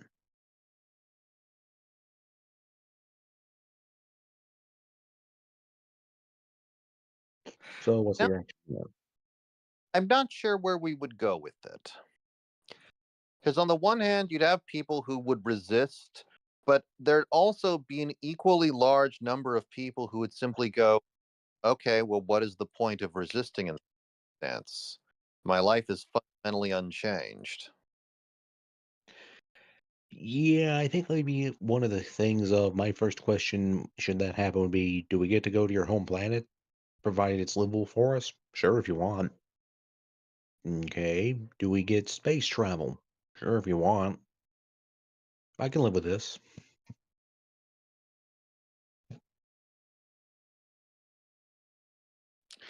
And that's the thing that a lot of people don't ever truly want to face, that there is the slightest possibility that, as absurd as it may sound, your alien colonial masters may actually be better than your old masters. Like, it's one like okay. Here's one of my bigger problems with say something like Invincible with the Viltrumites. They are always showing, oh yes, we need to fight them and stop them from taking over. But here's the thing, they never actually outright show what is bad about their rule. Yes, they're horrible warmongering space, conquerors, but we're never actually shown what a planet under their rule is like for the like individual races. Like, that's the big problem. You're not showing any reason to actually not want to be there. Like, we're showing what happens when you resist, and obviously, yes, given what they try to pull, resisting does seem like, yeah, no, this is horrifying, we're gonna fight you. But you never see what happens to the ones that are actually under their control. Like, where they didn't have to do that. Where it's like, oh, you're flying and you're indestructible. Okay, yeah, let's just sign this over.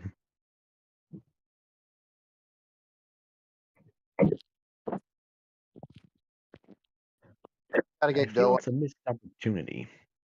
Guys, I gotta get going. Okay, I think I'm gonna head out too. I gotta take a shower. Okay, Later. later.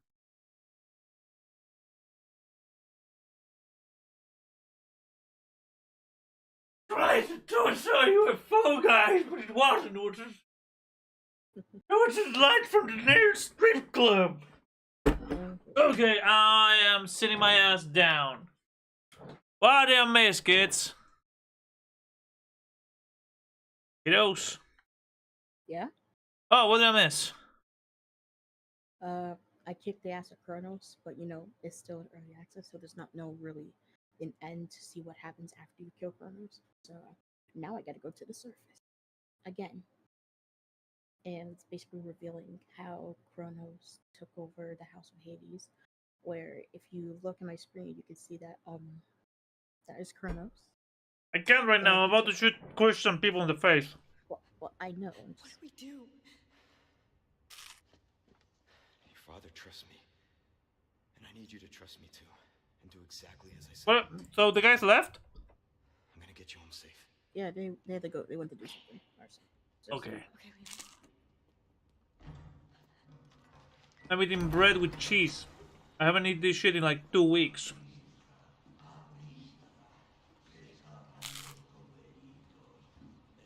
What kind of bread? Normal bread that you put in the toaster. Let's get the hell out of here. Okay. Like sliced bread. Seriously? Just bought this. Get the ladder. Me? Okay.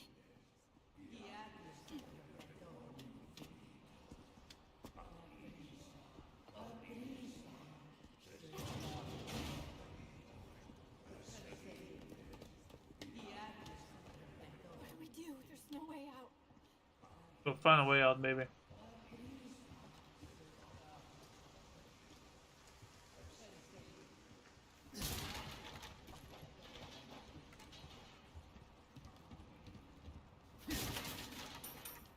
Don't worry, baby. I have like 150 bullets. I have more than enough to fill them with lead.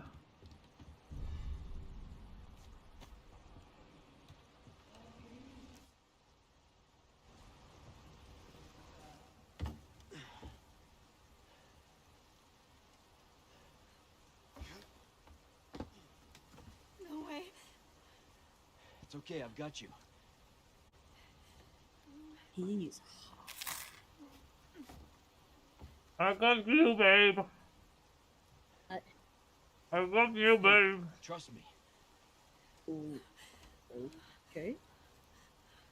I need to make this chick jump out of the balcony. Totally had you.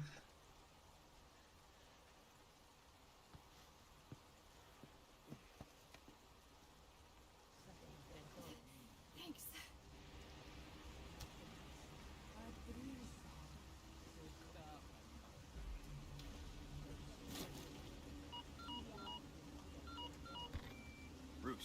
secured Baby Eagle.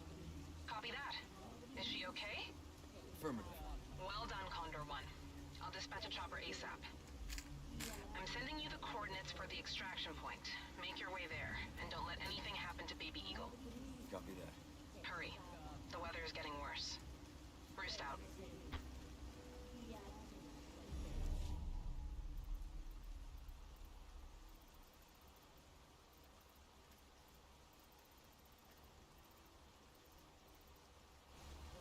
Oh shit, this. Said, it's dangerous. Stay close.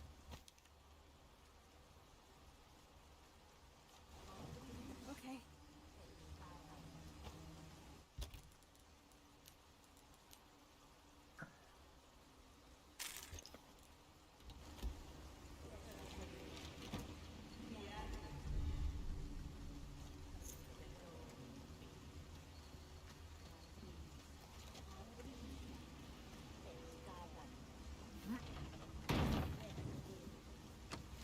Oh, what the shit? Hey, Commander! How's it going, man? How are you doing? Let me give you the welcome rift to you all. I have Sharon in the voice chat with me. They're hanging out. Ah, come here, you bastard.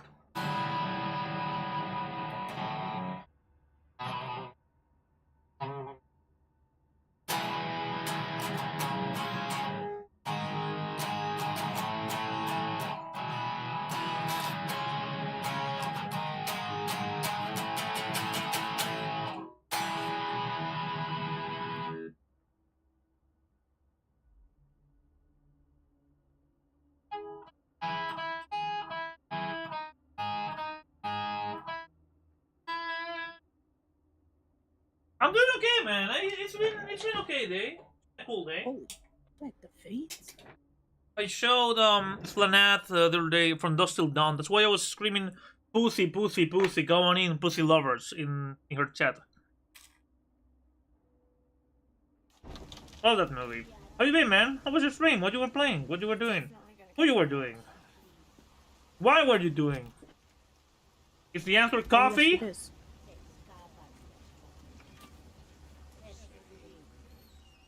And I'm about to go John Wick on these assholes. But first, I need to make some space, some room. No.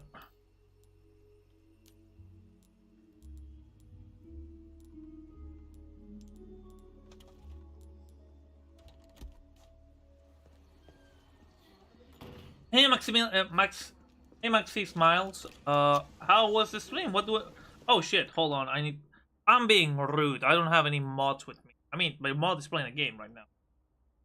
So let me give you a shout out. Nice. What were Little Weapon? I mean, Little Company. Nice. Commander, Beric. For those of you who just joined in, hola, ¿cómo están? My name is Joker. I'm a South American VTuber. Filled with love for everyone except for these people. I've been streaming for about 2 years. I barely have any viewers, but we're getting there. Slowly. Well, baby, they're Christians. That's what's wrong.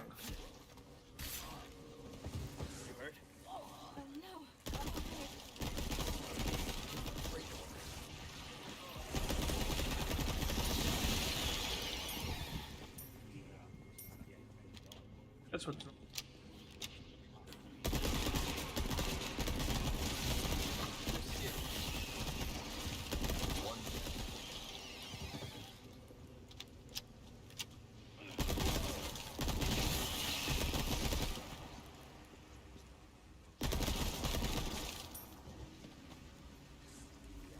The religious Mori, I don't respect them. I know that. Do we have enough to craft?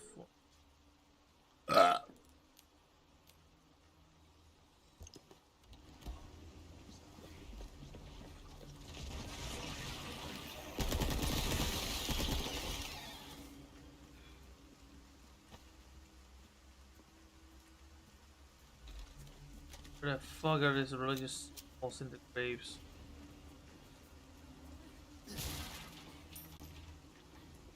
You really just symbols I was worried about. Oh.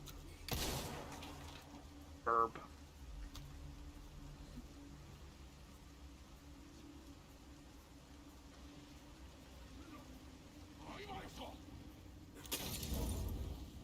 Is it symbols?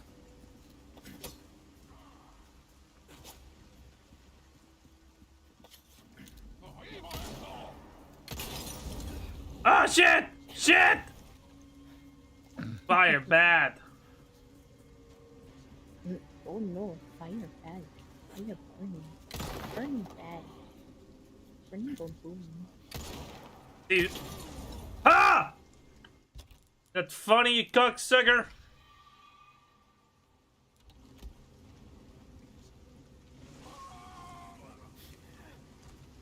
Where's your symbol? Where did I park my car? Is that it?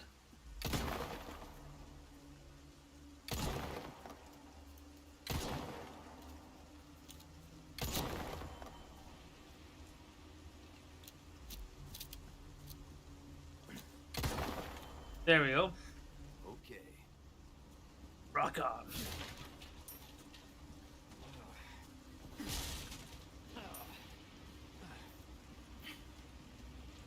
Rocking.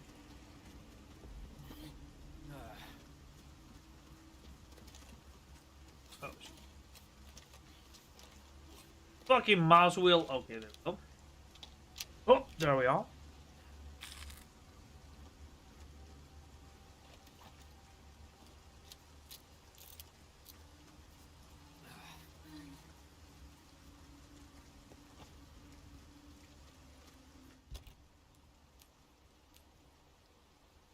I think I need some shotgun ammo.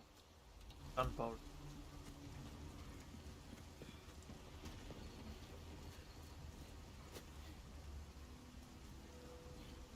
Oh!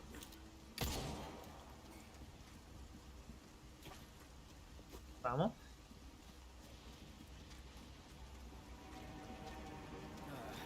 Hey, you bastard! How you doing, you creepy, beautiful monster who sells me all the goods? Took care of a request, did ya? I can tell by the look on your face. I always deliver, man. Done deserves payment in kind. Well then, what can I do you for? All my wares are in tip-top shape, I assure you. Hold on. Easy work. Rocking.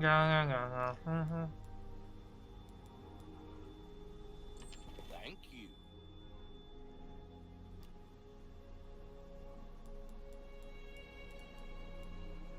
There's some things money can't buy.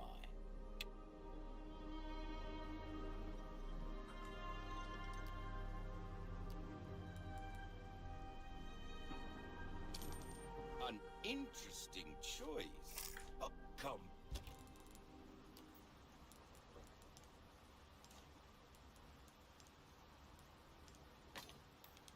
Back any welcome. Ooh, what you buying? A deal well struck.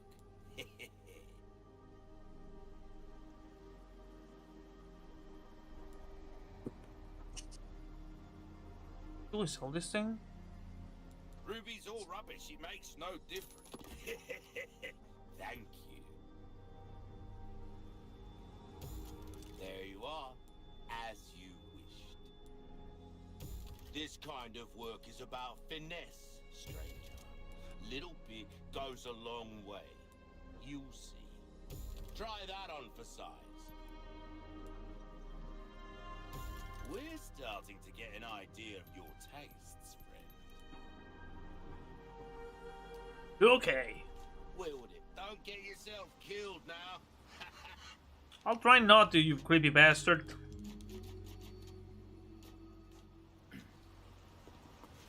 Oh, what's the request here? Strong mongrel. Hey, can we take a break? Sorry, we need to keep moving. Got it.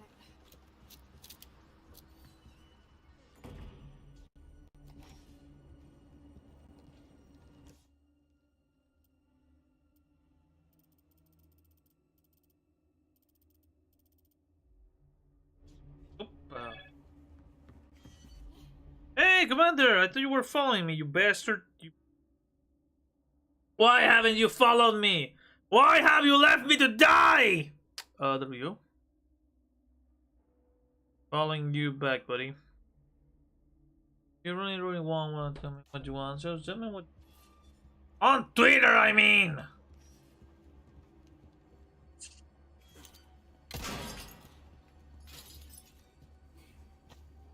Oh, I also have a blue sky now, Mr. Blue Sky. It's the same as my nickname, Joker019.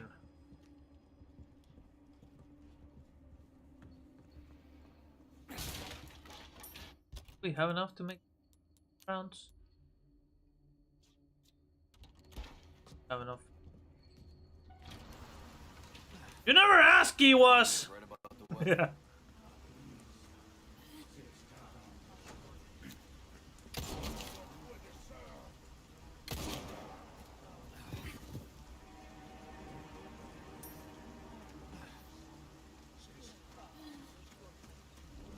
Mr. Blue Sky.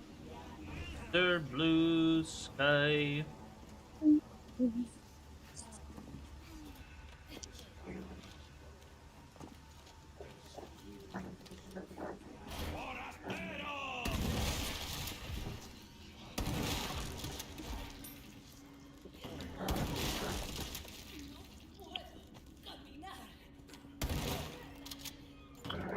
Shit, you can take a pounding. I never thought I would say that about a woman. What you up to, Cheddar Man?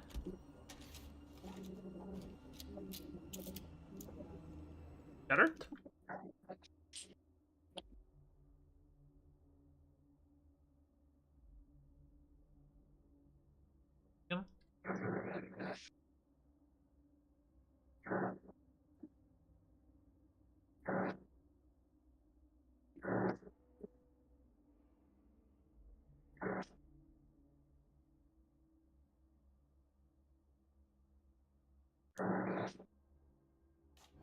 Okay, Cheddar is.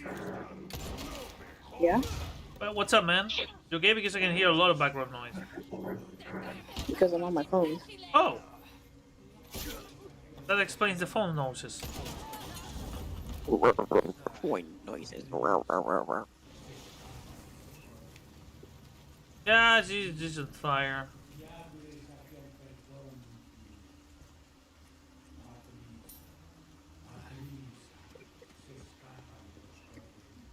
The blue sky, Mr. Blue. Oh yeah, we need to go inside this house.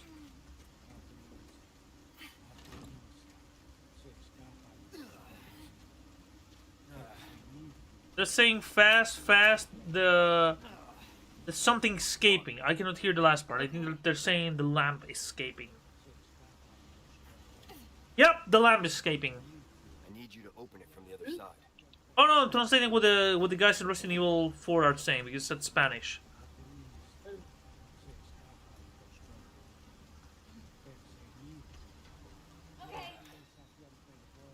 Thanks.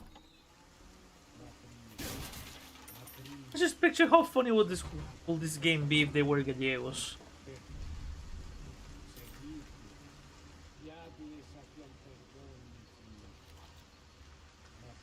August.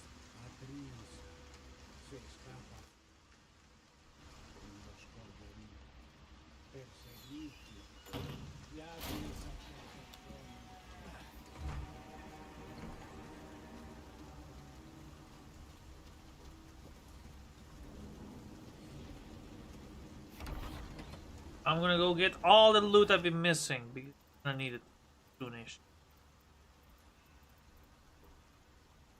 Oh, the Savage Mud is there.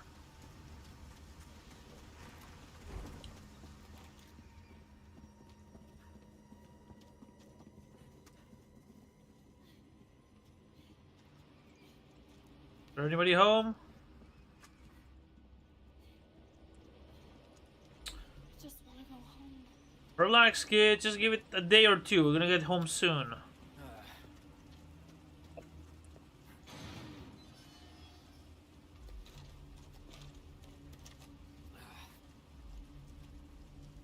Oh, doggy.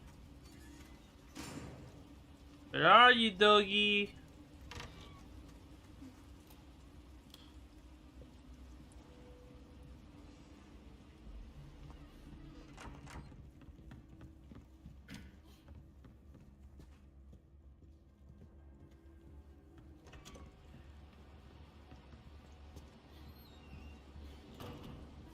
This way. Okay. Climb up, baby girl.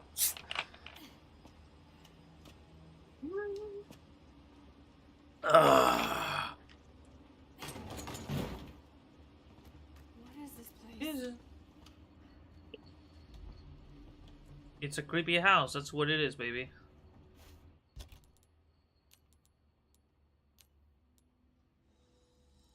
I have one of each Pokemon type. I'll be the Pokemon Master. Like they're... Oh, drugs, so good. Don't do drugs, kids. But no, you do drugs. Yeah, I know, I forget that I'm on YouTube, so I cannot say. Wait, what? Like, say do drugs. So don't do drugs.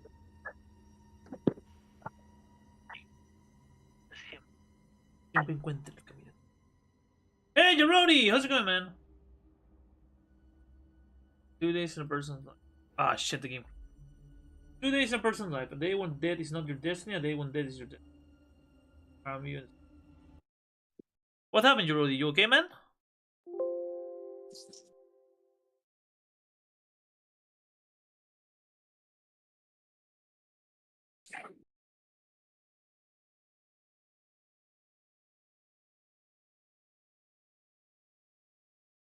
What's going on, Jarodi?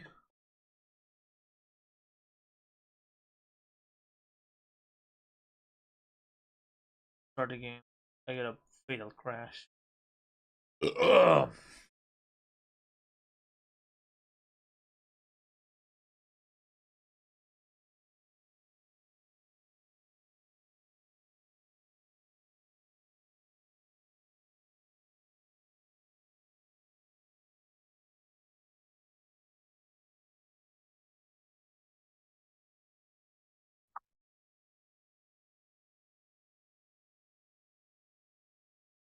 Oh shit! What happened, man?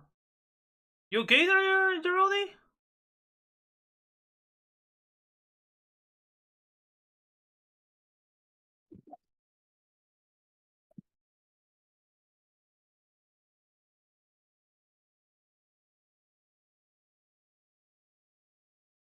I'm sorry, dude.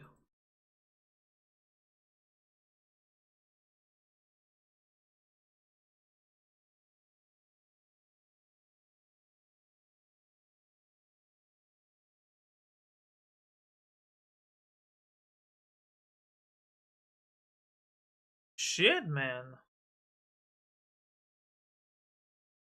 Okay, we're in a public space, so I cannot ask because I'm also on YouTube, man. Because I don't want you to expose yourself. But shit, man, I'm sorry.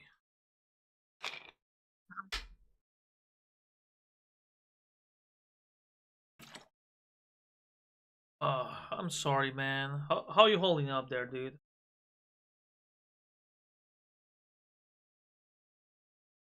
Well, I'm sending a crash report about the game because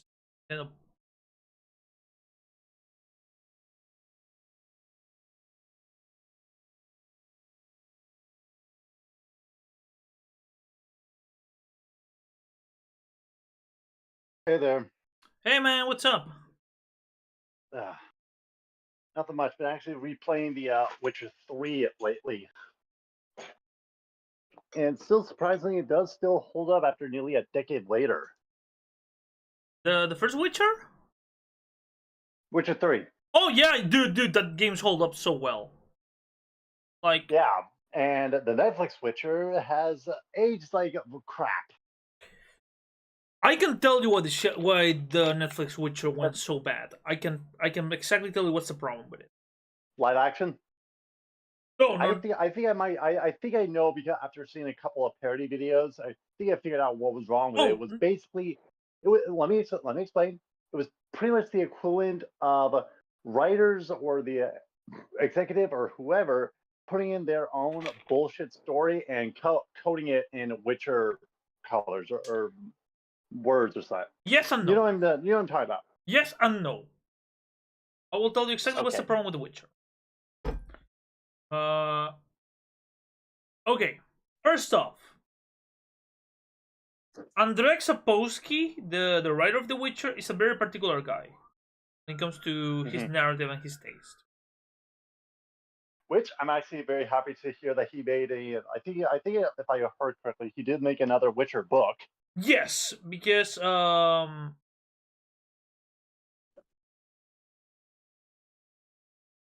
okay, so let me put it like this.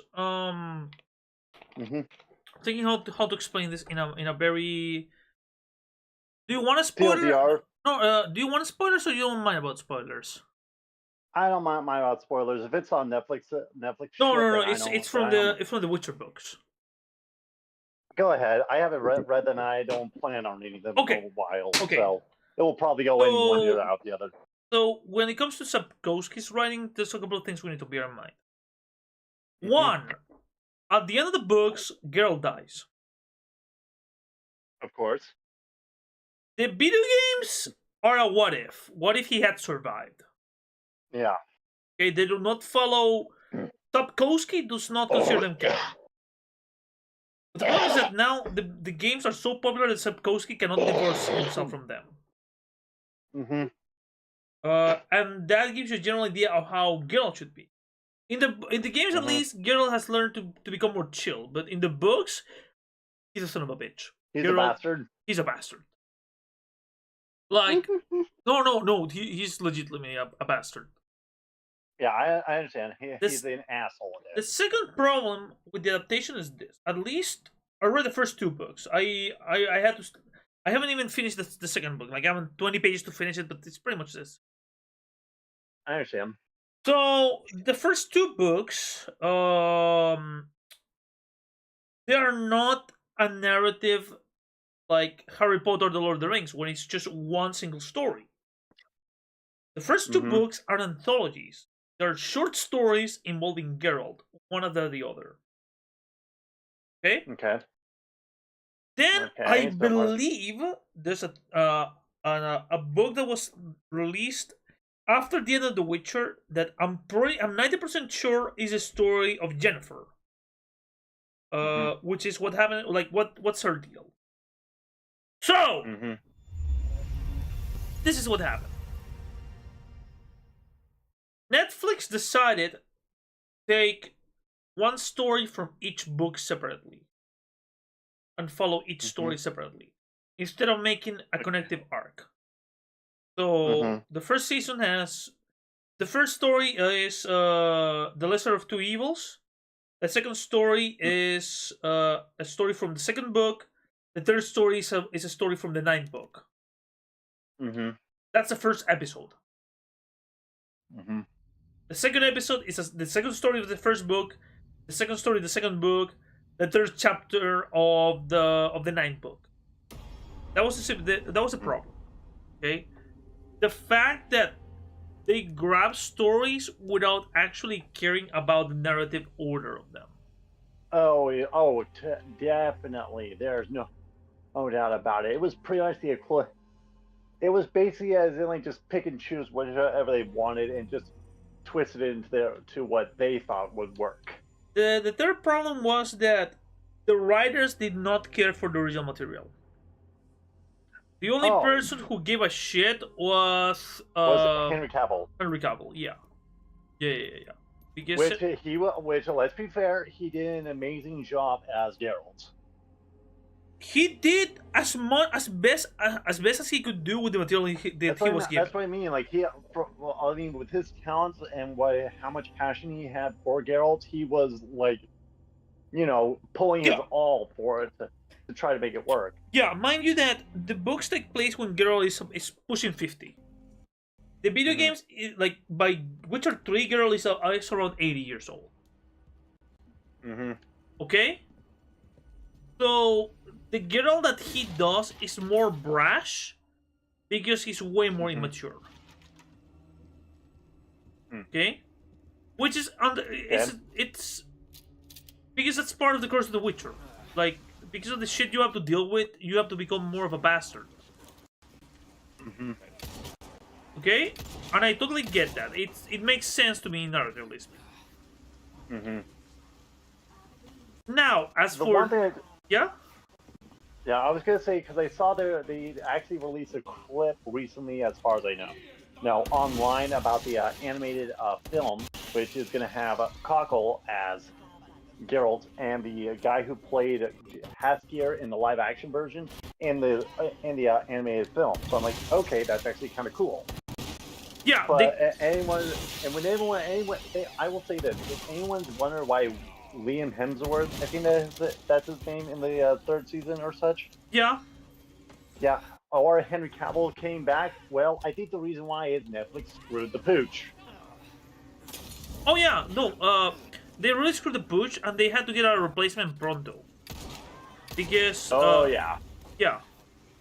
Now. Yeah, that I was just getting the feeling just like, so you guys really thought you could just pick and choose a story, make it to twist it into your own stupid shit and go with it?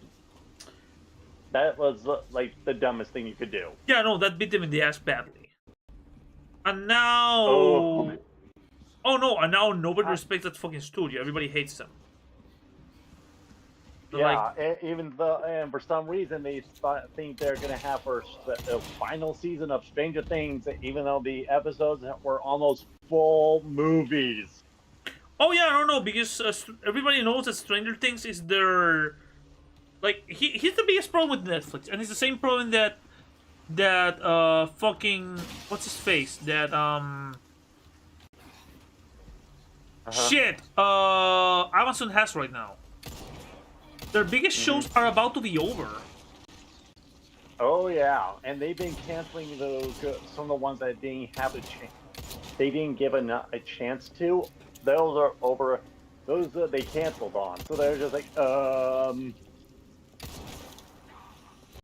you know no. what I mean? Yeah, no. What I was gonna say is that the biggest problem right now is The Boys is about to end. Okay? The final season was already announced. They're not gonna do any more seasons of The Boys. And that show sells that show sells a lot. Stranger Things is about Yeah? Yeah, no doubt. Stranger Things is about to end, and that show is also their biggest cash cow.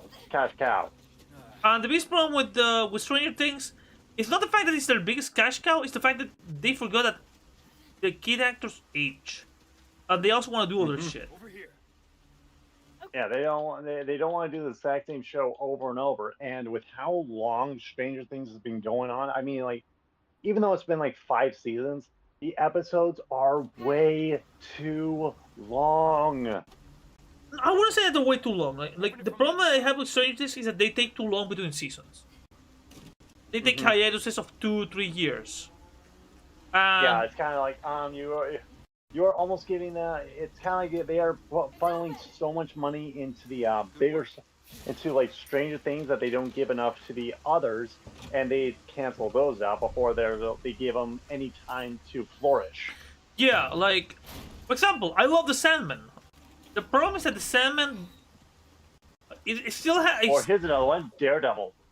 Oh no, but the Daredevil Disney's gonna pick it up. No, but what I'm trying to say is that, for example, the problem with the Sandman is that it's a CW property and it feels like a CW property.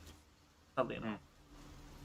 I love that show, but you can see the seamings and you can see the creases. I got this. Might be something for you to put on your stream, but I even found that the YouTube channel Viva La Dirt League, they did a little bit more respect to The Witcher than The Witcher themselves, the Netflix Witcher. Oh yeah. Now you saw the videos? Yeah, I've seen them for Witcher Logic. Yeah, I've seen them. Again, dude, I run the tabletop RPG of The Witcher. Now, I have all the books. I haven't read them all. Obviously. I have them all, but dude, there's only so many hours a day. and I'm focusing like multiple things at the same time. The biggest problem right now with The Witcher, like I said, is that the fact that they're doing an animated version, it means that they still have the rights and they still want to print money, which is not a bad thing at all. Like if they want to, not a bad thing at all. I'm No. just saying let me explain this. It's doesn't mean just because they like money, it's not a bad thing. However, people are not respecting them because they have kind of screwed the pooch so many times that people are kind of like, okay, we're not gonna. Dude, it's like okay. Let me. So I know you do not watch horror. I know that you do not take horror. Of course. No, there is this show that came in what's his face in Cartoon Network and Adult Swim. Ah shit. It's called Uzumaki. Oh man, that thing. The first episode. No, wait. The first episode is a masterpiece. It's the greatest anime I have seen in my life. As an adaptation, yeah, I think I heard about this, but they also had to cut down on their animation budget because they were running out, and Netflix did not. Dude, saying that they cut down the animation budget is an insult. It's what happened? Wait, it's even worse. Dude, it's pretty much. Oh. Okay. How do do me a favor. I know you don't take horror kindly, but don't worry. Google Uzumaki episode 2 controversy and look at the clips. I think I saw a couple images, but you could definitely see the degradation in the animation quality.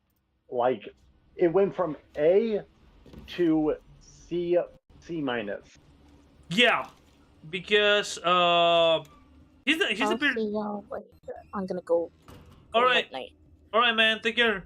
Buenas noches. Good night. No, dude. It gets worse than you could ever imagine. Because the vice president of Adult Swim said, yeah, we had to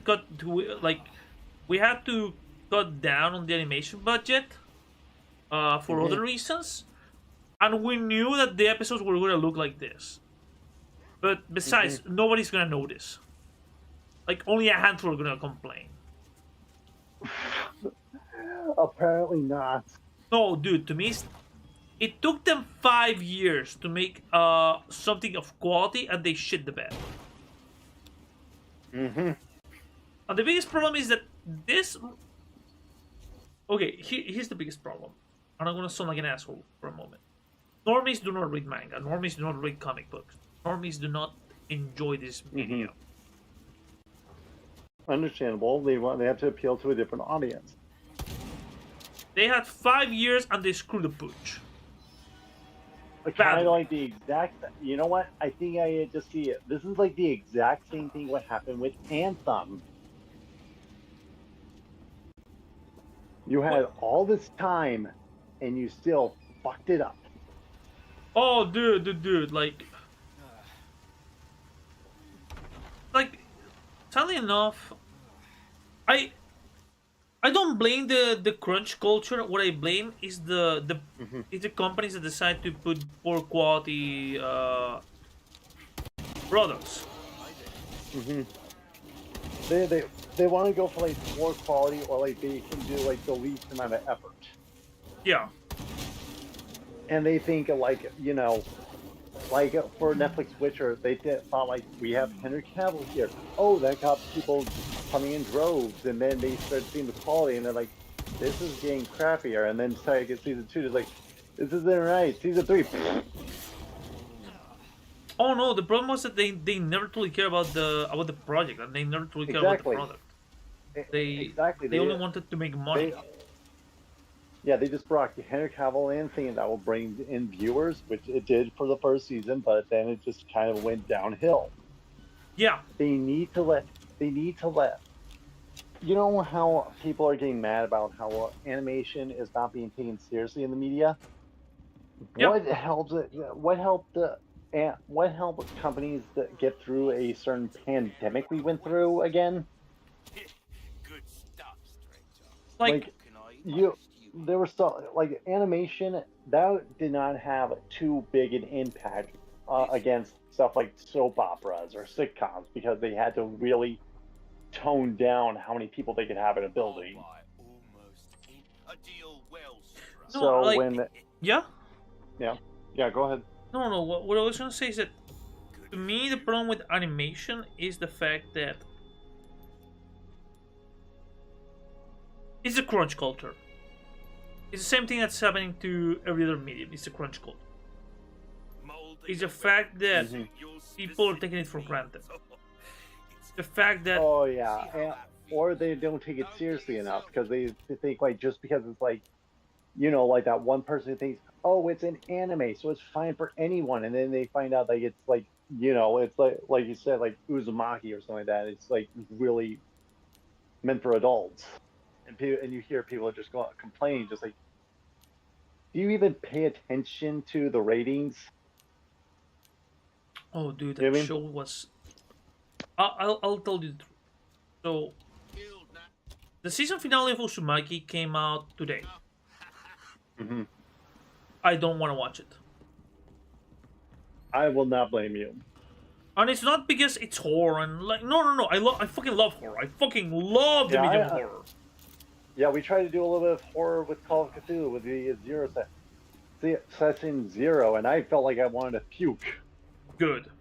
They did a good job. No, but what I'm trying to say is that they disrespected the property so much that I felt nothing but I felt bad. Hatred. Not hatred. It was like it's kind of okay. Like this doesn't feel right. It doesn't feel like Uzumaki. It feels like it's something else, completely different. Okay, you know what's the biggest offense that you can give to a creator? What?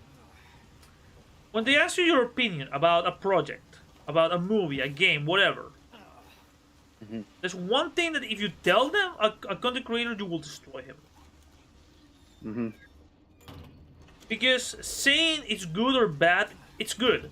Because it causes a reaction, okay? Mm-hmm. And the best thing you can get is a reaction out of somebody. Okay? The worst thing you can say about a creator, a project, is its interest.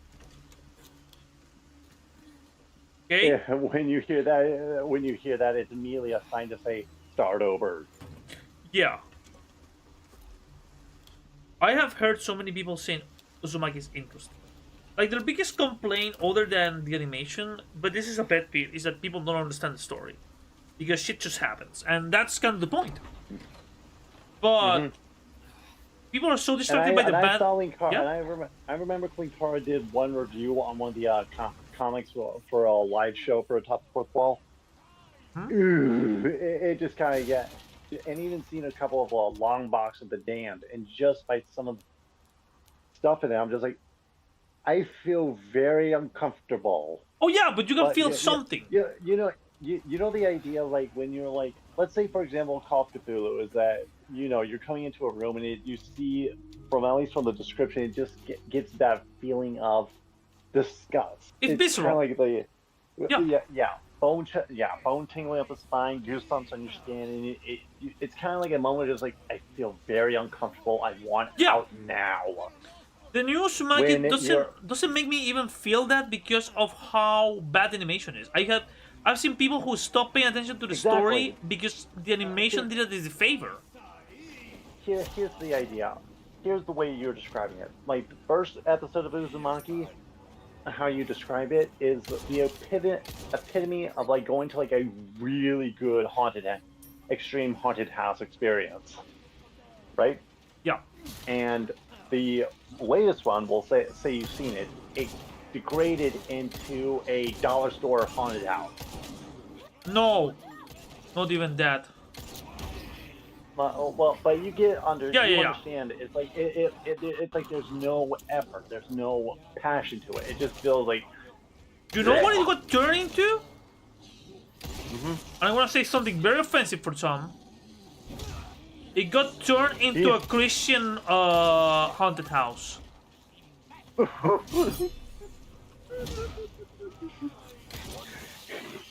Yeah. The way you say that, all I can think of is just like bad etiquette. Just go like, you didn't say thank you when they gave you your food. Ooh. Dude, hold on. Let me. Don't worry, it doesn't have anything to do with horror. This is nothing that's gonna disturb you. Nothing that's gonna make you go like, holy shit, what? Like, it's gonna make you visceral.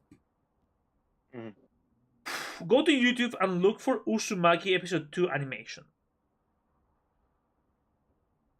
Okay, or beach scene Uzumaki.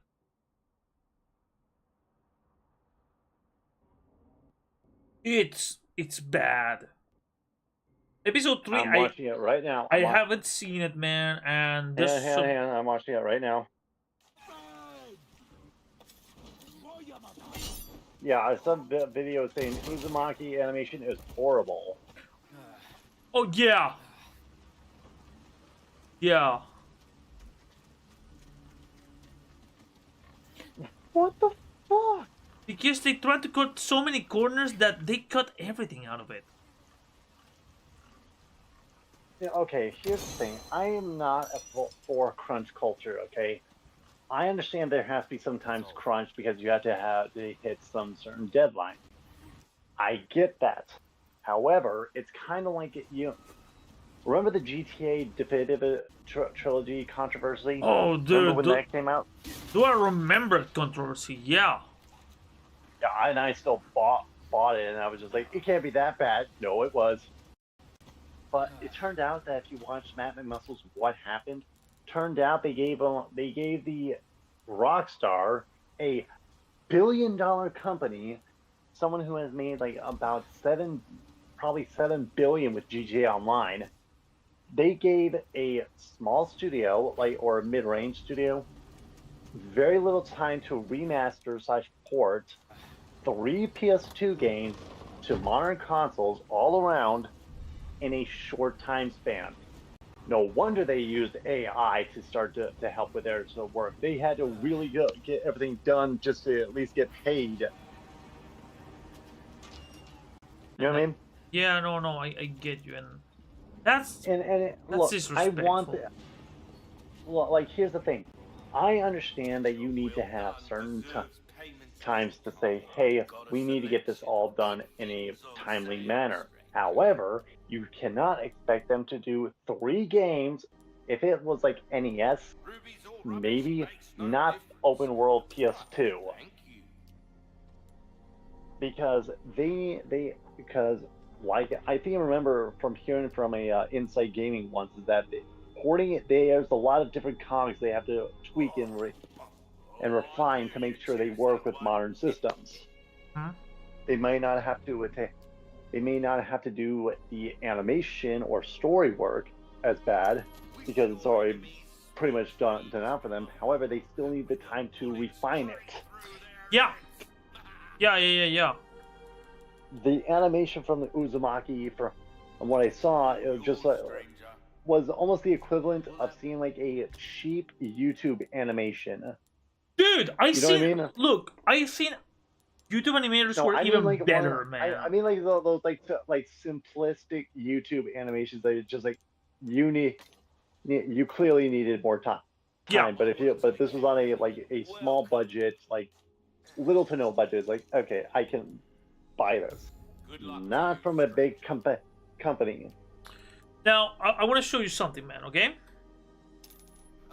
This was made by a fan. This has nothing to do with horror, okay? Look for, I think it was called. Let me look for the name so I can send you the right direction. There is a manga that's impossible to adapt. Okay. Okay. Look for 20th Century Boys anime tribute by a guy called Jack Amin. It's 36 seconds long, and the guy did it in-house. He did it alone. 20th Century Boys manga or anime? No, 20th Century Boys anime tribute. It's a video that's like 30 seconds long. Okay, I'm watching it right now.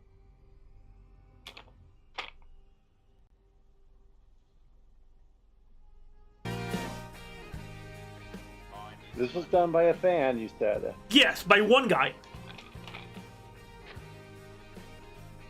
And there's more animation work here than in the entirety of the second episode of Uzumaki. Yeah! Yeah! Yeah! I don't care who says what. Look, I understand that, again, crunch culture is sucks in Japan. I get it. There's some definitely cultural differences aside. But, Jesus Christ, give your animators time. Yeah! And I mean proper time, not like you just wandered on like a couple concepts for like a few years and then you got like get going the set 2 or 3 years late into it when you have like 1 year left. Yeah, no, and as you can see, this guy, he took the time, and dude, he made an animation. And I see Kitty. Go to Discord. Hold on. I think I needed that. Hi, Biss. What's up? Hold on, I'm gonna use the can. Hold the fort, Bob. I'll be right back. So how you doing, dude? Yeah, not much. Just been house sitting, doing things. Well, we've been just chatting about the stupidity in the executives when we were at first talking about the recent Netflix drop news about the Witcher animation film coming soon. That's the one with the Sea King, or something like that. It has Henry Cockle in it. Yeah, he's Cockle as Geralt. Yeah, the video game voice. Yeah, and it has the guy who played Jaskier in the live action series in as well. Which, okay, but I was being completely like, how is it that these big ass studios with so much money, they just keep making stupid decisions and thinking like they will think all that will bring them money instantly? It's really. Oh, you want to hear stupid? Okay, kiddos, I am back. Sorry, I gotta move. So, Buddy, I gotta funny move enough, here. Biss, we were talking about something that involved you, me and Brony. Okay, what involved? Okay, you talking about The Witcher? Because that's what he was explaining to me. No. Well, a little bit earlier, but yeah. I really don't want to. I'm not looking forward for the next episode of Uzumaki. Yeah, because that was something that me and Joe were gonna do. Yeah. By the way, I'm live. I'm live, by the way, man. Okay. Hey, Joe's audience. Okay, no, you want to hear something really stupid? Shoot. So, today was the last day of New York Comic Con, which, I know, Joe, I know you want to keep the comic talk to a minimum, but I think you might want to hear this, because this is like, holy crap, this is stupid. So... This is going to hurt, isn't it? Oh, it is. So, the quality of Spider-Man... Okay, so the quality of Spider-Man comics, have been dropping since the Zeb Wells, yeah. The Zeb Wells run. I almost said Nick Spencer. No, he had a good run, but yeah, it's been dropping. It's been getting worse and worse, and fans have been like, the books aren't selling anymore. Hell, I literally would sometimes I take pictures of my comic shop whenever a book shows, and it never gets sold unless it's like a variant cover that makes you think it's a different book. And a few months ago, not a few months, but a month or so ago, someone actually wrote to the editors and said, hey, I think this is a bad idea. The editor pretty much ignored what this guy was saying and pretty much was saying that, it was lying about whether or not Stan Lee and the crew even want Peter to develop, which is, bullshit, right? Mm-hmm. But today there was a Q&A. Oh, God, this is really bad. Yeah, Oh, for this. no. This is Yeah, there's a hard, isn't it? yeah. Oh yeah, it is. There's a Q&A with the Spider-Man editors, and here's the thing. They were okay. Hold on. Lunar sent me a thing that showed it here. Okay. Awkward. Okay, it was on Reddit and stuff. Awkward Q&A at the Spidey panel at New York Comic Con. Anyone else catch the awkward moment in the first fan when the first fan asked questions? You want this is what the fan asked. I don't hold on. I don't remember it specifically because it happened so fast. Nick opened the floor for questions for the first person up to immediately start asking about the misogynist treatment of female characters in the main Spider-Man line. Peter and his relationship with MJ/Paul and the murder and the death of Kamala Khan. The basic stuff. Yeah. Nick said that he disagreed with the premise of the question, clarifying that Kamala was a big part of the book and the story. No, she wasn't. Then the fan clarified that she only appeared in 25 panels. Nick said thank you and asked the next question. Fan asked if any male characters would be killed in the same fashion. Nick said they kill male characters all the time. Fan replied, outside of their own book. Yes. He then goes on to say thank you, next question. He spoke over the fan until they bowed down or the mic was turned off, whatever happened first. Oh, again, man. But there's more to it. That is a bullshit. That is No, it gets even worse. How can it get any worse? Lunar actually had something interesting to tell me about this. He actually knew someone who was there that day. Okay. Okay. And the dude gave him. At first, Lunar thought maybe I don't know. Maybe Lunar thought that maybe the guy is exaggerating a little bit, or maybe something didn't happen exactly. But then his friend clarified, no, that really did happen, because then he told us. This is what happened. And now I'm just reading from what Lunar told me. Friend said the question just got the questions just got worse. Who just joined? Oh, hello there. He was. I'm about to tell Joe something. Talk about what happened Jesus during the Christ! Right now it's a car crash, but okay. I'm shooting zombies, but okay, man. I mean, Spaniards. Okay, but Peter a clingy stalker was a good idea. His response. Next question. Why is Peter such a loser now? Why isn't he more like the Ultimate? Ultimate. That makes bank right now. Thanks for reading Ultimate. Next question. Oh! Why? They had nothing but a bad answer for that, didn't they? They couldn't. It's Nick Lowe. He's saying all this. And here's the thing. That's what Nick always says. He will, because again, this happened before with when a fan wrote to him. And he said, "Oh yeah, just thank you for reading it."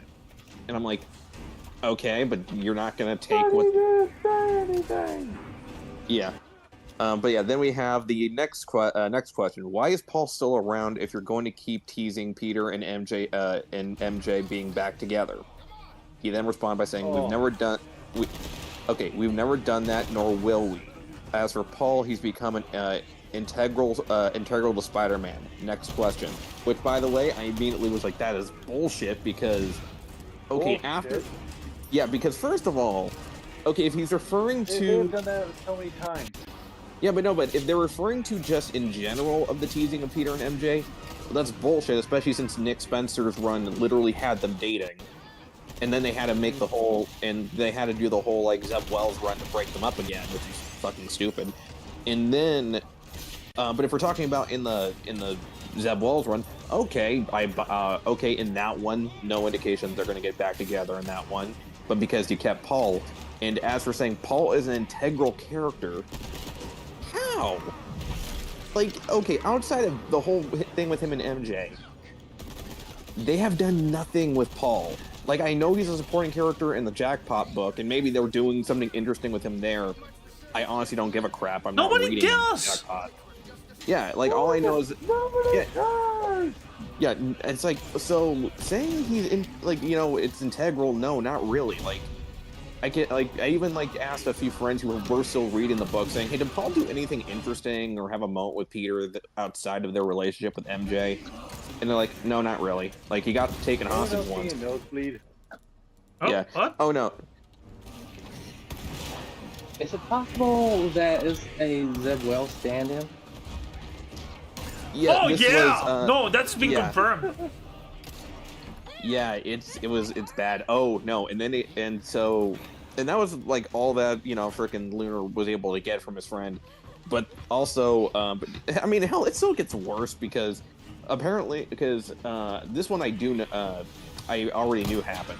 So they released a trailer for the new Spider-Man run called the 8 Deaths of Spider-Man, which is apparently going to be written by Joe Kelly and stuff. And look, Joe Kelly's a good writer, and I recommend checking out his work. But I'm not going to read it. I'm still dedicated to not reading any. I'm not reading any main Spider-Man book unless it's Miles or Ultimate. Because let's face it, Ultimate is just the de facto Spider-Man now. I think they've made it very clear. But the trailer came out, and if you look in the comments section, unless they I don't know, they freaking made it where you can't make comments anymore. Most of the comments aren't talking about the storyline; they're just talking about how much this blows, like how much Spider-Man just blows. Oh man! Okay, Man, Peter's here's really just getting the short end of the stick in it recently, hasn't he? Oh yeah, no, it's just the quality is just shit because again, it's what you just said regarding Netflix and stuff. For some reason, these people assume that they know how. Yeah, they just assume that they know better, despite the fact that the fans are telling them otherwise. You could literally be screaming into their ears with a bullhorn, and they would still not hear you. Look, I get it. Every fan has their own opinion, hence why I always say, look, you're never going to appease everybody. But when 90% of the fan base, I'm only saying 90 because you got to consider the new kids who are reading this who are getting into Spider-Man, which God, I feel so bad for them. Yeah, Most fans don't. Like Stanley said, every comic is someone's first. Yeah, so they might not realize what's going on or realize how bad this is going to get.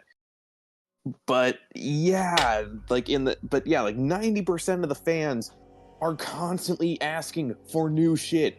And now it's in the comments section for a trailer for a storyline that no one cares about. It's like they're trying to put. You know how people get mad about woke culture? It's kind of it's like putting a completely someone else's story ideas into a franchise that it would never fit in, and that was the same thing that happened with Cowboy Bebop. The Netflix's Bebop, the Netflix adaptation. Yeah, the Netflix Bebop was only done because apparently the guy who was running the show, he had his own idea for a sci-fi series, but he could never get but apparently he couldn't get it taken picked up. But he decided that I'll do Bebop, and essentially he was like, yeah, I'll just put my stories into the Bebop story. That's what didn't even matter. That was what I was thinking of, the equivalent of how Witcher was going for the live action series. It's like putting your own. It's like putting your own story on it and just giving it the code of Witcher paint in this case. Yeah, at least with Witcher, at least the first season was at least it felt like a Witcher story, not entirely like The Witcher. They did change things up a little bit, but it still felt like The Witcher. You can't say that with Bebop.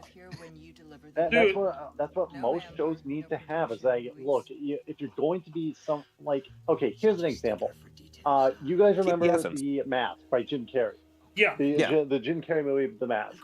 Obviously, the comics was very violent. It was very gory. It was very unsettling. But the movie was more of a comedy. Well, it was able to still capture that essence of the comic, being very zany, very silly. Having a mask that could turn you basically into a tune logic. Yeah. Correct? Yeah. So it fit there. So it was able to be a fun time. Here you're putting bullshit. It's character developments that would never happen in their own universe.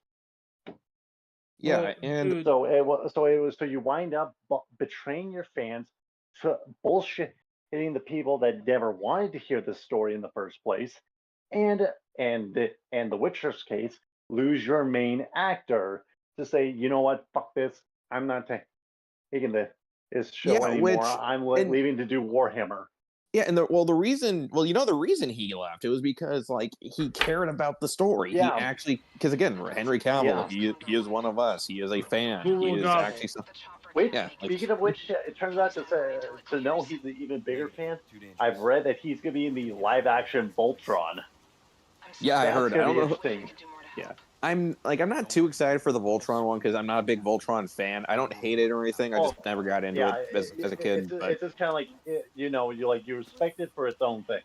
yeah, Pretty much. but yeah, if Cavill's there, then I'm guessing the script's good. So I'm guessing the fans are going to have fun watching it. Yeah, which or at is, least actually like I've learned is also being filmed in Australia right now, so that's going to be fun. No, but, yeah. Voltron versus a continent that's trying to kill you. Honestly, here's the thing, man. Like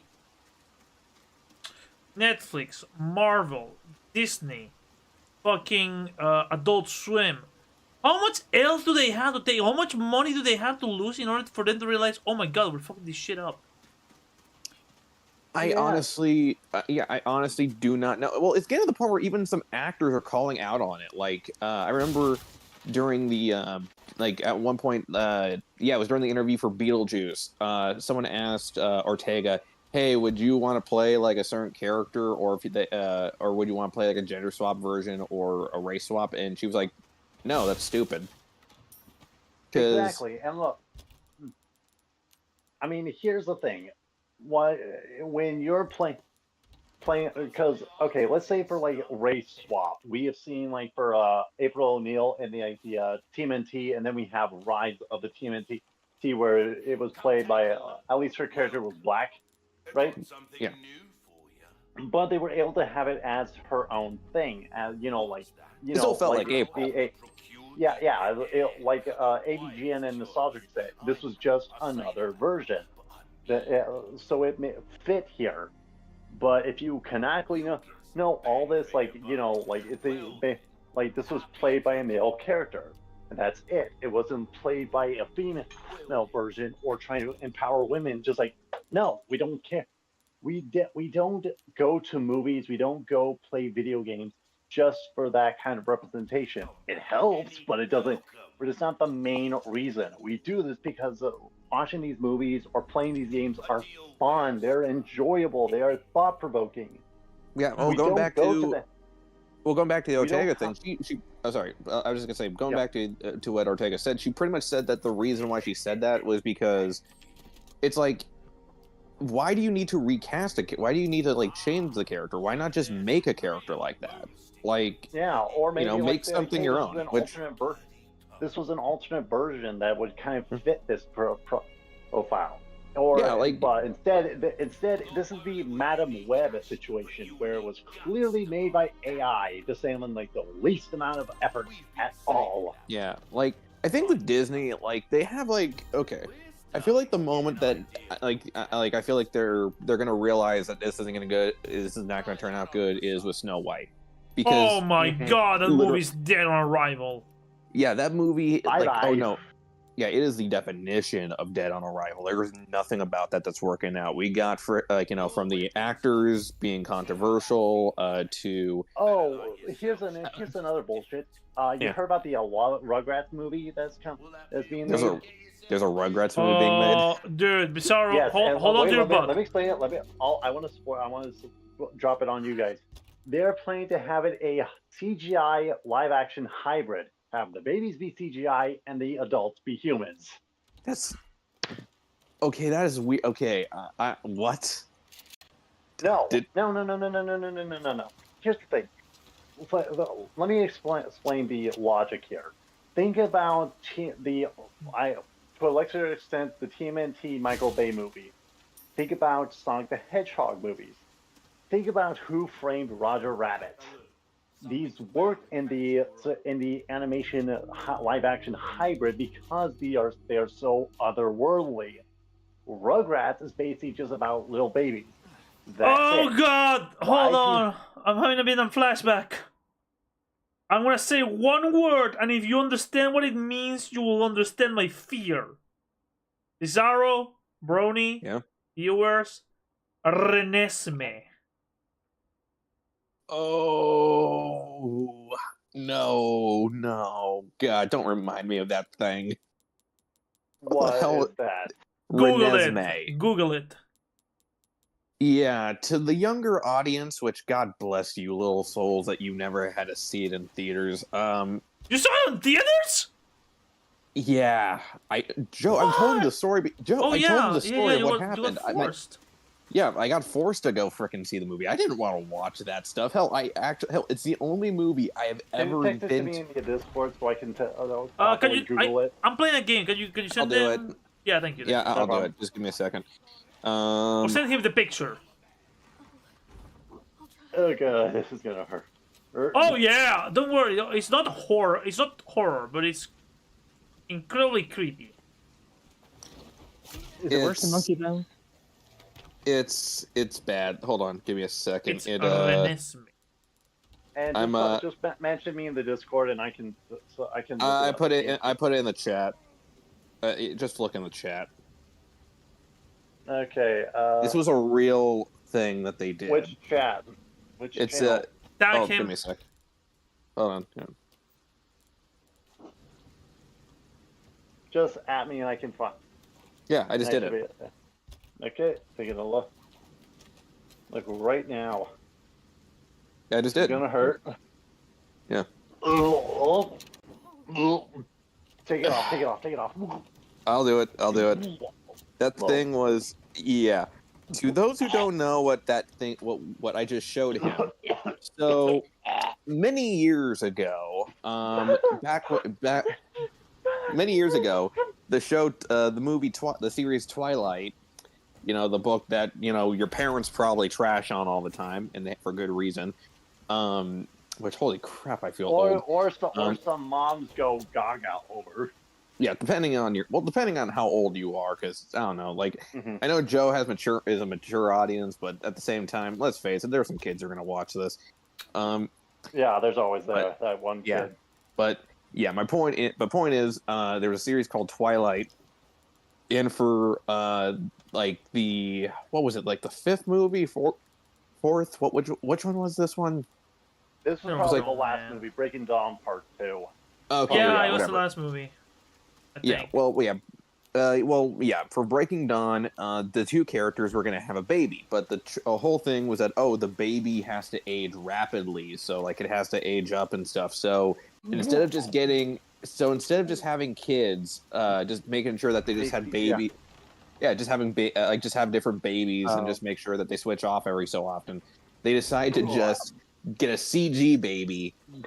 And it looks so freaking weird. It is so creepy looking. It's kind of the uncanny valley. Like it's really in the deepest of the uncanny valley situation. It looks like that creature from. It looks like a half form. It looks like that creature from Splice trying to pretend to be a person. Oh man, I remember seeing. I haven't seen the movie, but I have seen like images, and I know. And don't watch Splice. Trust me, kid. It's gonna traumatize you. I know I won't watch it. Okay, I only seen images. I haven't seen the movie, so I'm not gonna traumatize you myself. I would like to sleep again. And here's the thing. Here's what I'm finding out. Think about it this way. Look at what Netflix is doing. Remember, they have picked up the to everyone that loves to meme this thing and back. The Amazing Digital Circus is on Netflix. Yeah. So we have. So think about it this way: we have Amazing Digital Circus. We have the show like Invincible on Amazon. A hell of a boss to Has Been Hotel. To, of course, Critical Role's The Legend of Vox Machina. All of these shows are doing their thing that they wanted to tell their stories. They're not submitted to any agenda. They're they're being, at least as far as I know, they're being censoring some things in their stuff, but for the most part, it's you know, it's the They're idea. telling their stories. They're doing what they want to do. They're telling a story, and yeah, if there's going to be a message in it, that's because they wanted there to be a message in it. And they always have a small, like, you know, when people get mad about people censoring things so much. Well, there's always that small group of people in each production to say like, hey, no, don't put this in here because it would either not make sense or it's like we are not going to stretch the budget on that. But they're not censoring themselves to appease someone. They're trying to tell their own version. Like, you know how people are getting mad at I think it was her name is Busy Papa Bizia Madrano. I think I said that name right. That they don't like her writing it because she has a lot of the characters saying "fuck" in hell. Well, this is hell. It was not the kiddie version. You know what I mean? Yeah, and here's the thing, like, yeah, and it led to jokes of people saying if Vivzy Pop wrote this, it has to say there's like constant curse words. Here's the funny thing though, like Vivzy has done other, like, she has pitched other projects outside of her Hellverse series, or I think that's the term for it, Hellverse. You know, she, like Zoophobia, she actually did try to get Zoophobia picked up. She also had an Alice in Wonderland inspired series picking up, and with Zoophobia at least, like there's like some minor cursing in there, but it's mostly like that's not really the dialogue. It's mostly just like, you know, there's not much cursing in that dialogue. And same thing goes for like the Zoophobia you know, webcomic series when that was around. So it's not always, so yeah, like it's only just because she wrote that in the Hellverse because it felt natural for everyone to curse in that universe. You know, I'm gonna say this. Yeah, it's pretty much the way you remember. Anyone remember this line from Planes, Trains, and Automobiles? And to anyone who has seen that movie, first of all, bless you for seeing actually some quality shit. Second is, here's an idea. Have a point. It makes it so much more itchy for the audience to listen to. That's pretty much the epitome of how executives or like Netflix are just putting, like, you know, their own bullshit stories or trying to appeal to a certain audience. They don't. Yeah. They're not trying to be woke. They're not trying to be like, oh, we are so culturally diverse, or we are all for LGBT. No, it's pretty much like this is how their story worked. That's it. You know, you remind me of something blessed. Another way to say it. Same cocksuckers who are like trying to push certain shit are the same bastards who, by the end of the day, okay, this. For every bad idea these cocksuckers have, at least they have one good idea. The Powerpuff Girls like live action got cancelled. Yeah, thank you, God. I remember. Okay, I legit. I was like, the script got leaked, and I remember, and I was one of the people that read the leaked script. Like, I think it's still online. Why do you hurt yourself? Wait, we also remember we also had that Wonder Woman show that was canceled as well. Yeah, well, I saw the pilot, and I'm like, yeah, that wasn't good, but yeah, no, I checked out the Powerpuff Girls script when it got leaked, and I don't know if it's still online. I think they removed it or something. Maybe someone reposted it. It doesn't really freaking matter. I read that, and I'm like, I don't know which was worse, this leaked script for the Powerpuff Girls live action show, or the leaked script from the Flash movie, which I also read. Which, by the way, if anyone's curious, no, I have not seen the Flash movie. Because I read the Neither script. have I, and I will do not. I have not seen the Flash movie, and I have no urge to get into it, considering how much controversy I've heard that. I read the script, and trust me, you trust me, we were all dodging a bullet for not watching this. Let me tell you a story, Brony. One of my friends, he's a good friend. Gather around, audience, it's story time. One of my friends is a very good guy. He has his faults, but I respect him. He's a movie fan. He's struggling with depression, so Nick, wherever you are, man, we miss you. So he told me he saw the Flash movie and that he actually liked it. I'm like, why? Because Ezra Miller I have no idea why. No, he tells me. I would say like fine. Because Ezra Miller is actually a good actor, and I'm like, I don't know what drugs you're taking. Know what happened. Hold on. He's like, I'm like, I don't know what drugs you're taking, but what do you mean? He's one of the few actors who can actually act like two different people at the same time while being completely separated. I'm like, Nick, that's called schizophrenia. That's called multiple personality disorder. He's not acting. Okay, what about it, like in The Stand, where he plays as a madman who's jacking off while screaming "My life for you"? I say, Nick, that's just Ezra Miller on a Friday. Okay, but come on, let's be honest. What about the movie we need to talk about, Kevin, where he plays a fucking sociopath trying to do a school shooting? What part of that's Ezra Miller playing himself? You don't get, man. Yeah, was this before or after the part where Ezra Miller stole a car, had a shit ton of drugs and guns in the car, and was claiming that the government was trying to get him? By the way, I know they have pronouns, but I don't respect him. Like, well, wait, I thought Ezra Miller went back to being a designated man again. I don't know. Look, with Ezra Miller, look, and by the way, that the thing I just said about Ezra Miller in the car, no, that's not me making a joke. I'm being serious. Ezra Miller did actually do that. This is the reason why I don't follow too much into certain nerd cultures, because I would like to not be scarred for life. Yeah, trust me, there are some things that are just freaking nuts, and yeah, hell, it's so bad that DC has not, I've noticed that the movie was so bad, DC has kind of stopped using Barry Allen, or at least started underusing him. Like, the last big Flash, I'm talking about just in general, like in the Flash comic, the last big story Barry had as the main character was in this storyline called The 1 Minute War, which is a good story. I recommend checking it out. But then after that, it's mostly been focusing on Wally West. You know, the Flash that most people know thanks to the Justice League animated series, and also the Injustice show, though he was still Kid Flash in that one. But yeah, he's the Flash that most people start with, and there has been talks that if they do another Flash movie, it's going to be Wally West. They'll just say Barry's either missing or dead. You know what? If they could bring back Barry Allen or whichever you were meaning, I say use the one from the CW series. Oh, Grant Gustin actually said that he'd be open to playing, being in a another DC project. Yeah, wait, you say the actor would be interested, but the executives, just because the movie flopped, they don't want to use him anymore? What a shock! No. They don't really pay attention to their work. They just see numbers and money, and that's it. Well, no. I'm not saying that.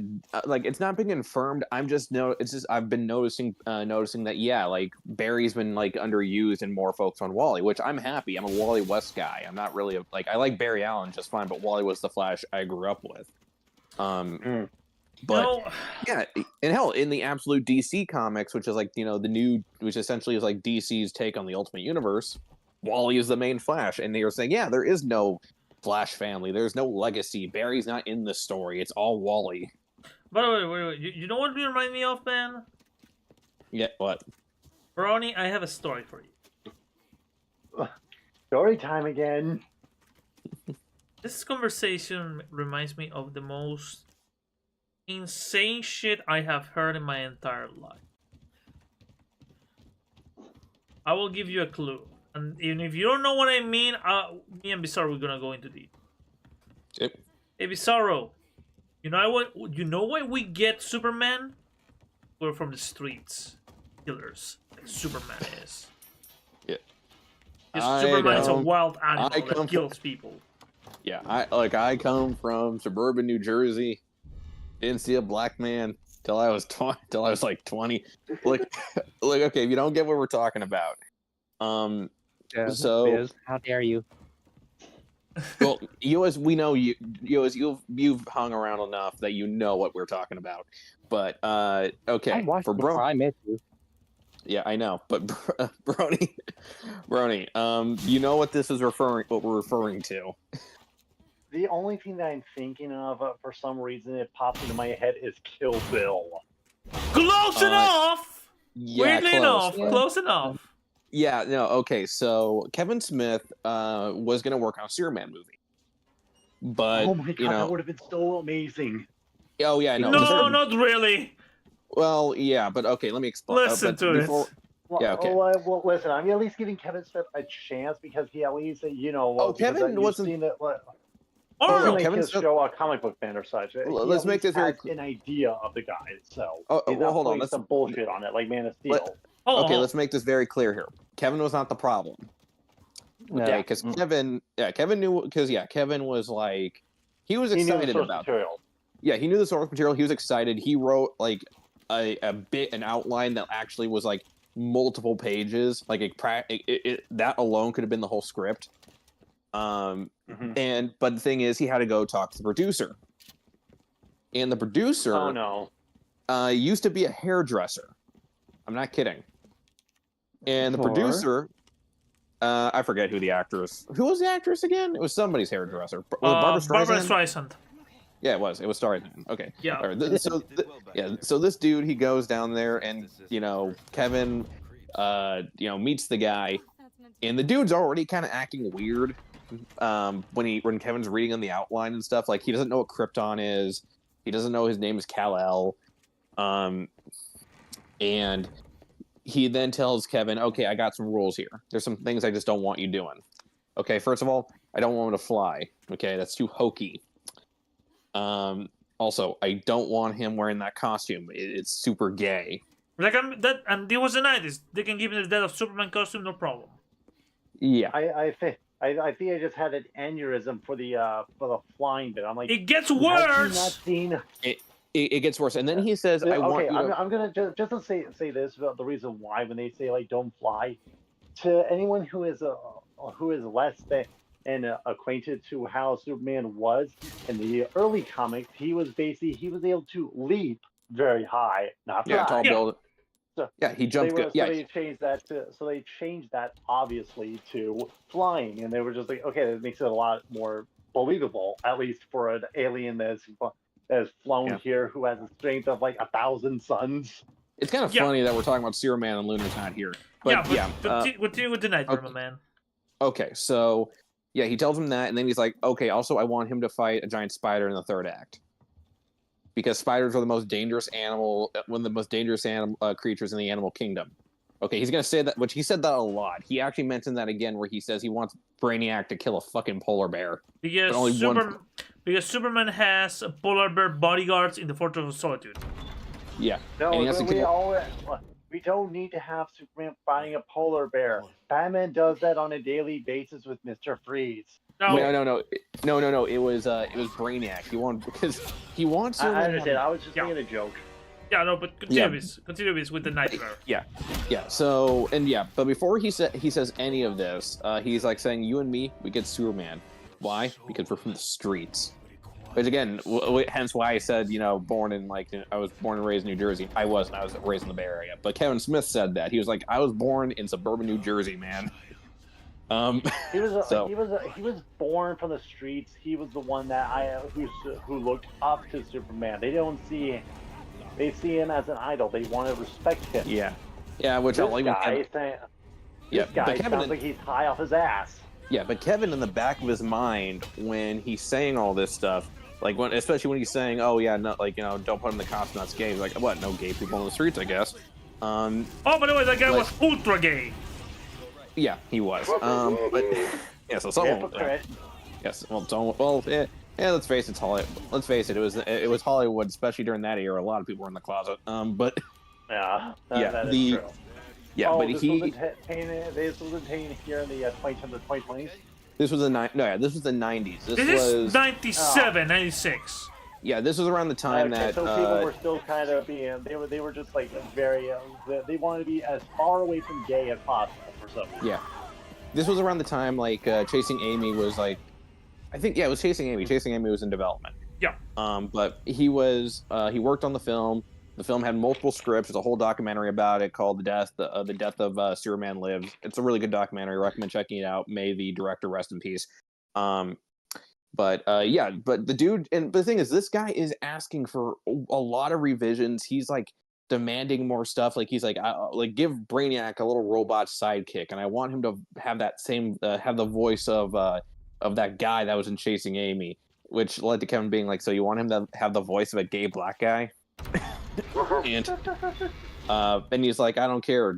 And he's like, he's demanding a lot of crazy shit, and like Kevin's trying to make it work, and I did read like you gotta do in Hollywood. Like some things, like you got that some people will just be like saying some demands are like, okay, it's ridiculous, but I couldn't work with this.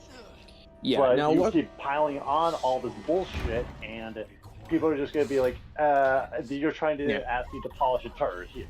Yeah, eventually, like Kevin was able to compromise on some things. Like Superman did eventually get did keep the costume in some regard, though they had to they changed it up to like being armor that he has to wear later in the story.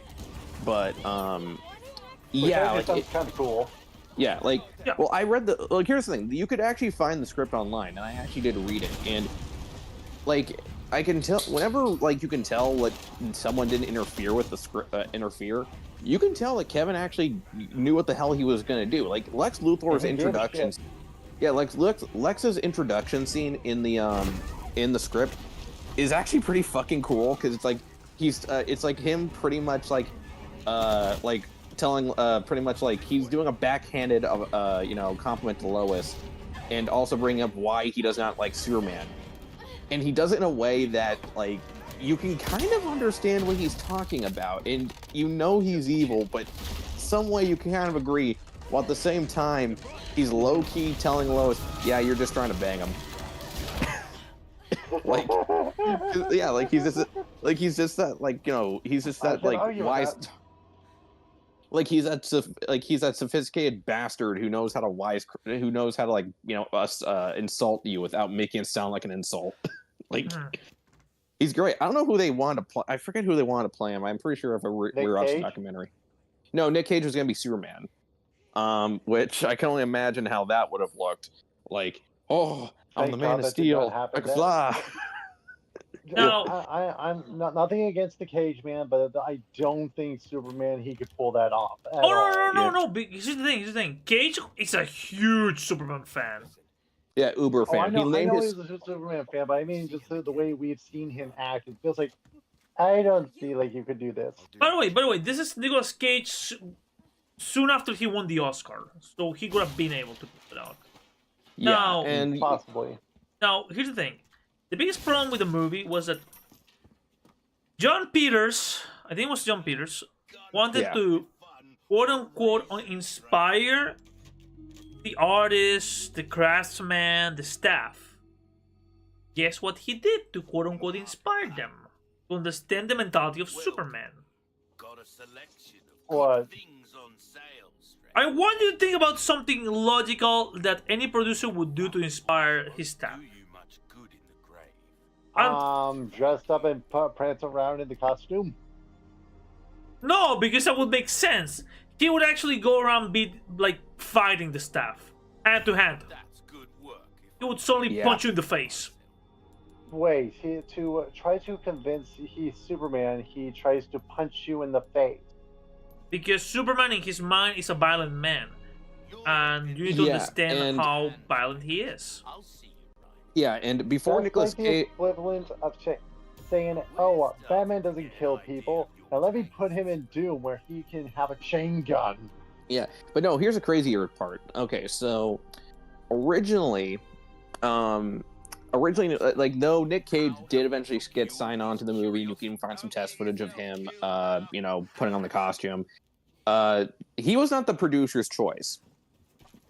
His choice was, frickin' Spicoli from Dazed and Confused. And his reason. I Am Sam. Yeah. Yeah, but his reasoning was, did you see it? Watch him in this movie. He has the eyes of a savage killer. Which Kevin was immediately going, dude, it's Superman. Someone's been reading Superman fan fiction for far too long. Dude, this is before the freaking internet. Before people could actually get a hand on this stuff. I know it sounds like he's in his eyes. He's watching his own fanfic. Yeah, he's defining space and time. But yeah, it was bad. It was so bad, and yeah, it's just a weird ass movie. Again, there were some interesting concepts. There was some cool designs for Brainiac, which were which were from Tim Burton, where like he kind of looked like the Martians from Mars Attacks. With just he actually has lips, and like they did go for different concepts. They also wanted to bring in Doomsday because the whole point of the movie was that it was supposed to be both the death and return of Superman. But Doomsday in here was weird. Like they went for like different versions of Doomsday, and none of them look like Doomsday. Like we got one that looks like the Rancor, except he has a freaking gun for an arm. They apparently settled for like this. They eventually settled for like a shape-shifting monster that would like randomly take the form of people that Superman cares about, and like near the end where Superman kills it, it takes the form of it shifts into Lois's face, and again it was weird. It like I don't like just making a big gray monster with spikes and shit. This feels like a story that we would hear covered by Matt McBustles. Oh, dude, I'm surprised he hasn't. I mean, maybe he hasn't because there's a real documentary about it. Yeah, again, the documentary is... Yeah, again, the documentary is called Death Superman Lives. It was supposed to get a sequel that talked about the Justice League movie that never got made. But again, unfortunately, the director passed away, so they never continued with it. But... Yeah. Yeah, but when I hear about these kinds of stories for movies or video games, I'm just like, from how did this not get made so poorly? It was like, oh, you had all this shit happening and it went out badly. I'm shocked that it wasn't that better. Like, yeah. Okay, have you guys seen the Back and Muscles video on the Borderlands movie? I haven't, but I want. I mean, I think I did. I don't remember, but I know. Okay. Anyone else here has seen it or no? I checked it out. Yeah. Yeah. Well, it had like so many producers. So whenever they had a script done, there was always a producer that was not happy with it. They had like five, I think like five, like about nearly a dozen producers on the movie. So it just kind of felt like it was constant conflict of like whatever they wanted to have. You know what I mean? Yeah, like, as we've seen, this was pretty much a cell-shaded Mad Max in space, pretty much, right? Yeah. Well, no, that's not what I got from it. I got Guardians of the Galaxy wannabe, which made even less sense. No. I mean, like, how Borderlands is in general. Yeah. Yeah, it's basically like Guardians of the Galaxy meets Mad Max, but they have some other bullshit. Where Benjamin was just like, what? So, and they barely had any kind of profit to the movie. So it's just like, you really didn't expect it to go worse. And here's the thing, I've heard also if I'm correct, the Borderlands movie is PG-13. Yeah. This is an M-rated world, so it should be rated R. But you decided to go for like, PG-13 Alien versus Predator. Try to appeal to so many people, and yet you appeal to no one. Yeah, which by the way, I feel so bad for freaking Jack Black, man, because like he's been taking the L the entire year, man. Yeah, like he did good with Mario. He surprisingly did a good job as Bowser. And it was fun. Then he did the Borderland thing, which everyone already was telling him was the casting choice was good. The script he was giving was not so much. Yeah. Then after that, they had apparently he's going to be in the Minecraft movie, which like it kind of feels like it's skeptical. Yeah, which I saw that and I was like, am I having a stroke? I'm only in my 20s. How am I having like a stroke in my 20s? No, I think you would be more likely to be like, did I take drugs today? Just kind of like, did I accidentally eat my brother's special brownies again? Then, the whole thing that happened with Kyle at the concert. Yeah, that whole thing. Do you hear about that, Brony? What? Who's Kyle and what concert? Kyle Gass. He's the other half. Tenacious D. Oh yeah, Tenacious D about the Oh wait, this is gonna involve politics. Okay, I'm gonna. No, it's say very we quickly. will It's very not say quickly. it. It was Kalia's birthday, and they said him happy birthday, alive, whatever. They bought him a cake, and this happened like the day after. And they asked like Jack Black tells him, "Come on, Kyle, make a wish." And Kyle takes the cake, he blows the candle, and says, "Please don't miss next time." It was the day after Trump got shot. Yeah. And it led to him and Kyle kind of having a falling out again, which I'm just like, oh man. Please do not involve any celebrities into your, that one birthday wish. Yeah. I mean, so the problem was it was way too soon. yeah, Way. but yeah. Yeah, As for the kid, I mean, like for the kid, I'm not gonna be mad at him because, well, they're kids. We've all tended to say something out of impulse and not think it through. Yeah, no, but this guy, Kyle Gass, is like 40, 50 years old. Like, he knew better. him and Jack have known each other for years. Like, like they've worked for, so, that part was just, eesh.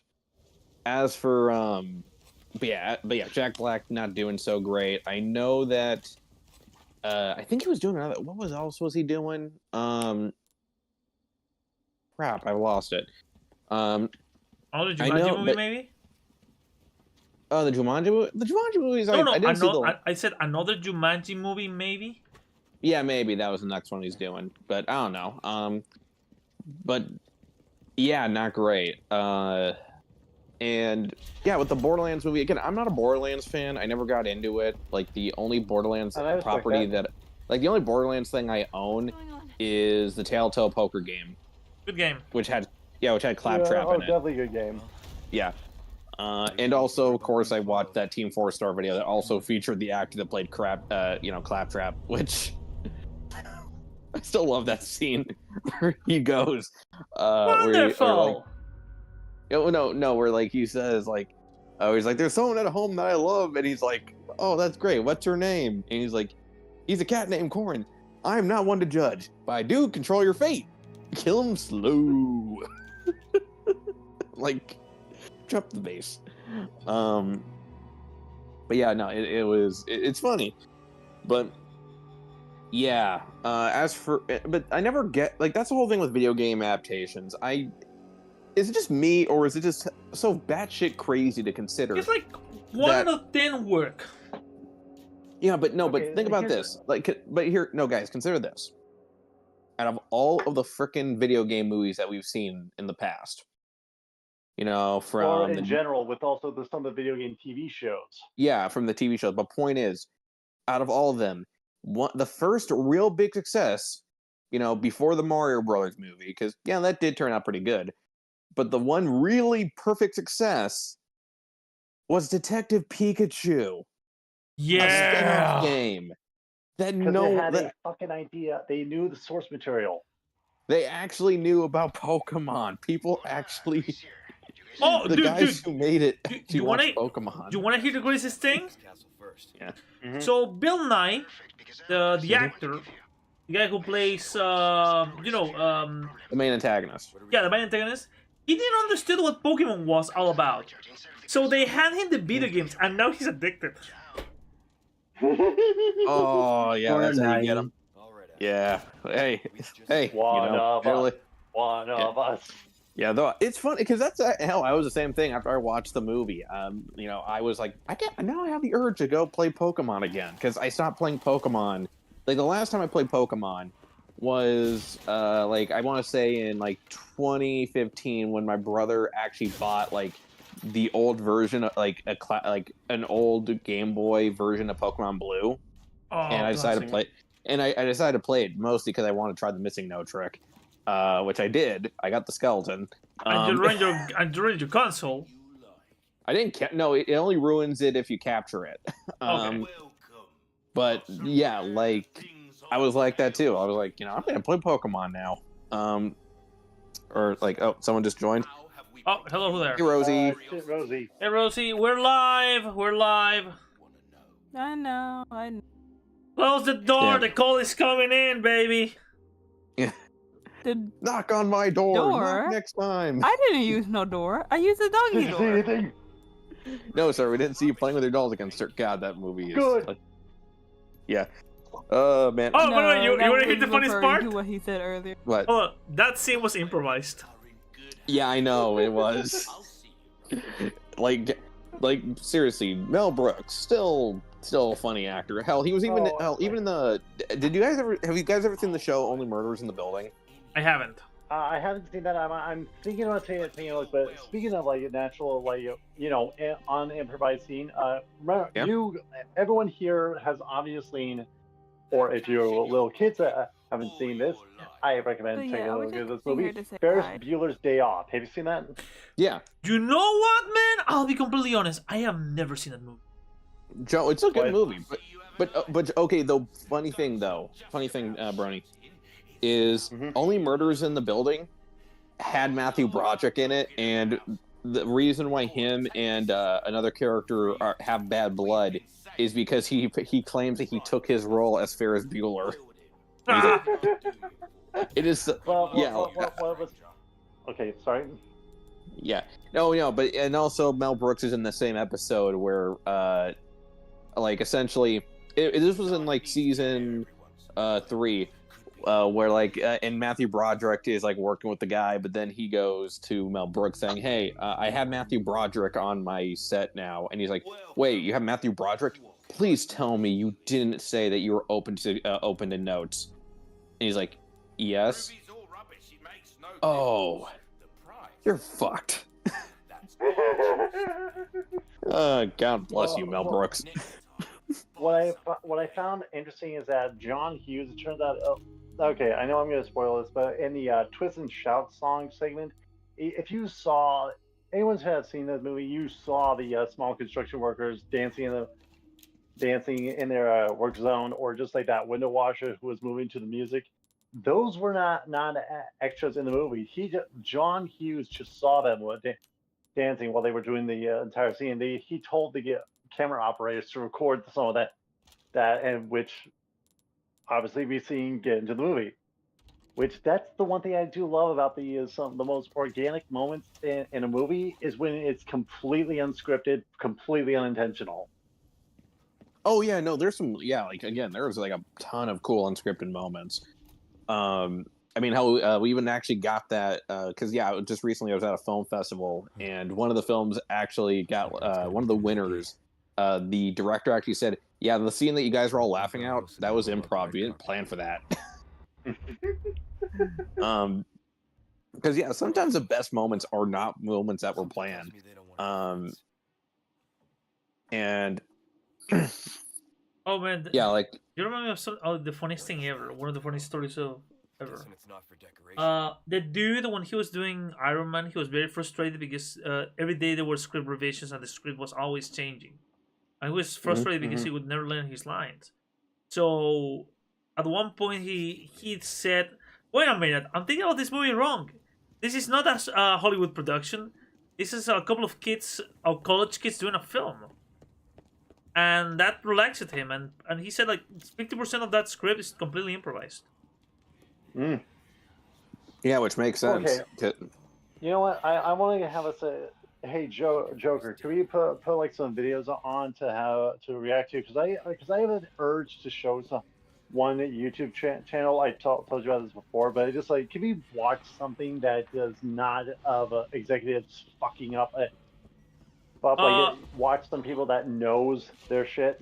You can show it if you want. I'm still playing Resident Evil. I can't show it because I'm on my phone and I can't really. Yeah, well, I'll just show it later. But yeah. Oh, Joe. What I was going to recommend was Viva la Dirt League. They've done a lot of comedy videos to poking fun at RPG logic, Witcher, Red Dead Redemption, Dead by Daylight, and they know their shit. Dude, like, if we're talking about channels who know what they're doing, oh, dude, remind me of something I need to watch later. No, Other than Uzumaki, like I was gonna okay, wait. Well, all right. If we're gonna go for like something that we're talking about some really good underrated indie groups. And you guys ever heard of Blinky? Like rings a bell. like yeah, like they're known as Blinky Productions or Blinky 500.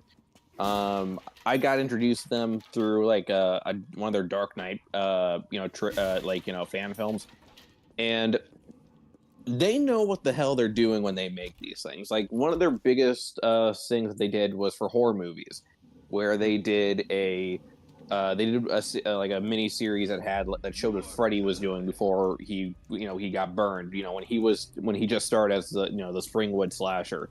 They did a really cool fan film for Halloween showing like how Michael psychiatrist would actually feed Michael victims.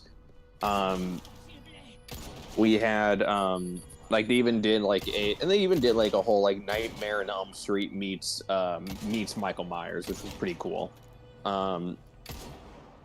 Like these guys actually knew what they were doing, and they knew the characters. Like they actually felt like the characters from the original films.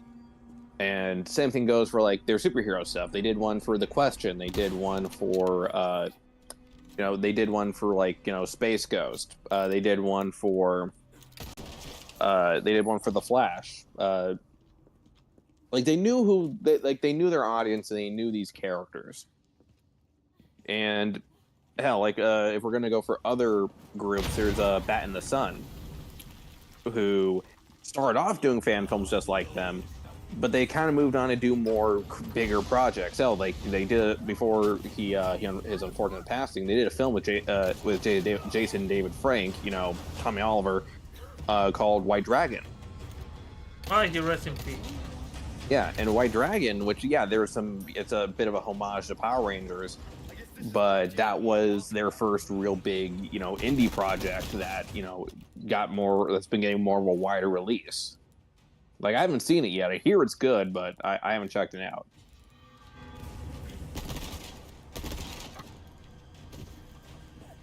Like, I haven't seen a lot of things lately. Like, I recently been watching a lot of Dead Meat. Like, only now I just got into it. Yeah, did you see they just did the Halloween Ends one, which... Not yet, because it's Halloween Ends. Yeah, I watched it, and I'm like, yeah, I get what they're talking about, and I will admit, some of the kills are pretty freaking cool. But, yeah, no, this is not that great. Like, I will say that... Yeah, and apparently, like, plus, I'm going to cut the movie some slack, because as they even point out in the video, there were a lot of revisions. Like, they did change the ending a lot. Like, apparently Laurie was going to die originally. Which makes sense! Yeah, Laurie was gonna die. Michael was either gonna live.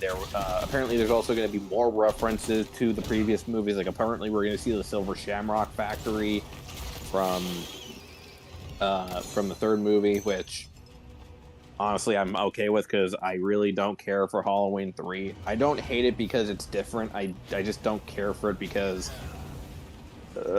just some personal reasons. I have a friend who hates fashion. Trust me, like, it can get worse. Trust me, I have more of an issue with this movie just because of what my best friend does to me every October. No, but this guy, like, he says, no. Halloween 3 is a good movie, but it's not a Halloween movie. Nope. Yeah, sorry, I'm only playing Witcher 3 at the moment, so I'm running away from 47 raids. Level 47. Oh yeah. Speaking of show revivals, sorry, well, not show revival, but speaking of show adaptations, apparently they're still planning on doing the God of War show on Amazon, but apparently there are some issues. Of course, because what show in 2024 would not have issues? Yeah, like personally for me with the God of War movie, or God of War show, I really want to like it, but I also don't want them just retelling the story. Like, here's the thing.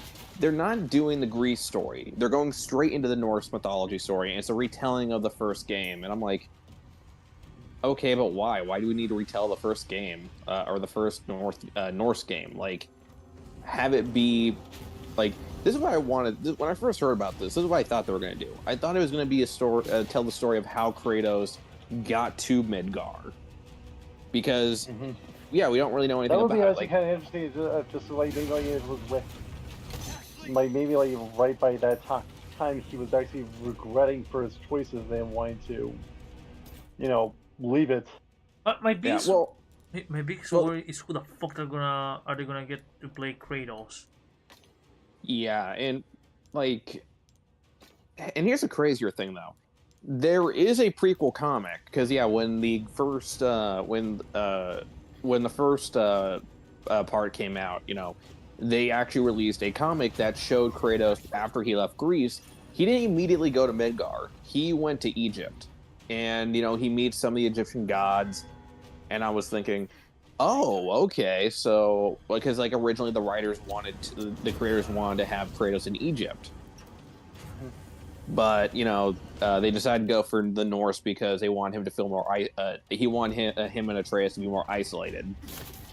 And yeah, like I thought, okay, so is the comic gonna show how he got there? No, the comic after the first few issues focused on him in Egypt. They fast forward to him being in Midgar, and I'm like, come on, Did you say man. being or peeing? You know, being. I thought you said peeing. Yeah, no, he didn't. Well, granted, Midgar is a place, and if there's no toilets around, you know, you're gonna have to do something. But, yeah. But you know what? Yeah. Sorry, you remind me of one of my. I haven't played the new God of Wars. I seen a couple of clips, and there's Dude, it's one. such a good game. Yeah, no, I like. Dude, the problem is that I need to pay for it. But there's one clip that always puts a smile on my face. Spoiler for the second game, where Kratos is about to leave. He's talking to the head dude, and he's like, "I noticed how Atreus is looking at Thor's daughter. Oh yeah, they become very close. Have you thought? Yes, I gave him the talk. Don't worry about it." Yeah, like he was like, yeah, well, he was worried like, well, it wasn't Thor's daughter. It was like Androbota, which kind of makes sense since Androbota in mythology is Loki's, well, like not wife, mistress, because yeah, Loki had multiple, like similar to not unlike Zeus. Loki had Loki's many closer to Alucard. Let's leave it to that. Yeah, but yeah, though I am kind of wondering what they're gonna do with that. I have a theory that I feel like Atreus is gonna get his own game theory.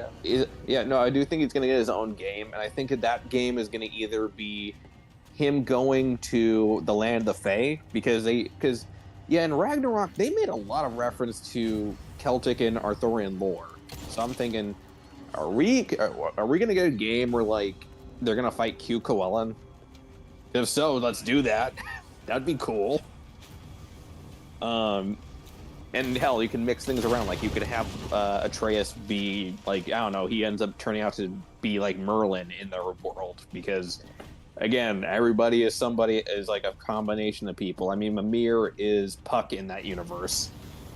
And I'm guessing, and I honestly do think that it's going to be revealed that like Kratos is going to be going by the name Woden, which was another name for Odin. Because yeah, a lot of people don't know this. The Norse gods do have many other names, so they could just say that like Kratos will be Woden. Or you could since say he does have. he was born on Wednesday. Yeah, but yeah, no, like, well, also that because Kratos has Odin's weapons. He has a spear that's very similar to that though it doesn't have the same power as Odin's spear. You know, he has the spear. You know, he has like, you know, Freya by his side. Like they're probably gonna change again. Like they've changed things up enough. I wouldn't be shocked if they did that. But who knows? Like there's so many different mythologies they can go for, but for the show, I would think that make it Egyptian. Like show what the Kratos did. Show what Kratos did in Egypt before he left, and why Athena was like, working with the Egyptian gods. Like, what were they trying to get from him? Because we never see Athena in Ragnarok, even whether or not that really was her during the previous game. So, yeah, no, do something like that. Like, I know we're gonna get like a God of War episode for that other Amazon show, which will apparently, like, all the episodes that they're gonna be showing in that series are gonna be canon. So, curious of what the God of War episode will be about. Fuck that! I want the Warhammer show. Yeah, we're getting that twice. With the, you heard about the secret level anthology, right? That's what we're discussing. Yes. Yeah. Okay. Yeah. Because when you're saying like a movie, my brain's like, you sure about that? Yeah. No. Sorry, I meant show. But yeah, still, secret level is going to be showing a bunch of video games, and yeah, a lot of them are going to be canon. So yeah, like, let's see what I'm curious to see what they do next. Yeah, I mean, right when I heard about Mega Man, I'm like, you have my attention. Yeah, like, though, if it does continue after what happened to Ragnarok, I would say please, please, like, give some closure for some of the other characters, because yeah, so like some of them got a raw deal. So I'm gonna guess like someone got screwed over / do we have no idea what happened to them after like a certain shot? Well, like, you know how the game ended, right? I do not. I have not played. I haven't not played Ragnarok. That's because I only have a PS4, which I tried to do some deep cleaning, but I might have tightened the fan a little too much, so now it makes a weird noise. I'm like, I don't want to break it. Yeah. So well, I'm like, yeah, that was my own damn fault. Yeah. Well, like, but you haven't checked out the game, so you don't know anything that happened in the game. Yeah, I only know bits and pieces, like knowing their doggo gets to be Fenrir dies, but it's Fenrir dies, but also soon possesses / embodies now a big doggo. Yeah, Garm, who's also Well, yeah, they just combined Garm and Fenrir and stuff, because they are actually, because in mythology they are two separate beings. Which, let's be fair, you would be riding that dog if you had the chance. Oh, hell yeah. But yeah, I won't. Big doggo. Yeah, I won't spoil what happens, but yeah, a few characters are gonna get screwed over, and it's gonna leave you wondering how they're gonna how that story's gonna go, especially since the whole point of the story was that Kratos and Atreus were trying to, end the cycle of vengeance, kind of deal. Like, they don't want people just going around trying to, especially for Freya, because they're like, we don't want you to go around trying to kill us anymore. This doesn't. All it does is hurt. All you're gonna do is hurt yourself, or I'm gonna kill you. Yeah.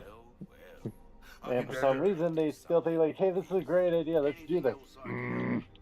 Yeah, though I will say, and this isn't a spoiler, Odin in the game is still pretty great. He's not exactly how people thought he was gonna be, but he's kind of like this old jackass lawyer who just knows how to screw with you, even when you know that he's full of shit.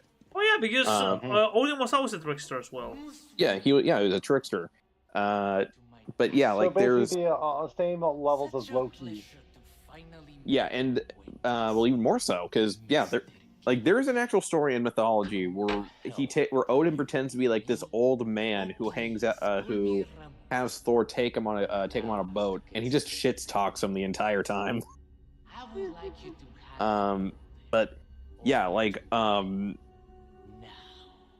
in the game, they have some interesting stuff with him. They also have this very catty banter between him and Mimir, where he calls him, or like he calls him out saying, "I know you're in here, you little shit."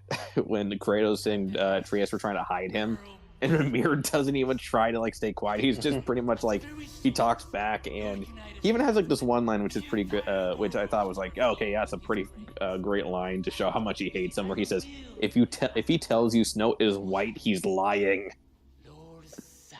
So don't even believe it when he's spouting facts. And of course, during the fight scene, there's a point where he goes like three against one, and then Mimir goes, don't forget about me, all fucker." And he's like, "What you call me?" What you call me, bitch? Yeah, like yeah, and yeah, like again, we get some cool stuff. Again, the game is so cool, especially like the fight with Thor and Kratos, because well, it had to be freaking cool, man. They had to do it, and how it's done is just like Video nuts. Europe with a shotgun. Shotgun, say hello. Like, All right, which you're Resident pretty Evil? Wait, 4. which- And I'm also on YouTube if you want to watch. Alright, you primitive screwheads, listen up! This is my boomstick! Chop smart. Chop S smart. You got that? Yeah. Oh, Hail to the king, baby. Of course I'm okay, baby. Like, look at them. No, I said hail to the king. No, I'm talking to Ashley. She's like, are you okay? Dude, I shot a guy and he's on one half. One half is here, the other half is 2 feet away. What do you think? I'm okay. Them, not so much. They're gonna need some glue in hell. Sadla. But, oh man, that makes me think, like, I still can, it still boggles my mind of, like, how hard it is to make a freaking proper Resident Evil adaptation. That's not the animated movies. I've watched all those recent ones, the ones that were not done by Wes Anderson, and his wife being the starring role in like every fucking Resident Evil live action movie he directed. That's not Resident Evil. That's just your wet dream to just make your wife look cool and have a story to come somewhat be a god in. Like, hey, don't get me wrong. The guy loves his wife a lot, but he loves her a little bit too much, in my opinion. If you know what I mean.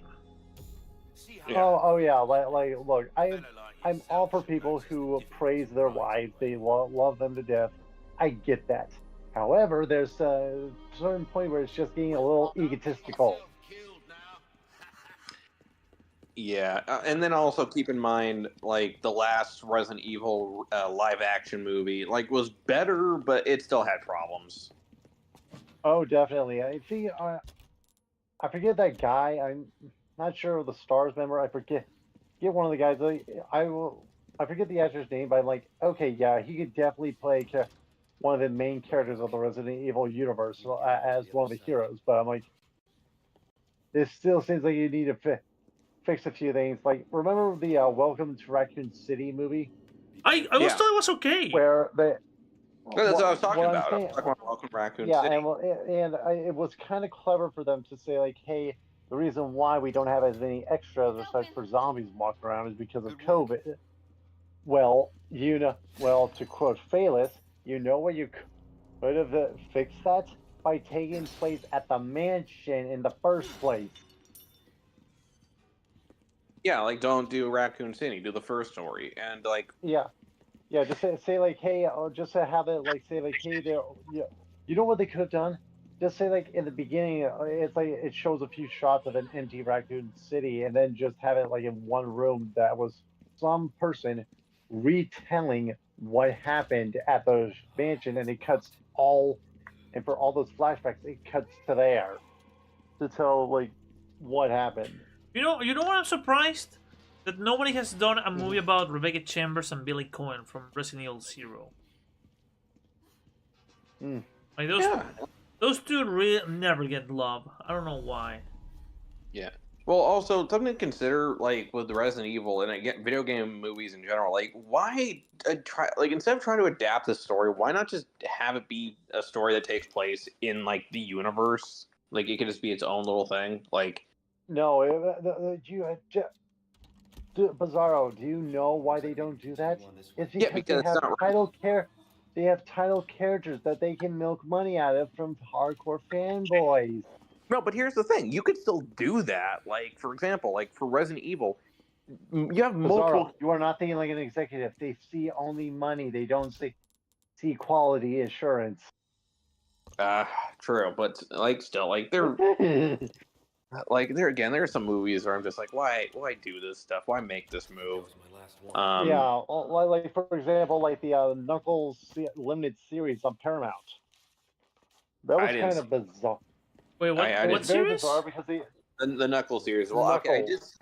I did see the first few episodes, but I'm gonna be honest here, I don't remember anything that happens, and I didn't even finish it. Yeah. Like I had Mahan watch it with me as well. Well, I was like, it's okay for what it is, but I'm like, yeah, there's like a lot more. It was pretty much like it's above it's like somewhere around like first Sonic movie, but still under the obviously like we see the jump in quality from Sonic 1 to Sonic 2, right? Yeah. It's kind of like it's just barely above Sonic 1. Like it's still passing, but still just barely with its own thing. Yeah, and then But they did have a rock opera moment, which was awesome. yeah, like okay, like with Knuckles and the Sonic stuff, I don't really care too much about that. I'm not a big Sonic fan.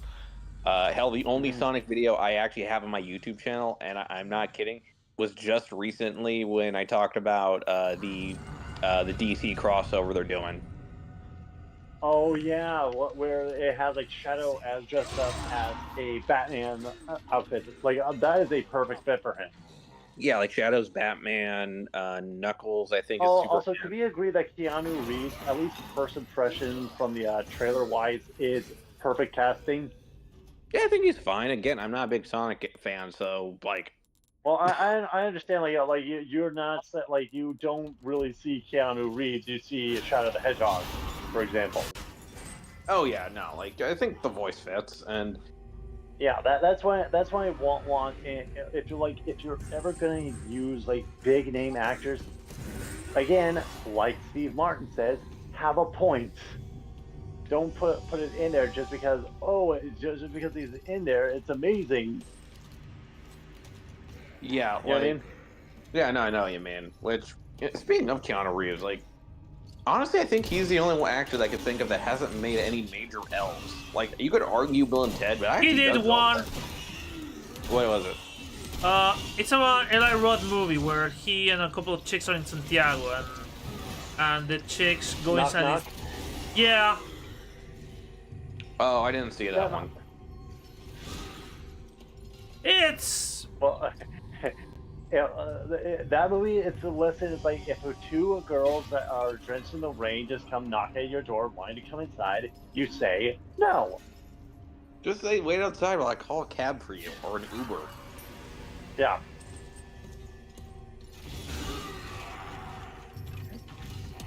Nope, it just turned into a weird thing going on to the point of Keanu just trying to survive. Yep. And then get half buried alive.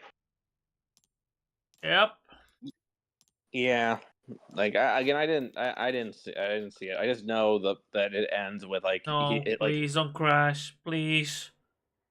Please, Resident Evil, don't crash again. If you crash again, I'm gonna call it for a night. I'm gonna watch.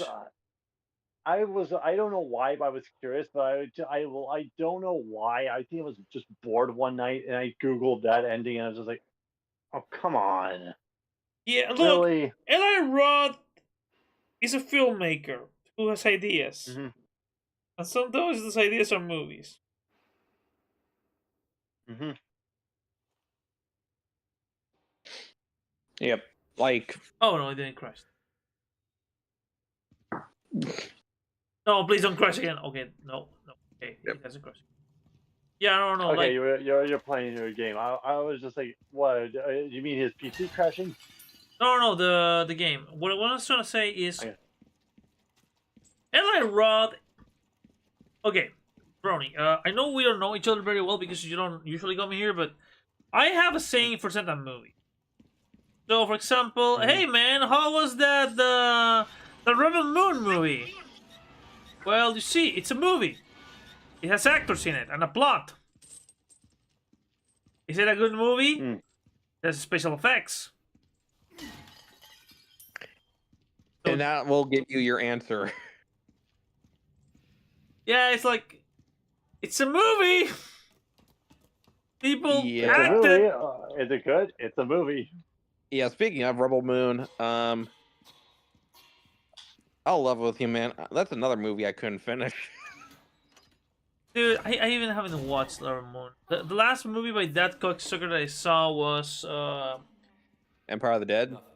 Was it Empire? Was it called Empire of the Dead? The one in Vegas, right? Yeah, no, I'm pretty sure that's not the name of the movie, but we don't give a fuck. Hold on, let me look. Army of the Dead, thought- I think it's called. Oh, wait, hold on. And my god, that movie was... The only good part of that movie was the opening. Yeah, I know. I looked it up. Yeah, you're right. It's Army of the Dead. Why did I think Empire of the Dead? But you know what? That sounds like a horror zombie Star Wars movie. Yep. See, the dog agrees. It's Dude, you want to hear something funny? So when I was with my parents, I rewatched the remake of Dawn of the Dead, and I realized why it's so good. Do you know who the writer of that movie is? Who? James Gunn. James Gunn. James fucking Gunn. Yep. Who also, but yeah, which, by the way, like, I just don't understand with Snyder fans is why do they need to constantly try to trash James Gunn's DC universe, even though Zack Snyder... He's not Zack Snyder! Yeah, because here's the thing that's funny, though. One, Zack Snyder doesn't give a fuck. He said that he's done with superhero movies, which, okay, good. Fine. I don't think we're missing anything. And two, him and James Gunn are friends. No, they're In not. fact, They are different persons. Yeah, like they. It's two different people. It's all ruined. Like, give the guy a shot with this material.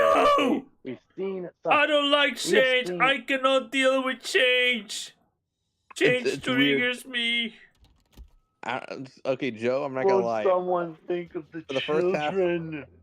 For the first half, Joe, for the first half, you legit sound like you sound like a weird fusion of Pan Oswald and Bubbles from Trailer Park Boys.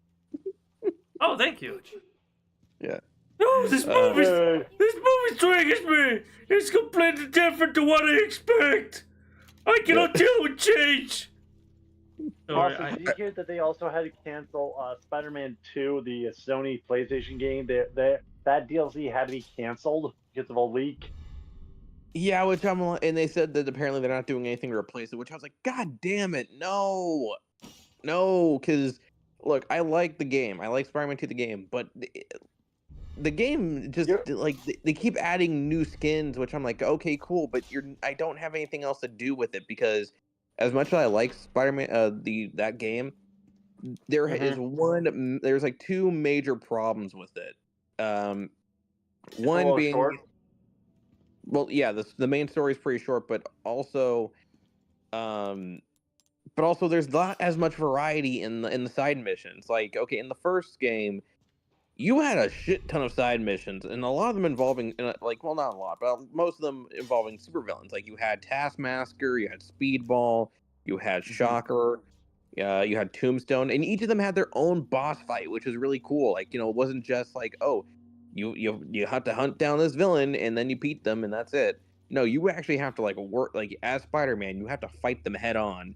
And I'm like, that is so cool. And even like with the phases where you have to deal with like, the demon, like Wilson Fisk's remaining stuff and like the demons and the Sister Six, like there's a lot you can do in that game. But then you have the second game where you don't really fight that many villains outside of the main story. Like the only one I could think of right now is Mysterio, and okay, his boss fight's one of the coolest boss fights in the game. Let's not deny that. But yeah, that's kind of about it when it comes to like a major boss fight. So you don't really have anyone else. Like they make you think you're gonna fight the Prowler. Oh, Yeah, here's another one. What about the Sony refusal to remaster Bloodborne? yeah. Again, Sony, I'm like, what? Come on, man, just do it. Like, even if the information is leaked, do it. Man, you know they're gonna still pay for it, man. Yeah, I'm But like, oh, Sony, we want this stuff. Look at what Concord did. It did you guys nothing, and you try to force it down our throats when we didn't want it in the first place. I'm gonna level with you, man. I keep forgetting that game ever existed. Like, I have to be I've never reminded. heard of the You're the game. dirty of the internet. Yeah, like I have to be reminded of what the game was, what that game was even about. Um, like it's just like, but yeah, no, and also like apparently the game, and it's even more disappointing because apparently the original idea for the DLC was gonna focus on the Beetle, Tombstone's kid, which I was like, oh Oh, hell yeah, right. because When you said Beetle, I thought I was about to say like, wait, Blue Beetle. I didn't think he was in the Marvel universe. Oh, yeah, I was talking about Janice Lincoln, the female. I want to say I gotta go back and read. I think she's the third Beetle. Like I gotta go reread the thing. But yeah, she was the latest Beetle, and she was actually one of my favorite additions to like the Marvel universe when she was introduced in Superior Foes. Because her whole deal is she's a supervillain who's a lawyer, and her so like backstory. She-Hulk, except they're not crappy. We don't talk Yeah, about the She-Hulk in this yeah. house. But the funny thing, but here's the thing I always loved. I loved about Janice when they showed her backstory, where the reveal that her father's Tombstone is unlike other supervillains whose parents are also villains. It's not tragic. It's not shown as an abusive relationship. It is actually It's disturbingly wholesome. Like like literally for her birthday. When she was a little kid, you know what her father and her did for her birthday? Rob a bank? No, she went to another kid's birthday that she knew from school and robbed her. Like they stole all of her presents and then her dog, and kept the dog as a pet. And that was like that was their daddy daughter bonding moment, and they like, and she never looks back on it and says, "Oh, that was horrible." It's like, no, that's a treasured memory for her. Like as a little kid, she even said, like at one point, she finds like a freaking severed hand in the backyard and just shows it to her dad, and he's just like, "Oh, Janice, don't touch that. You're gonna get sick."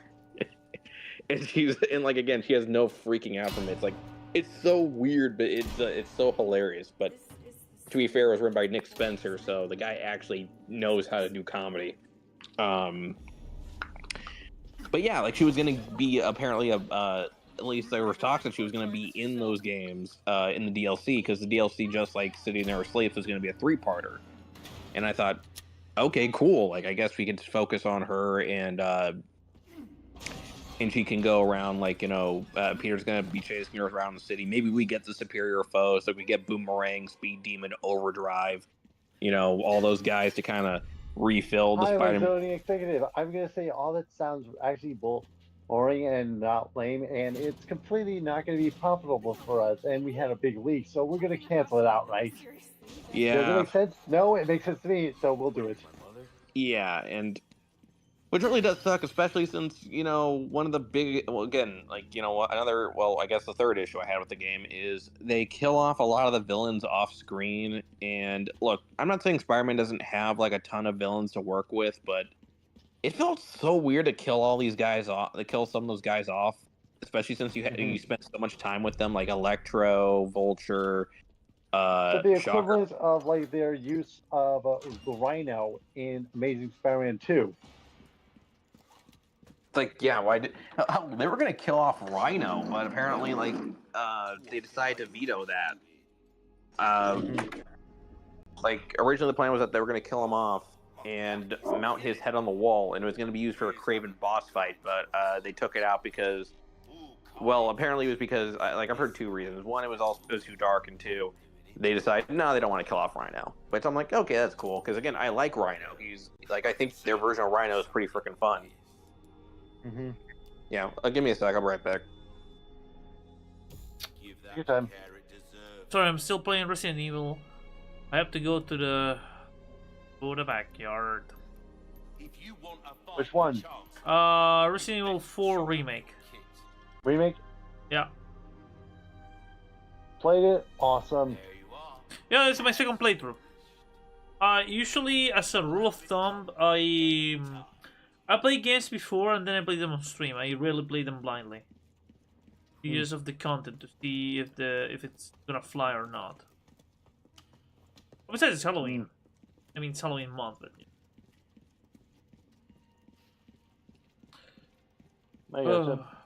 So what have you been watching, man? What have you been reading? What have you been doing? I've been watching a little bit of Team Ninja Turtles, playing Witcher 3, as you've heard. Resident Evil 4, just trying to relax now because I'm not going to go into personal details since this is going on YouTube or Twitch, and I'm not going to delve into my personal life. Yeah, but yeah. It's just been like, you know when you have that anxiety of just like random things, just calm down, focus this. Hi, well, this thing, shut up. Man, I'm gonna say 12 days till the election. I'm not gonna tell. We're not gonna discuss it, but dude, I don't even live in your country, and I'm already anxious. Just knowing, I even heard, just because this does affect me, is that I've heard that Donald Trump might be trying to ban video games or violent video games. I didn't see the entire thing, and I doubt am not gonna go. Like, I don't even think his supporters are gonna be down with that. Nope. Oh, like his fan base is many things, but they're not that dumb. It's like Donald Trump trying to ban beer. You know, that's never gonna fly. Or try to ban guns in this country. Oh no, that's never gonna happen. That's never gonna happen. Because you know what? The moment he tries to do that, I made this joke. Yeah. I made this joke a few times, but whenever I thought we try to even mention this, I just tell just like, okay, if I will go over to Trump and say, like, oh, okay, I'll vote for you if you ever say you screwed up. You ever say the words, I'm sorry, I screwed up. Oh no, he won't. He won't. Exactly. He's a megalomaniacal narcissist who is completely convinced that everything he does is the right thing and nobody else matters. So he will never admit. I remember him. I think there was one rally. He says, "I don't need your love. I need your vote. That's it." Yeah. I was like, "Yep, nope." Yeah. Like he's a small man at the end of the day. He's just. And here's the other thing. I'm gonna say this once to anyone else who says like, "Oh, vote for him again." Just like, guys, we voted for him. We had 4 years for him to show us wrong. He completely screwed the pooch. Why do you want him back? Because he has a concept of a medical plan. Man, I still can't believe he said that. They're eating their cats. They're eating the dogs. Man, I still can't believe that he actually said, I have a concept of a medical. I don't ever... Well, here's the thing. If there's one thing I've learned about my life, it's just understand this. And you need to have a lot more of an idea than just a concept.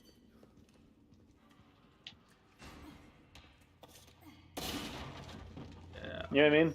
Yeah. It's kind of like when we play video games and we really prepare ourselves for an ending boss fight. Yep. Man, like I binge every single Dark Soul. I mean, Dark Soul 1 and 3 because I hated Dark Souls. So no, man, I totally get it. Welcome back, Bizarro. Okay, I'm back. Yep. Yeah, I'm back, and where was I? I was man, I was gonna make a joke and I freaking lost it. We're discussing the human trash bag. Like because Brooke was telling me that, like, without going too much into detail, he was dealing with anxiety. I'm like, dude, this election in 12 days. I'm already like, I don't live in the U.S. and I'm already like dealing with anxiety because. Well, yeah. Also, though. Boom. Oh, man, I had a joke and I'm trying to think of the joke and I lost it. Anyway, besides that, Joe, I know you probably didn't see the short I did, but one of the other announcements at Comic-Con was a very interesting one. Shoot, I'm scared. No. Oh no, it's a good one. It's good. It's an actual like you might depending on your opinion on the movie. So IDW, the comic company that used to do Transformers, and they still do TMNT, which it's hit and miss. Jason Aaron's kind of a writer that kind of is a mixed bag. They announced that they're going to be doing a new horror line, and this new line, which will be called IDW Dark, is going to have the first big titles be Smile. So apparently we're going to be getting a Smile comic series, which I could see them watch that movie. I want to be able to see a Smile and not be horrified by anyone who even smiles slightly. I saw the movie, and I'll say it's good, though it did leave me kind of wondering how this curse works in, some... Wizard did it! Yeah, no, just... No. Just, there's certain rules that I'm sort of like, okay, there's some things that make me think, okay, but what if this person, was not willing, wasn't trying to live? Like, what if it was trying to, do that thing that I can't say on YouTube? Going himself? Yeah, pretty much. Like, what would happen if, you just got the curse and you did that without anyone seeing that, before it possessed you? Because it's a whole process, but whatever. It's getting a comic, which, again, it could be interesting, but I don't know. I felt like Smile was one of those things where, it needed to just be one movie. One movie was fine enough. The next one... A Quiet Place. Yeah, well, that's another thing. A Quiet Place is getting a comic, and, okay, with A Quiet Place being a comic... It could be very interesting because A Quiet Place, I think, does have more potential to be done in a movie and stuff. I've heard some mixed results for the movie, for the sequels and prequel, but there's an audience for that. And hell, the video game even seems pretty cool. Though, again, I don't know how they're going to make the comic work, since I feel like if depending on how much dialogue you put in, it will just end up becoming a picture book. But yeah. Yeah. It doesn't need too much dialogue, but it needs a lot of, sound effects. Yeah. What about also, here's one for you, Joe, which you might be interested. There's already A Quiet Place, The Road Ahead, the video game. Oh, yeah! Yeah, I was just talking, that's what I just said, the video game. I am not interested into it, but okay. Yeah. The other comic that's going to be happening is Event Horizon, which... What? Yeah, Event Horizon. And it's I saw images of that from the Nostalgicals review, and I am not going to take a look. That is like... Wait. I feel my butt just clench. The Nostalgicals did tackle Event Horizon? Yeah, he did that a few years back. Was it the good years or the bad years? Yeah, middle ground. But yeah, he did. He talked about Event Horizon and stuff, and but yeah, and that's also about the lost version we never got in the first place. Which I saw those images, and I just felt my butt just clench, just like nope. Okay, can I ditch you? Nope. Can I ditch you a trick, Brony, so it doesn't affect you? There's one trick. What? Don't think of something really happening. Think of it as special effects. Yep. It's like going to a haunted house. Nobody dies at the haunted house. Yep. I mean, one guy did, but we don't talk about it. Yeah. Okay. Then the other ones are 30 Days and Nights, which, okay, that makes a lot more sense because not more sense, but it makes a lot of sense because 30 Days and Nights was actually a comic book. Not just a comic book, but it was one of IDW's earliest books. So it makes sense that they would want to bring back their flagship. Yeah. Maybe even refine it a little bit. Yeah, what are you gonna do? 30 Days at Night during the pandemic? Wait, shut up. That will be a good idea. Well, it's called 30 Days and Nights. Well, apparently the story is gonna be called 30 Days and Nights Falling Sun. I don't know the plot of it, but I'm guessing it's them trying. It's got to do with the sun and bonfires. Yeah. Yeah, so I don't know. Maybe it's going to be an eclipse story, like The Strain or something. But yeah, then there is The Twilight Zone, which IDW does own the rights to. Yeah, I know they've been publishing that for a while now. Yep, they did a crossover with The Shadow, which I still haven't read, and I'm legit curious how that even works, since The Twilight Zone isn't exactly something that I would consider doing crossovers with. And for the last movie IP... Yeah, but then for the last movie IP, which legit, I was like, wait, seriously? Sleepy Hollow. The pain, there's a Hold monkey on, on hold the on. wing. Hold on, let me start it off. What was the last one? Sleepy Hollow. Wait, what? Yeah, the Tim Burton, like, at least the font looks like the font from the Tim Burton movie, so we're doing that one. Yeah, Sleepy Hollow. Like, okay, Brony, I'm guessing that you're not a big horror guy. If you saw that Sleepy... Okay. No, I'm not. I am a tad bit in the horror genre, and it thanks to video games like Resident Evil, or I'm thinking about one day playing Silent Hill 2, but nothing really after that. Because if you try to put like Saw on, I'd be running for behind the couch. Brony, with all respect, I don't see you playing Silent Hill 2 because I tried playing the ESP collection when I was a lot younger, and I was stupid then. Yeah, well, okay, with Sleepy Hollow, the Tim Burton movie. First of all, first thing you gotta consider, it's not trying to adapt the original story. It's a homage to Hammer horror films. Okay. Second, it is freaking gory as fuck because a lot of people get their heads cut off. So if you ever want to see Christopher Walken, Hollow, I'd be surprised if no one got their head cut off. Oh, dang it! Remind me, I need to read the story. It's just Halloween. Yeah. Though, okay, but well, the thing is, they don't just get their heads cut off; they get massacred. Like, there's this one kill that always stuck with me, where this dude's in a church, and the horseman can't go in a church. He can't go on holy ground.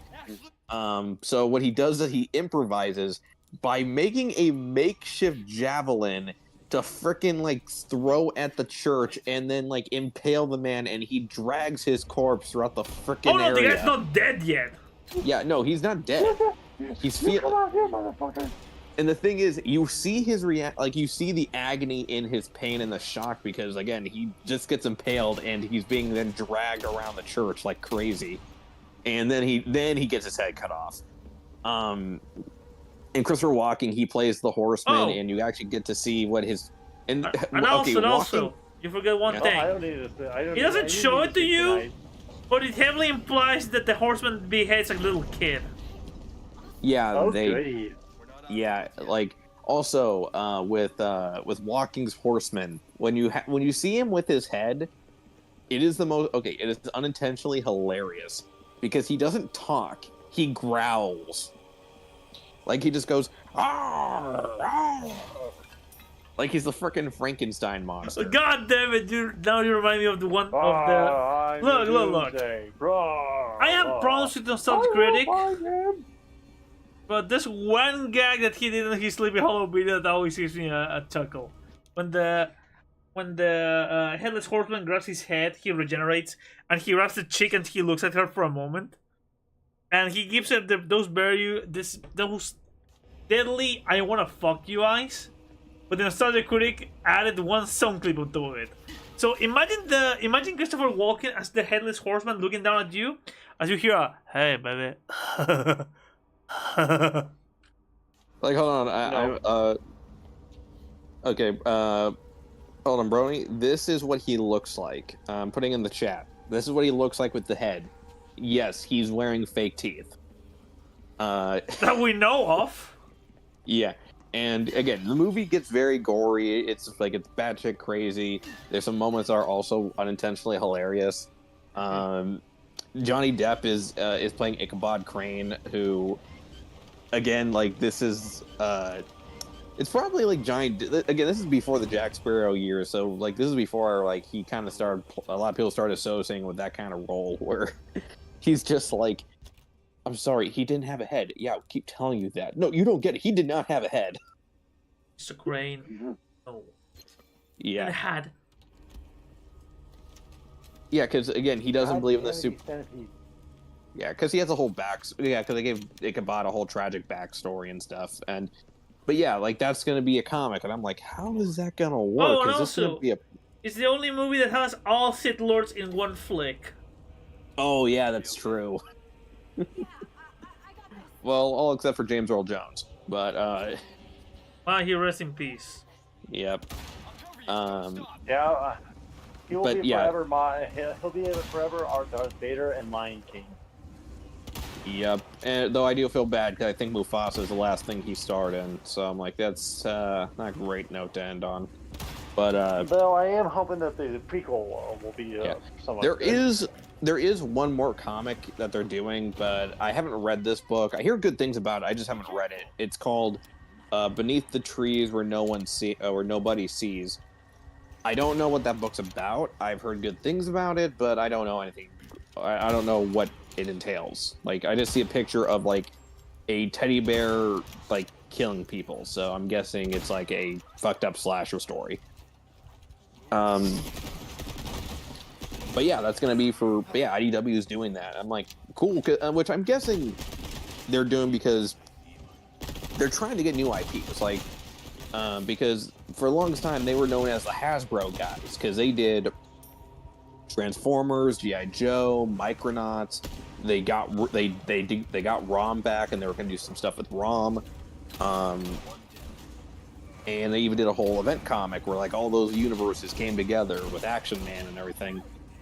But then Hasbro decided, you know what, we're not gonna renew our contract with you, so we're not doing it anymore. So they lost a good chunk of their IPs, and they had to rely mostly on TMNT, which was the only IP they still had, and also do more Godzilla comics because they did have the IP for Godzilla, but they didn't really use it as much when they started using more Hasbro characters. Like there were some good. They did do some good Godzilla stories like Godzilla in Hell, Half Century War, all that stuff. But yeah, they were mostly known for Hasbro. But then they lost it to Image Comics, and they weren't doing as great. So By the way, Hasbro, what the fuck are you doing with D&D? We don't talk about it in this house. Yeah, we don't bring We that don't up. talk about Hasbro. No. Yep. We don't talk about He was bringing up Hasbro. Hasbro, not me. Yeah, but look, but no, I'm just saying that's what happened with IDW. So I'm guessing the big reason they're doing this type of stuff is because they're like, look, we need new IPs to work with because that kind of became their deal. I mean, they do have original projects, but their original projects, as good as they are, like some of them don't really hit as big as the comics. Like, yeah, they used to do hell, even before Hasbro, they also had IPs like Ghostbusters, which was so freaking cool. I love the Ghostbusters run. Oh yeah, run is excellent. Yeah, then they also had Back to the Future. I think they did Bill and Ted for a while, but that didn't last as long.